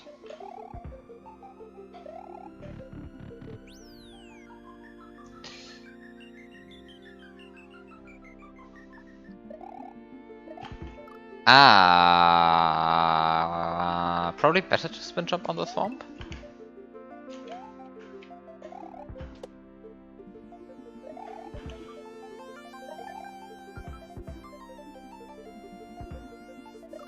Ooh! Oh no, don't do that. Every time I do that, I have to replay this room. Which includes jumping into this gap. And doing a shell jump. And apparently also bouncing on an Eerie, which is hard. Oh no. Then I need to bounce on saws again, which is hard.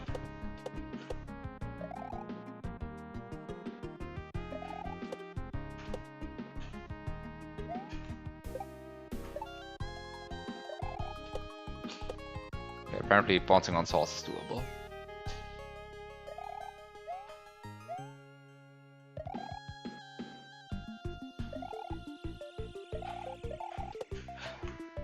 But getting a high bounce on an Eerie is apparently impossible.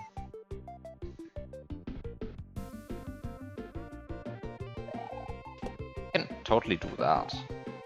I'm not sure if that's easier, but you can do it.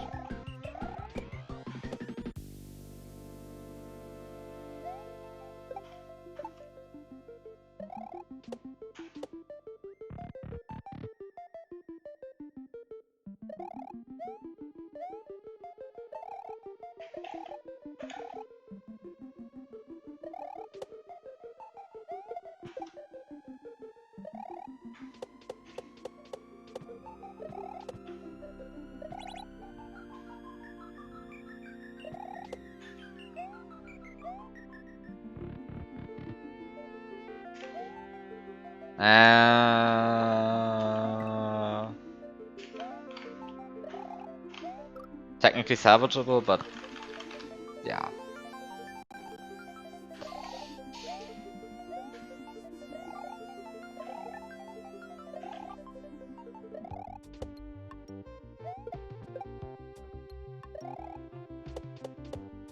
Oh no.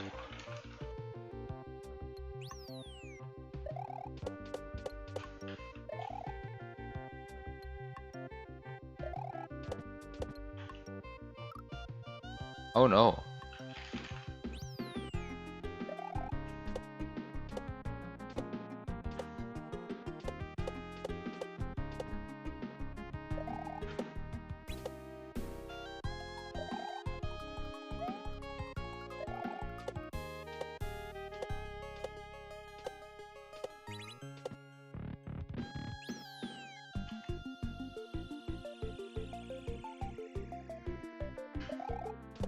I should probably just do this. But I should probably pay more attention there.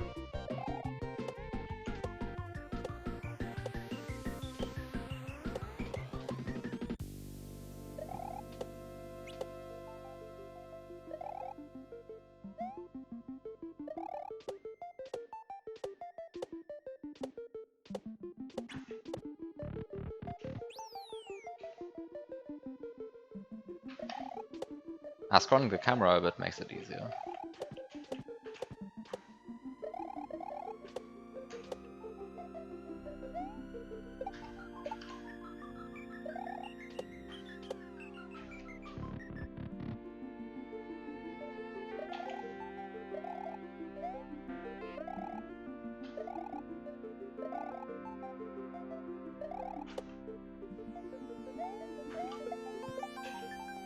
That was a bit of a sketchy shell jump.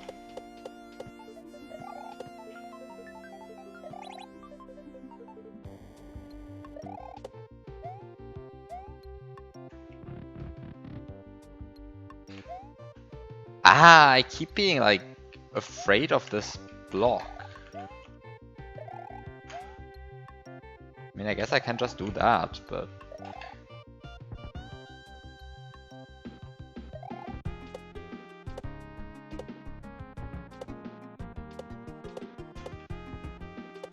I kind of don't want to do that, because that's hard.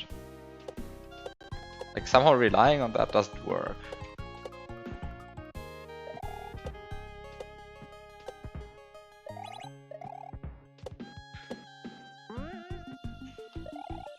I forgot to bait the thwomp this time. Oops. I just kind of forgot that I should do that.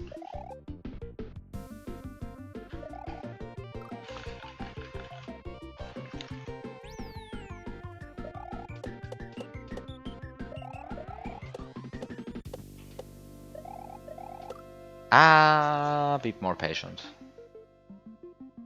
I had a few attempts where I got this first cycle, but probably... Okay, it's probably also better to just shut up and play the game. Like... Stop talking.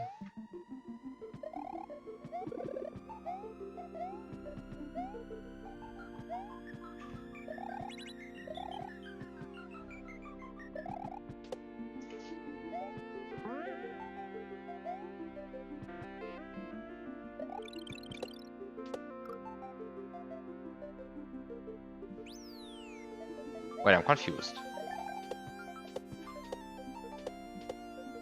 I was pretty sure I have, like, jumped on upwards moving thwims like this in this hack before. I guess I misremembered? Wait. Stop. Stop. Stop doing that.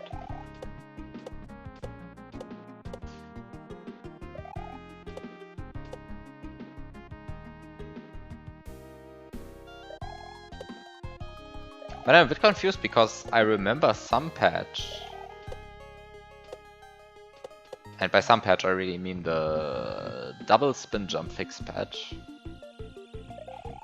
Allowed you to spin jump on sprites while Mario was moving upwards, under some circumstances.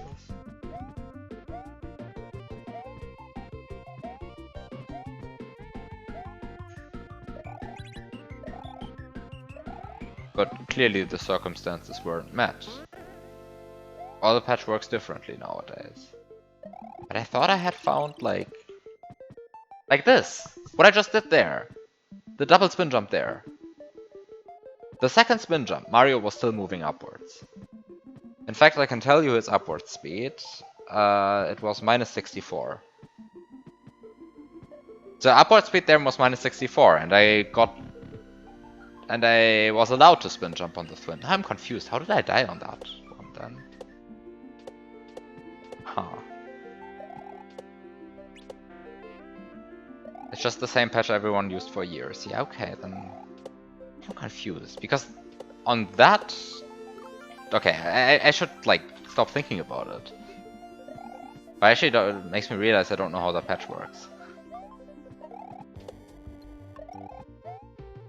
Because I thought it just, like, categorically allowed you to spin jump on sprites while they're moving upward. While Mario's moving upwards. But apparently that's not what's going on. Huh.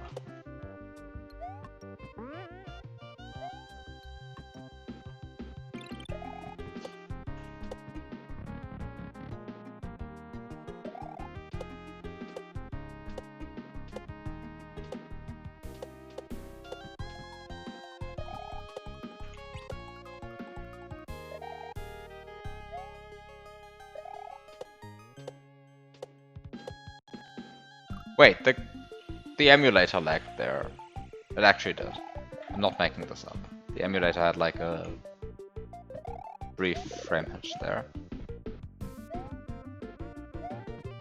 Should maybe stop using this emulator for like this kind of hack, but because it does nothing to help me but adds like 3 frames of input delay and occasional random hitches from God knows what. Maybe when it tries to disk swap the 2 GB of like rewind buffer or something. Who knows what it does.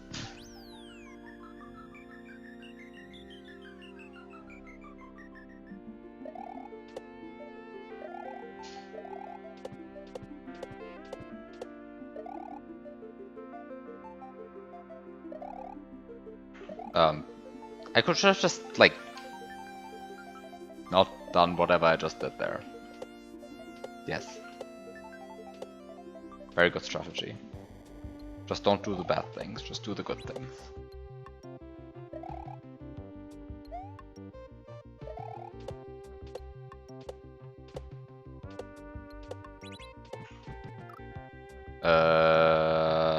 Also, don't do that.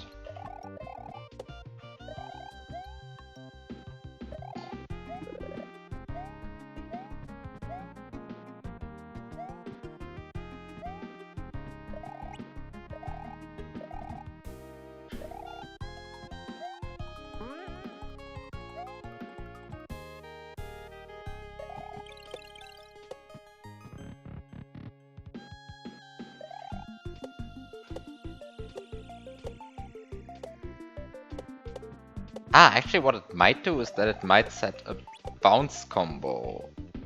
It might set the bounce combo number to a non-zero value on spin jumping as on a sprite. It might do that.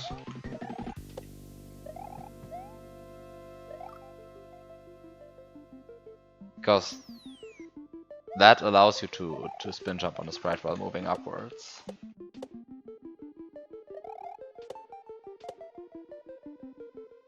But does it do that?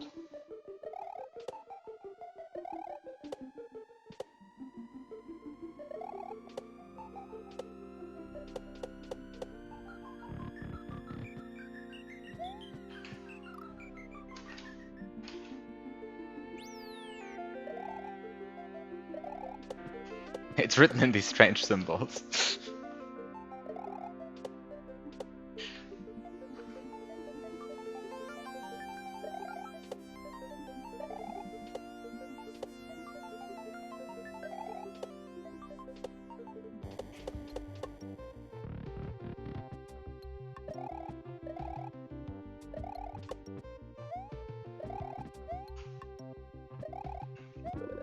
I should probably like just look into what it does, and then just remember.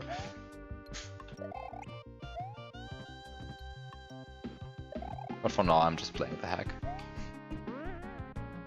and dying, but hopefully not going back to room 0 again. Please just let me go to room 9 or something again.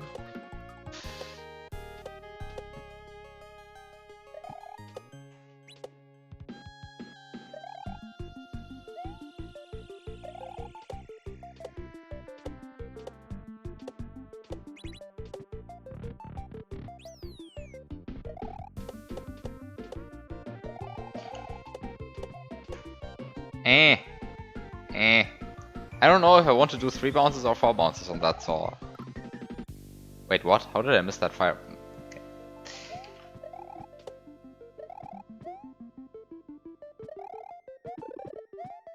Maybe I just want to do 2 bounces on the saw and just like do something completely different. But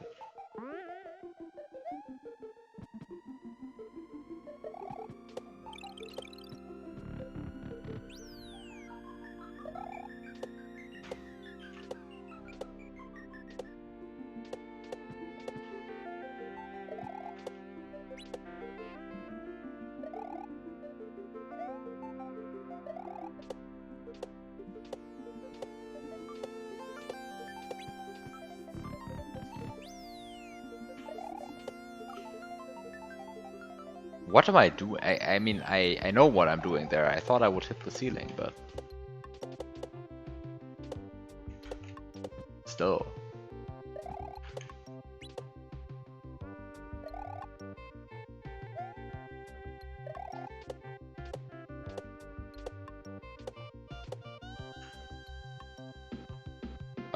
Is this salvageable?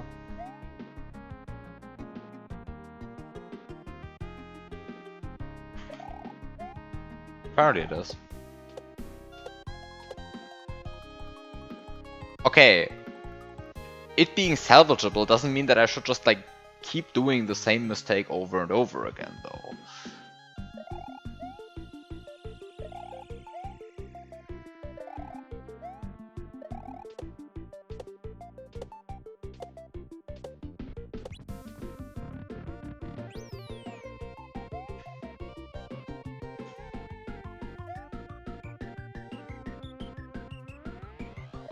Just do this. I think that's just better. Can I just do that? No. I mean, maybe. Maybe there's a strat like this. But not from there. You need to actually get some speed. I think I should just play the game properly. Instead of trying to come up with some simplification there that just doesn't work.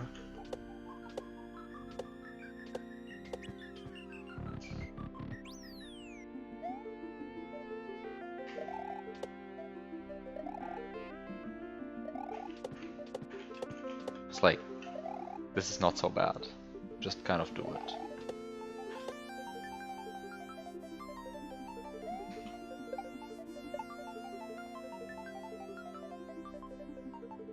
Jumping on these Koopas, like, feels always so sketchy.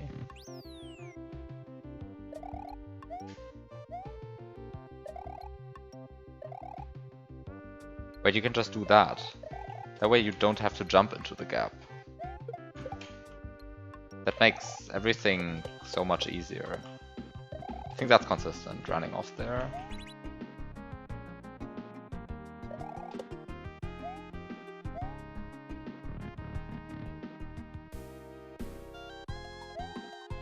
No! No! No! Why is it so hard to like hit that block?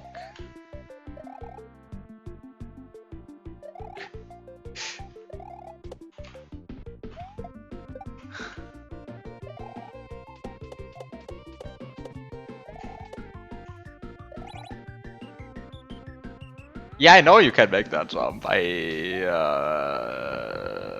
know, but maybe spin jumping is actually better. Spin jumping is better. Ah, spin jumping is better.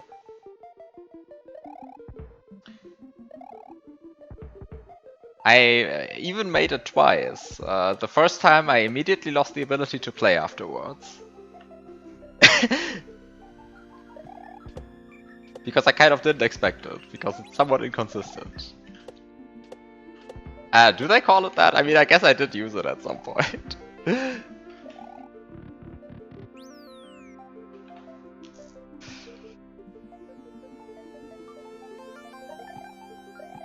Don't do that! Just spin jump on the thumb. Like, how hard is it to remember that? Very hard, apparently.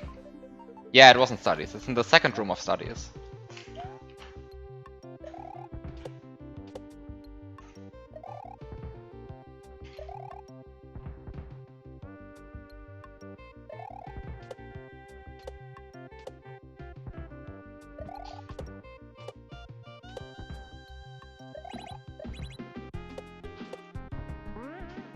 Okay, just bait the swamp and almost overshoot the door. Very good. Ahem. I like swamps. They're my best friend.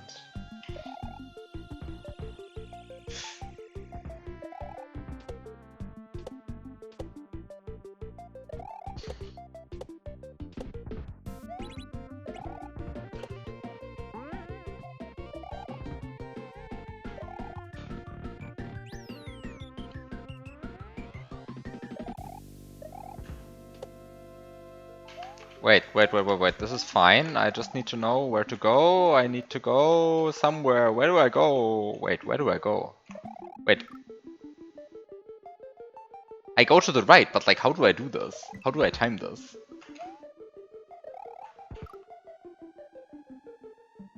I like thorns, they're my friends.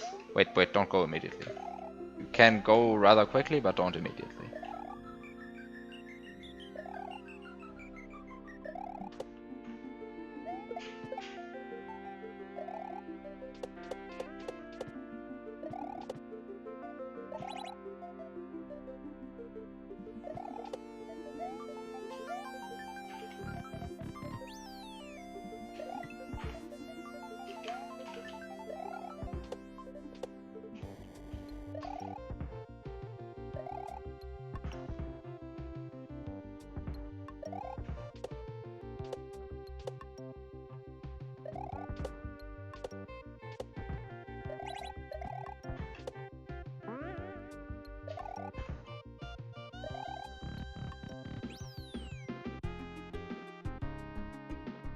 Okay, next attempt at not getting destroyed by grey rotating platforms.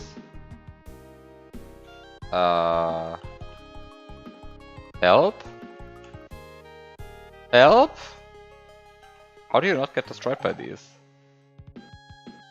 I'm so confused. What? You probably don't do whatever I just did, but you do something else, but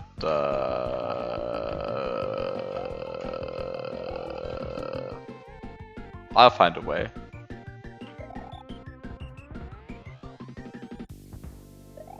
I mean, it very clearly looks possible, it's just I have no idea how. I mean, how to make it consistent, right? Like somehow, conceptually, clear what to do. I think.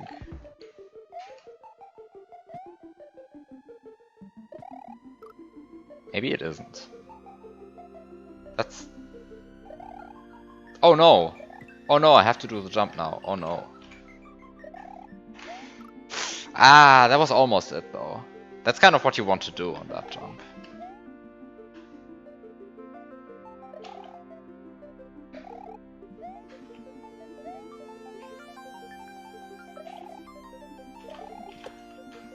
I just...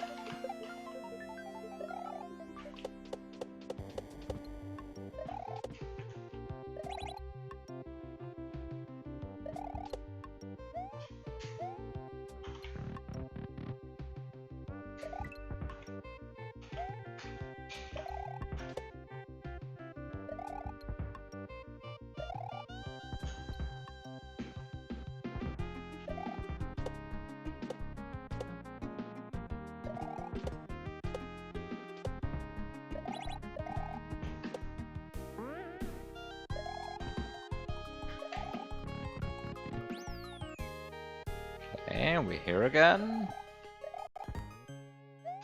And somehow I made something there and it worked. And then you just jump onto the block, but you do it this way. And then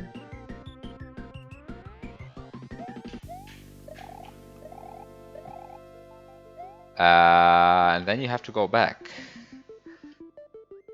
And then this is when you realize that you forgot how the level looked.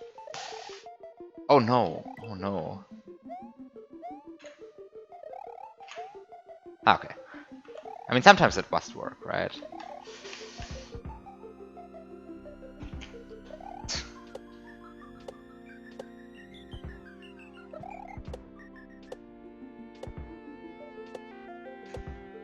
Oh, please, swamp.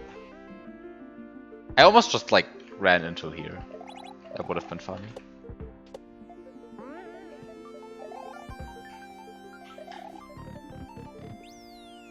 Just a little memory test.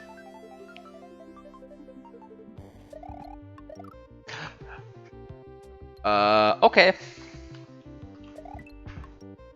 Okay, I mean, while the jump without the swamp is possible,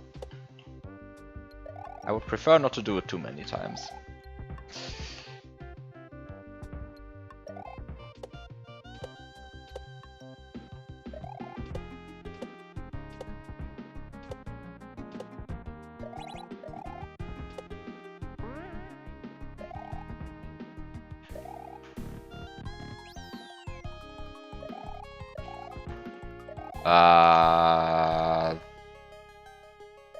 That's not what you do, apparently.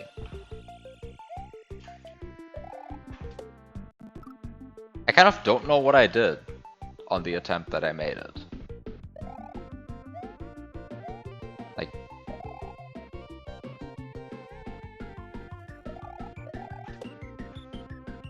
Presumably I did the same that I just did, but better?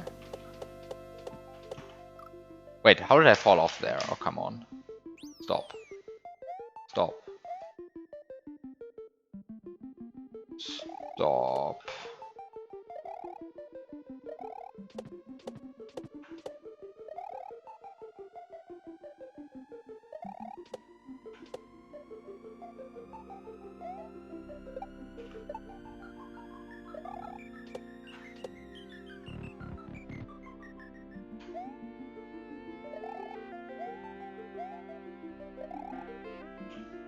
Uh,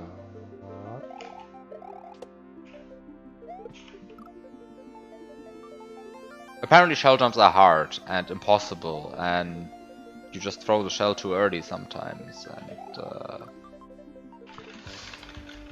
then you are sad. Then you have to replay half the level.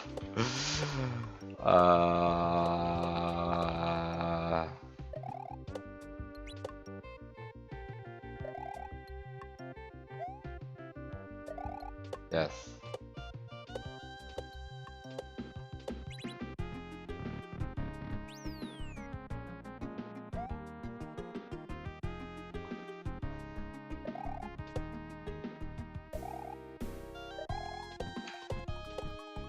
Oh no! Why am I bad at this saw? Like, this saw just hates me for some reason. Or I hate the saw. I think it's both.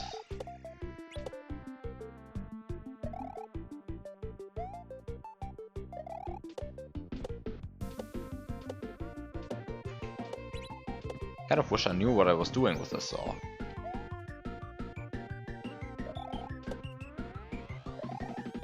Somehow it shouldn't be so bad in theory, right? Like, in theory you just do this, but...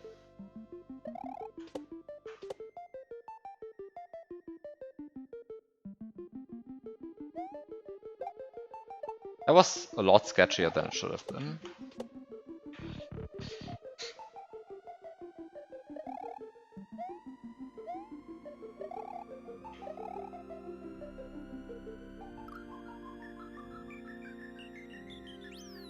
I think I had to go this fast though, because otherwise I would have had to respawn the Eerie. Which I guess I could have just done that.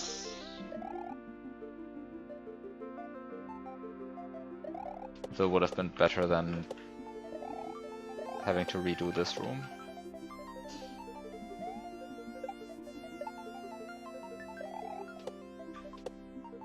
Anyway.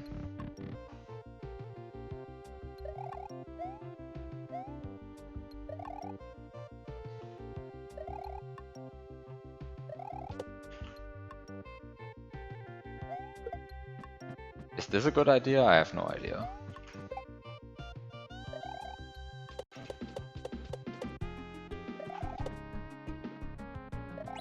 Are checkpoints safe to SRAM?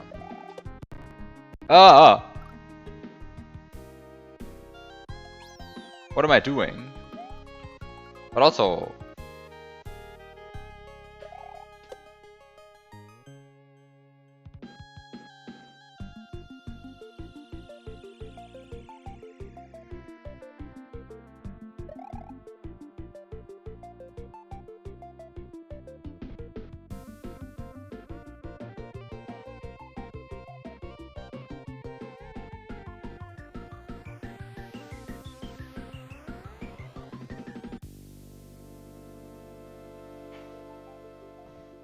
I mean, there's probably no fancy ASM attached to this, right? It's just that the spawn position of each midway point is not placed where you think it is.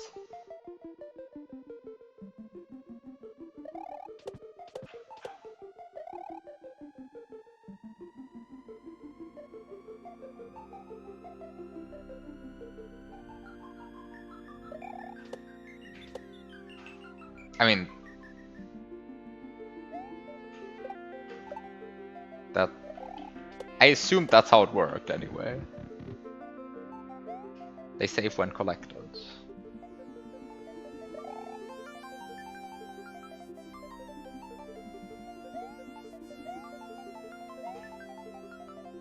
Yeah, that's somehow how they work by... I mean, do they work by default like that? I have no idea. I don't even know what the default settings of retry are at this point. Wait, why did I jump so early? That's stupid. Don't do that. Just play properly. Wow. There's like nothing going on there. Like, you have all the time in the world.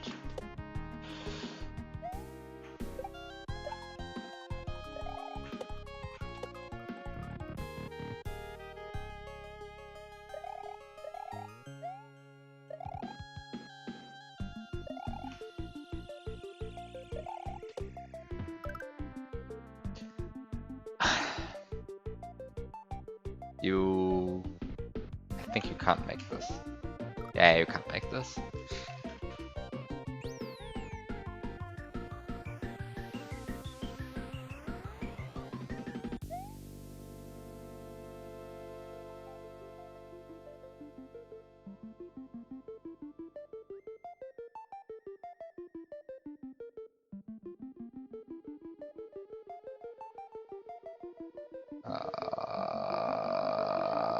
Just jump. Don't think, just jump. What did I do to deserve GG'd? GG's. What did I do? What did I do?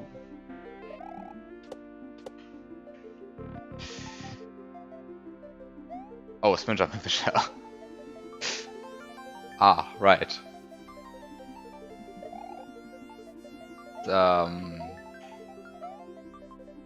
There's probably some symbolism attached to that as well. Oh, I despawned the Eerie. Oh no.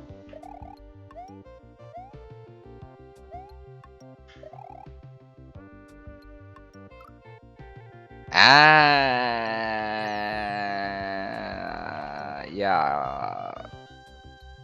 That was kind of just a bad Sparky cycle in relation to the Eerie. But yeah, I'm too impatient to wait these out. So I just die and have to replay the room with the saws again.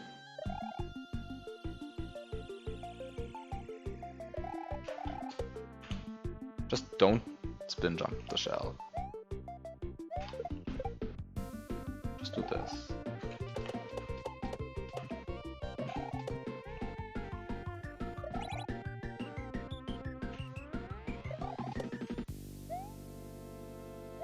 Yeah, I mean, I kind of like it as well in theory. In practice, I just spin can't kill the shell and then I get mad. I mean, mildly annoyed at myself. That's it. I don't actually get that mad.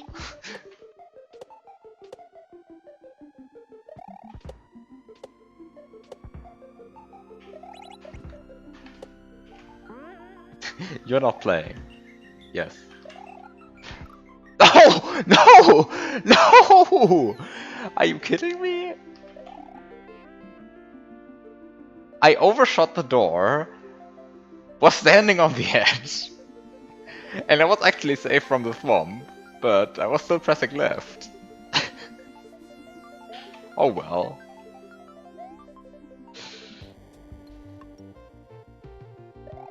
I guess that's a thing that can happen. Also, that's a thing that can happen.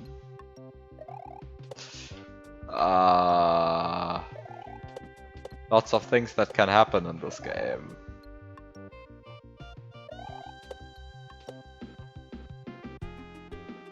And all of them lead to the same outcome. Namely, you go back one room.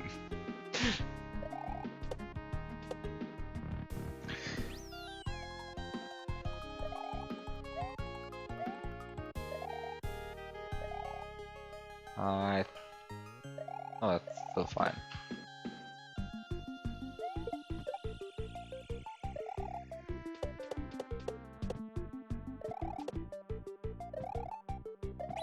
Hi Curtis, thank you for the luck with the things happening. There are so many things happening, at some point some of them must be good for me, right?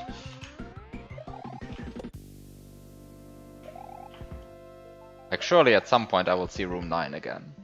Then maybe even room 10. That would be crazy. I have never seen room 10. Okay, that was still fast enough. That felt very slow. Okay, that's room 9.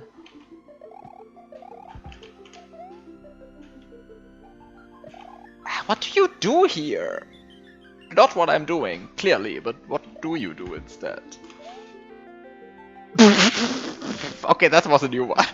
No, don't do that. Don't do that. No.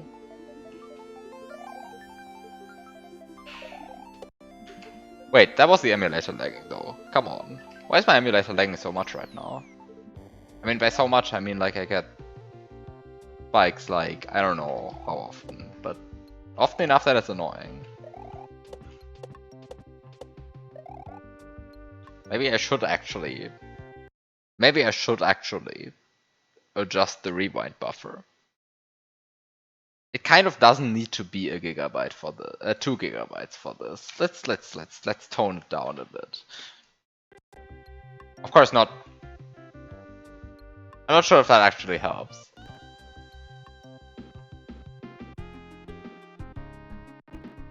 It does not seem to help. Wait, why is it hitching now? Okay, I don't understand this emulator.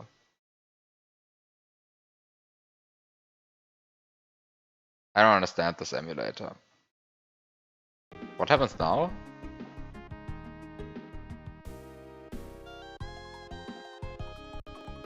Wait, why does it lag now? Okay, I don't understand this emulator anymore. Well, at least I know that the rewinds seem to be working.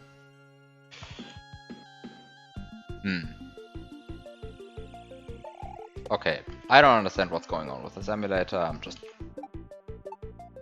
going to accept that sometimes I get a frame drop.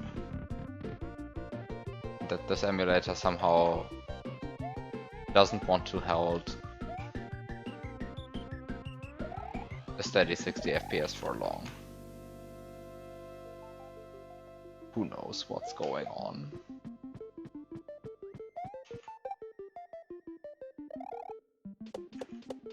I mean, somehow, despite that being a 4 bucket, it's actually quite consistent because it's... You hit it... Wait, what am I doing? You hit it closer to the apex of your jump than usual, but like, why am I normal jumping? Come on, like, just focus on the freaking game, like, what is... Okay, just getting angry now. But spin jump, trying to spin jump on an Eerie is a new low light.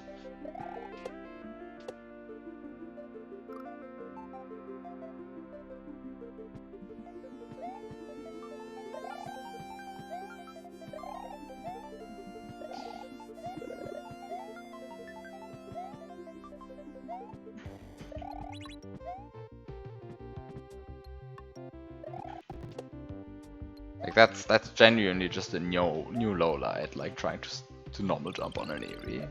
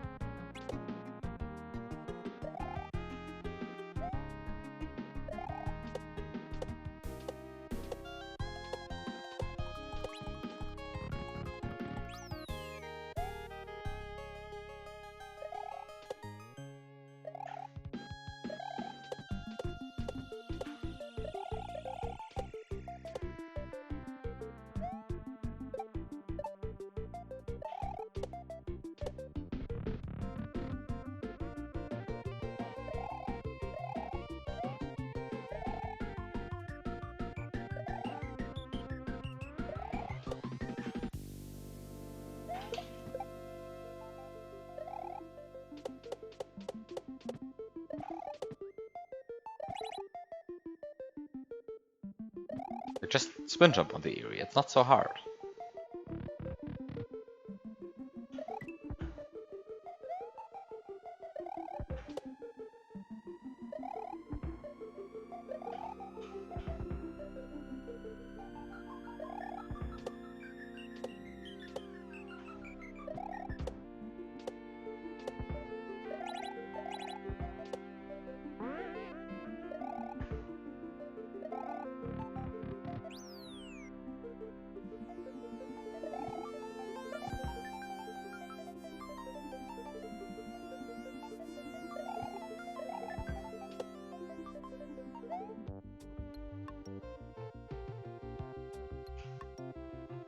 No, that's not what you do. What do you do here?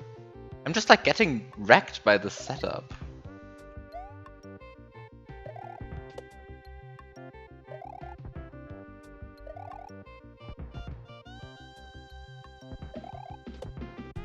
That was risky.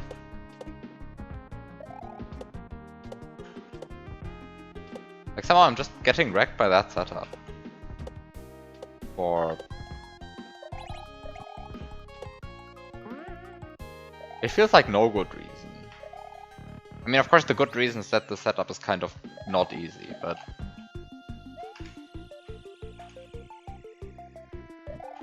Like...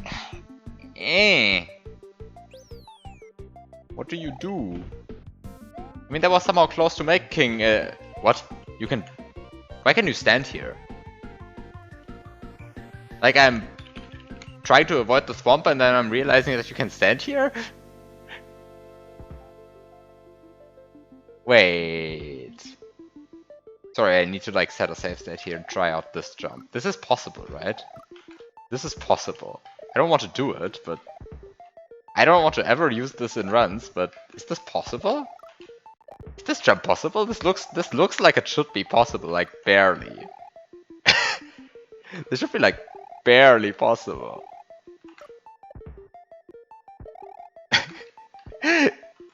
This is much harder than anything you would ever want to do, but this is technically possible, okay.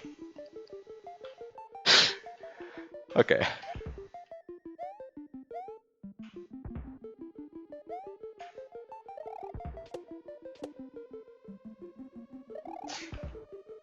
Yeah, that's the speedrun strats. You use the hidden block there. No. Okay,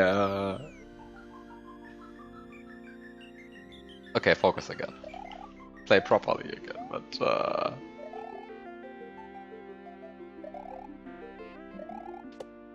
no! 200 points.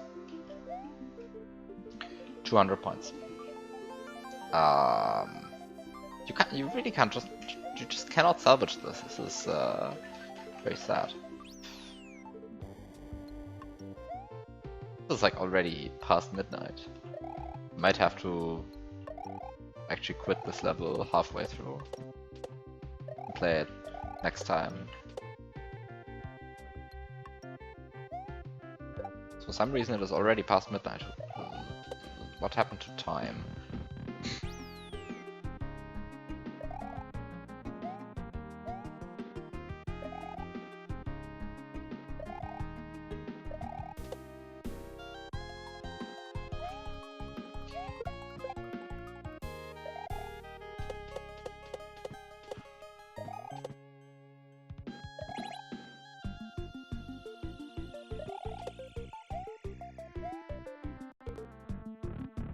I mean, who doesn't know the saying? Time flies when you're replaying the same few rooms over and over. No, actually this is fun though. Despite me replaying the same rooms over and over, this is still fun.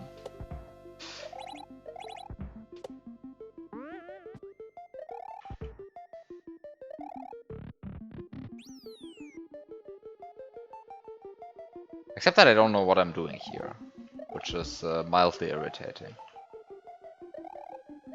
I mean, somehow that also kind of didn't feel clean. Like it worked, but it didn't feel clean.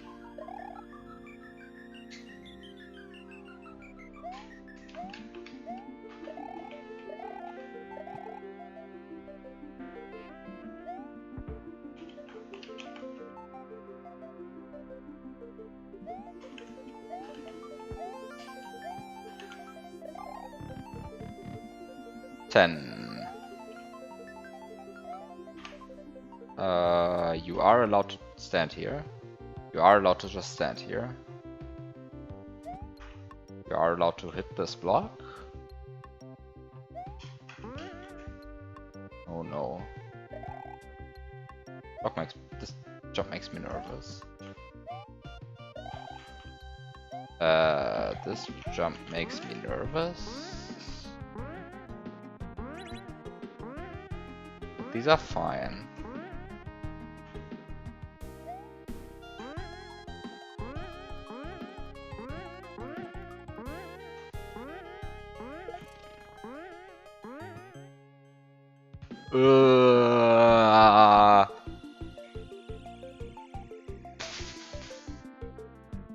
I see the door.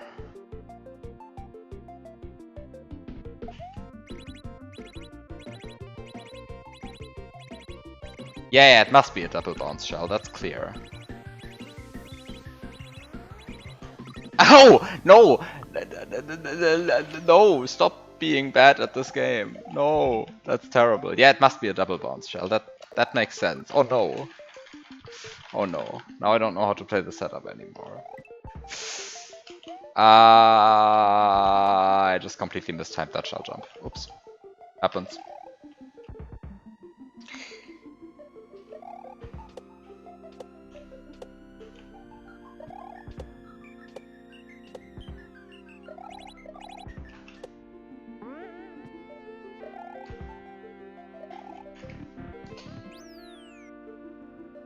Okay. And so this first jump isn't the problem. It's really this one in particular, but it doesn't feel clean when I get it this way. Nice overshooting the block.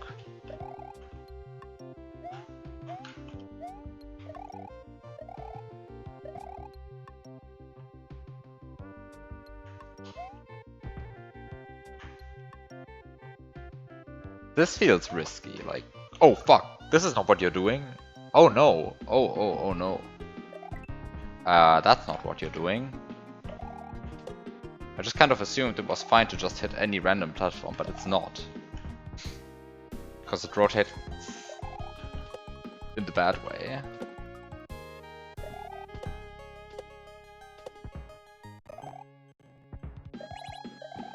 If it rotated the other direction, it would have been fine. It doesn't.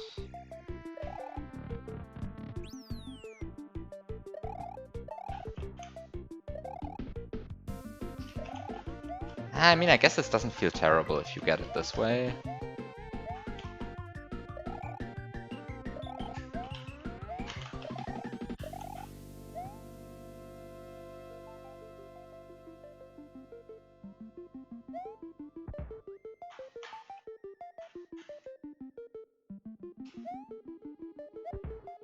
Oh no, that can also happen.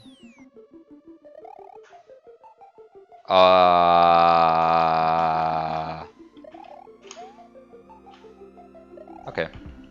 Easy every time.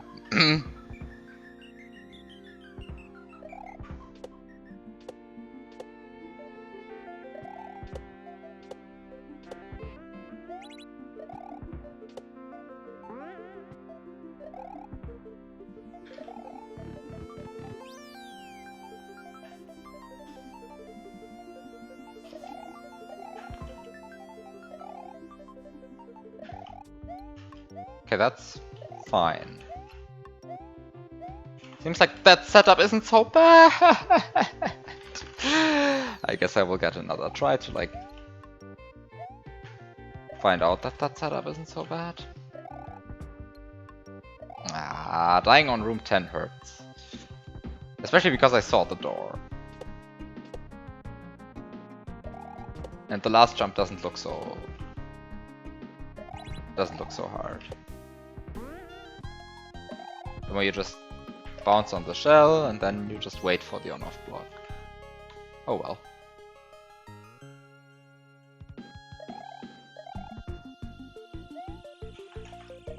Oh no, that's bad.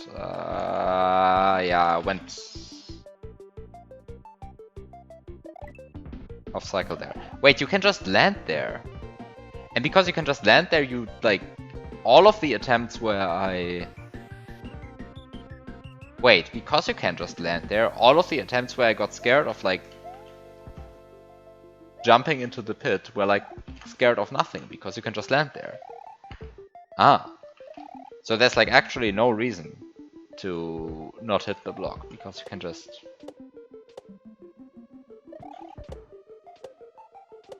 Because you don't actually need to make it back to the platform at all. But it feels a bit like cheating. It feels like this platform is there kind of on accident. Because you can't see it.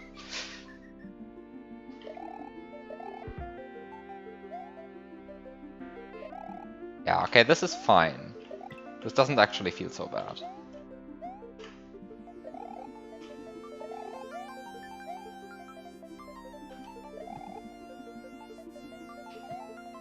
It is cheating, okay.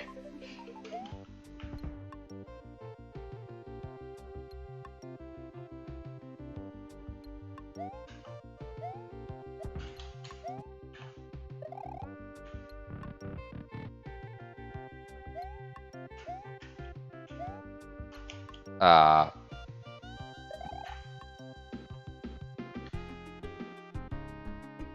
it's one of these moments where I just forget how to play the game properly because I'm nervous.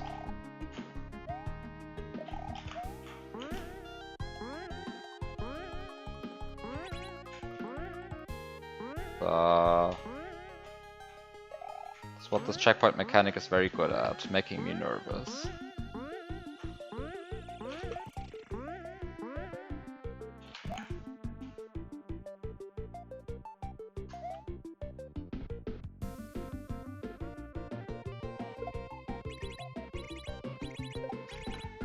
Okay.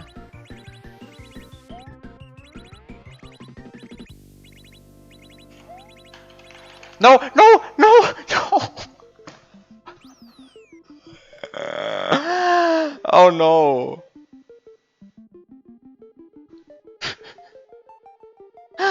Oh no!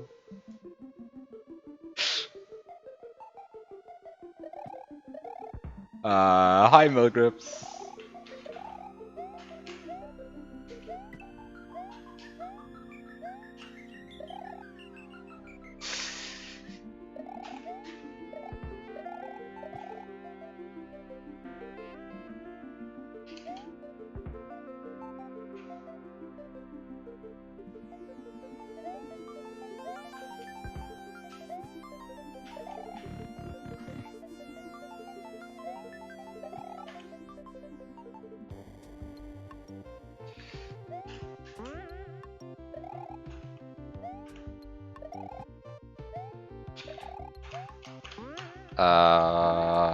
What?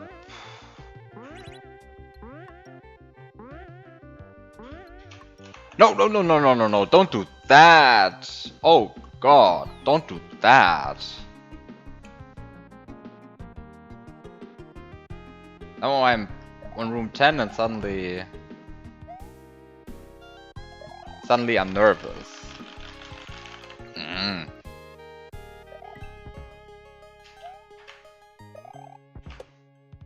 Okay, wait.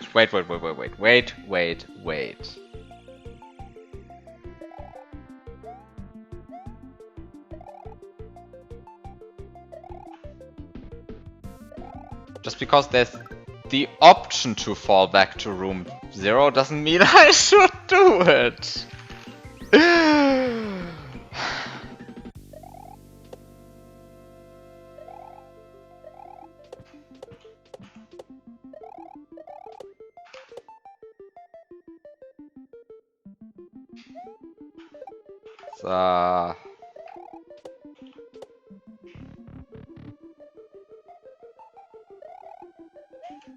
Why not? Sounds fun. I mean, it has happened before. For example, I went to room 8, and afterwards I went to room 0 again.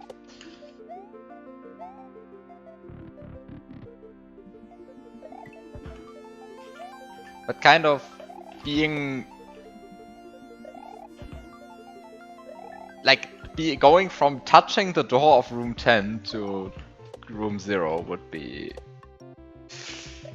would hurt a little. Let's just say that.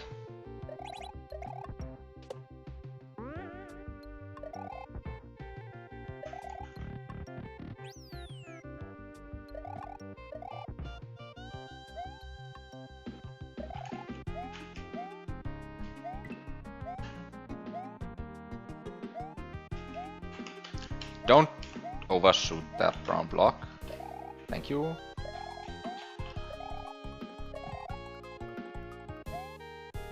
Ah, it's just hilarious. Yeah, right. I mean, I guess it's just a matter of perspective, right? Like, it's just a matter of perspective.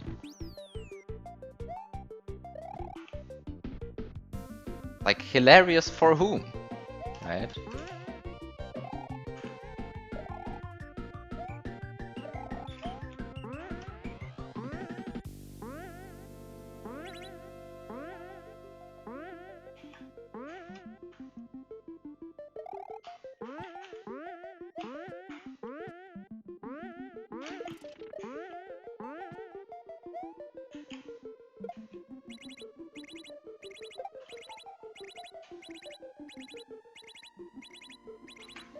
Right, the excellent content.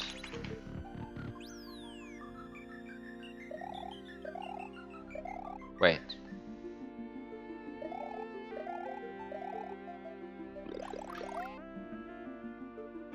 I was about to say, this doesn't look possible. Okay, the door is here. Okay, that's it. Win. I think. Unless this is a troll door, which would be hilarious.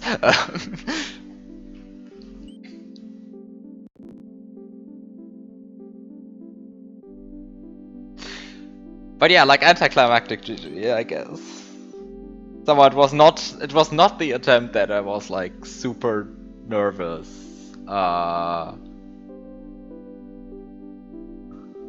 Super nervous on.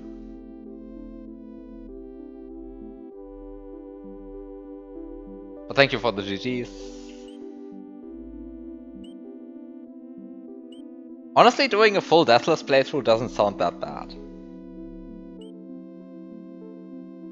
Like I could definitely do it. I know it. But not now. Yeah, I did find the skull thing. Wait. Checkpoint? Checkpoint's still here. Checkpoint's still here.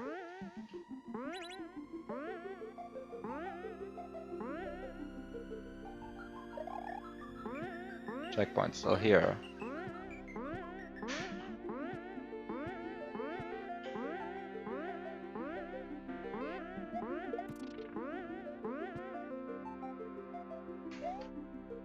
Right, cause no proper exit. You just stay here.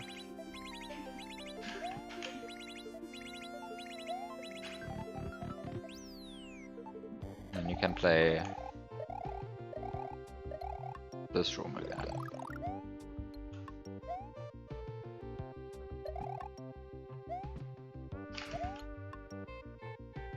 Wait. What's up there?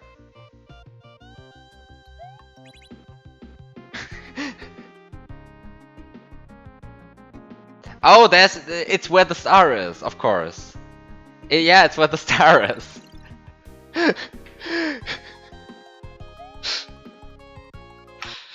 Anyway.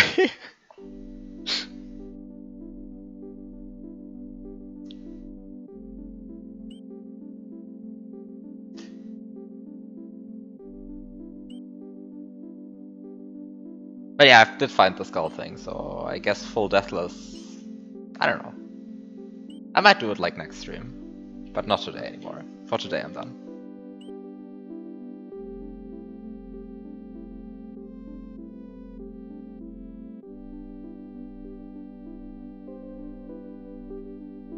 So yeah, thanks for watching everyone, and thanks for making this, Mars. I like this level. This level is very good. You don't see my mouse cursor. Now you see my mouse cursor. This level, I really like this level.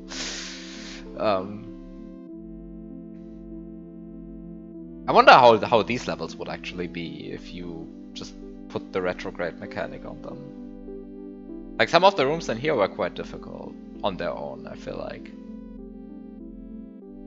Like difficult enough that like just slapping the retrograde mechanic on it would probably make it a bit weird to learn. Yeah, you can do it with them without checkpoints, but I feel like, I mean, this room here is quite hard. Like this one is quite hard. Like checkpoint loss. Like this one maybe, but this one no. I'm just not. That sounds like a significant grind. This one. This one I think is like pretty doable.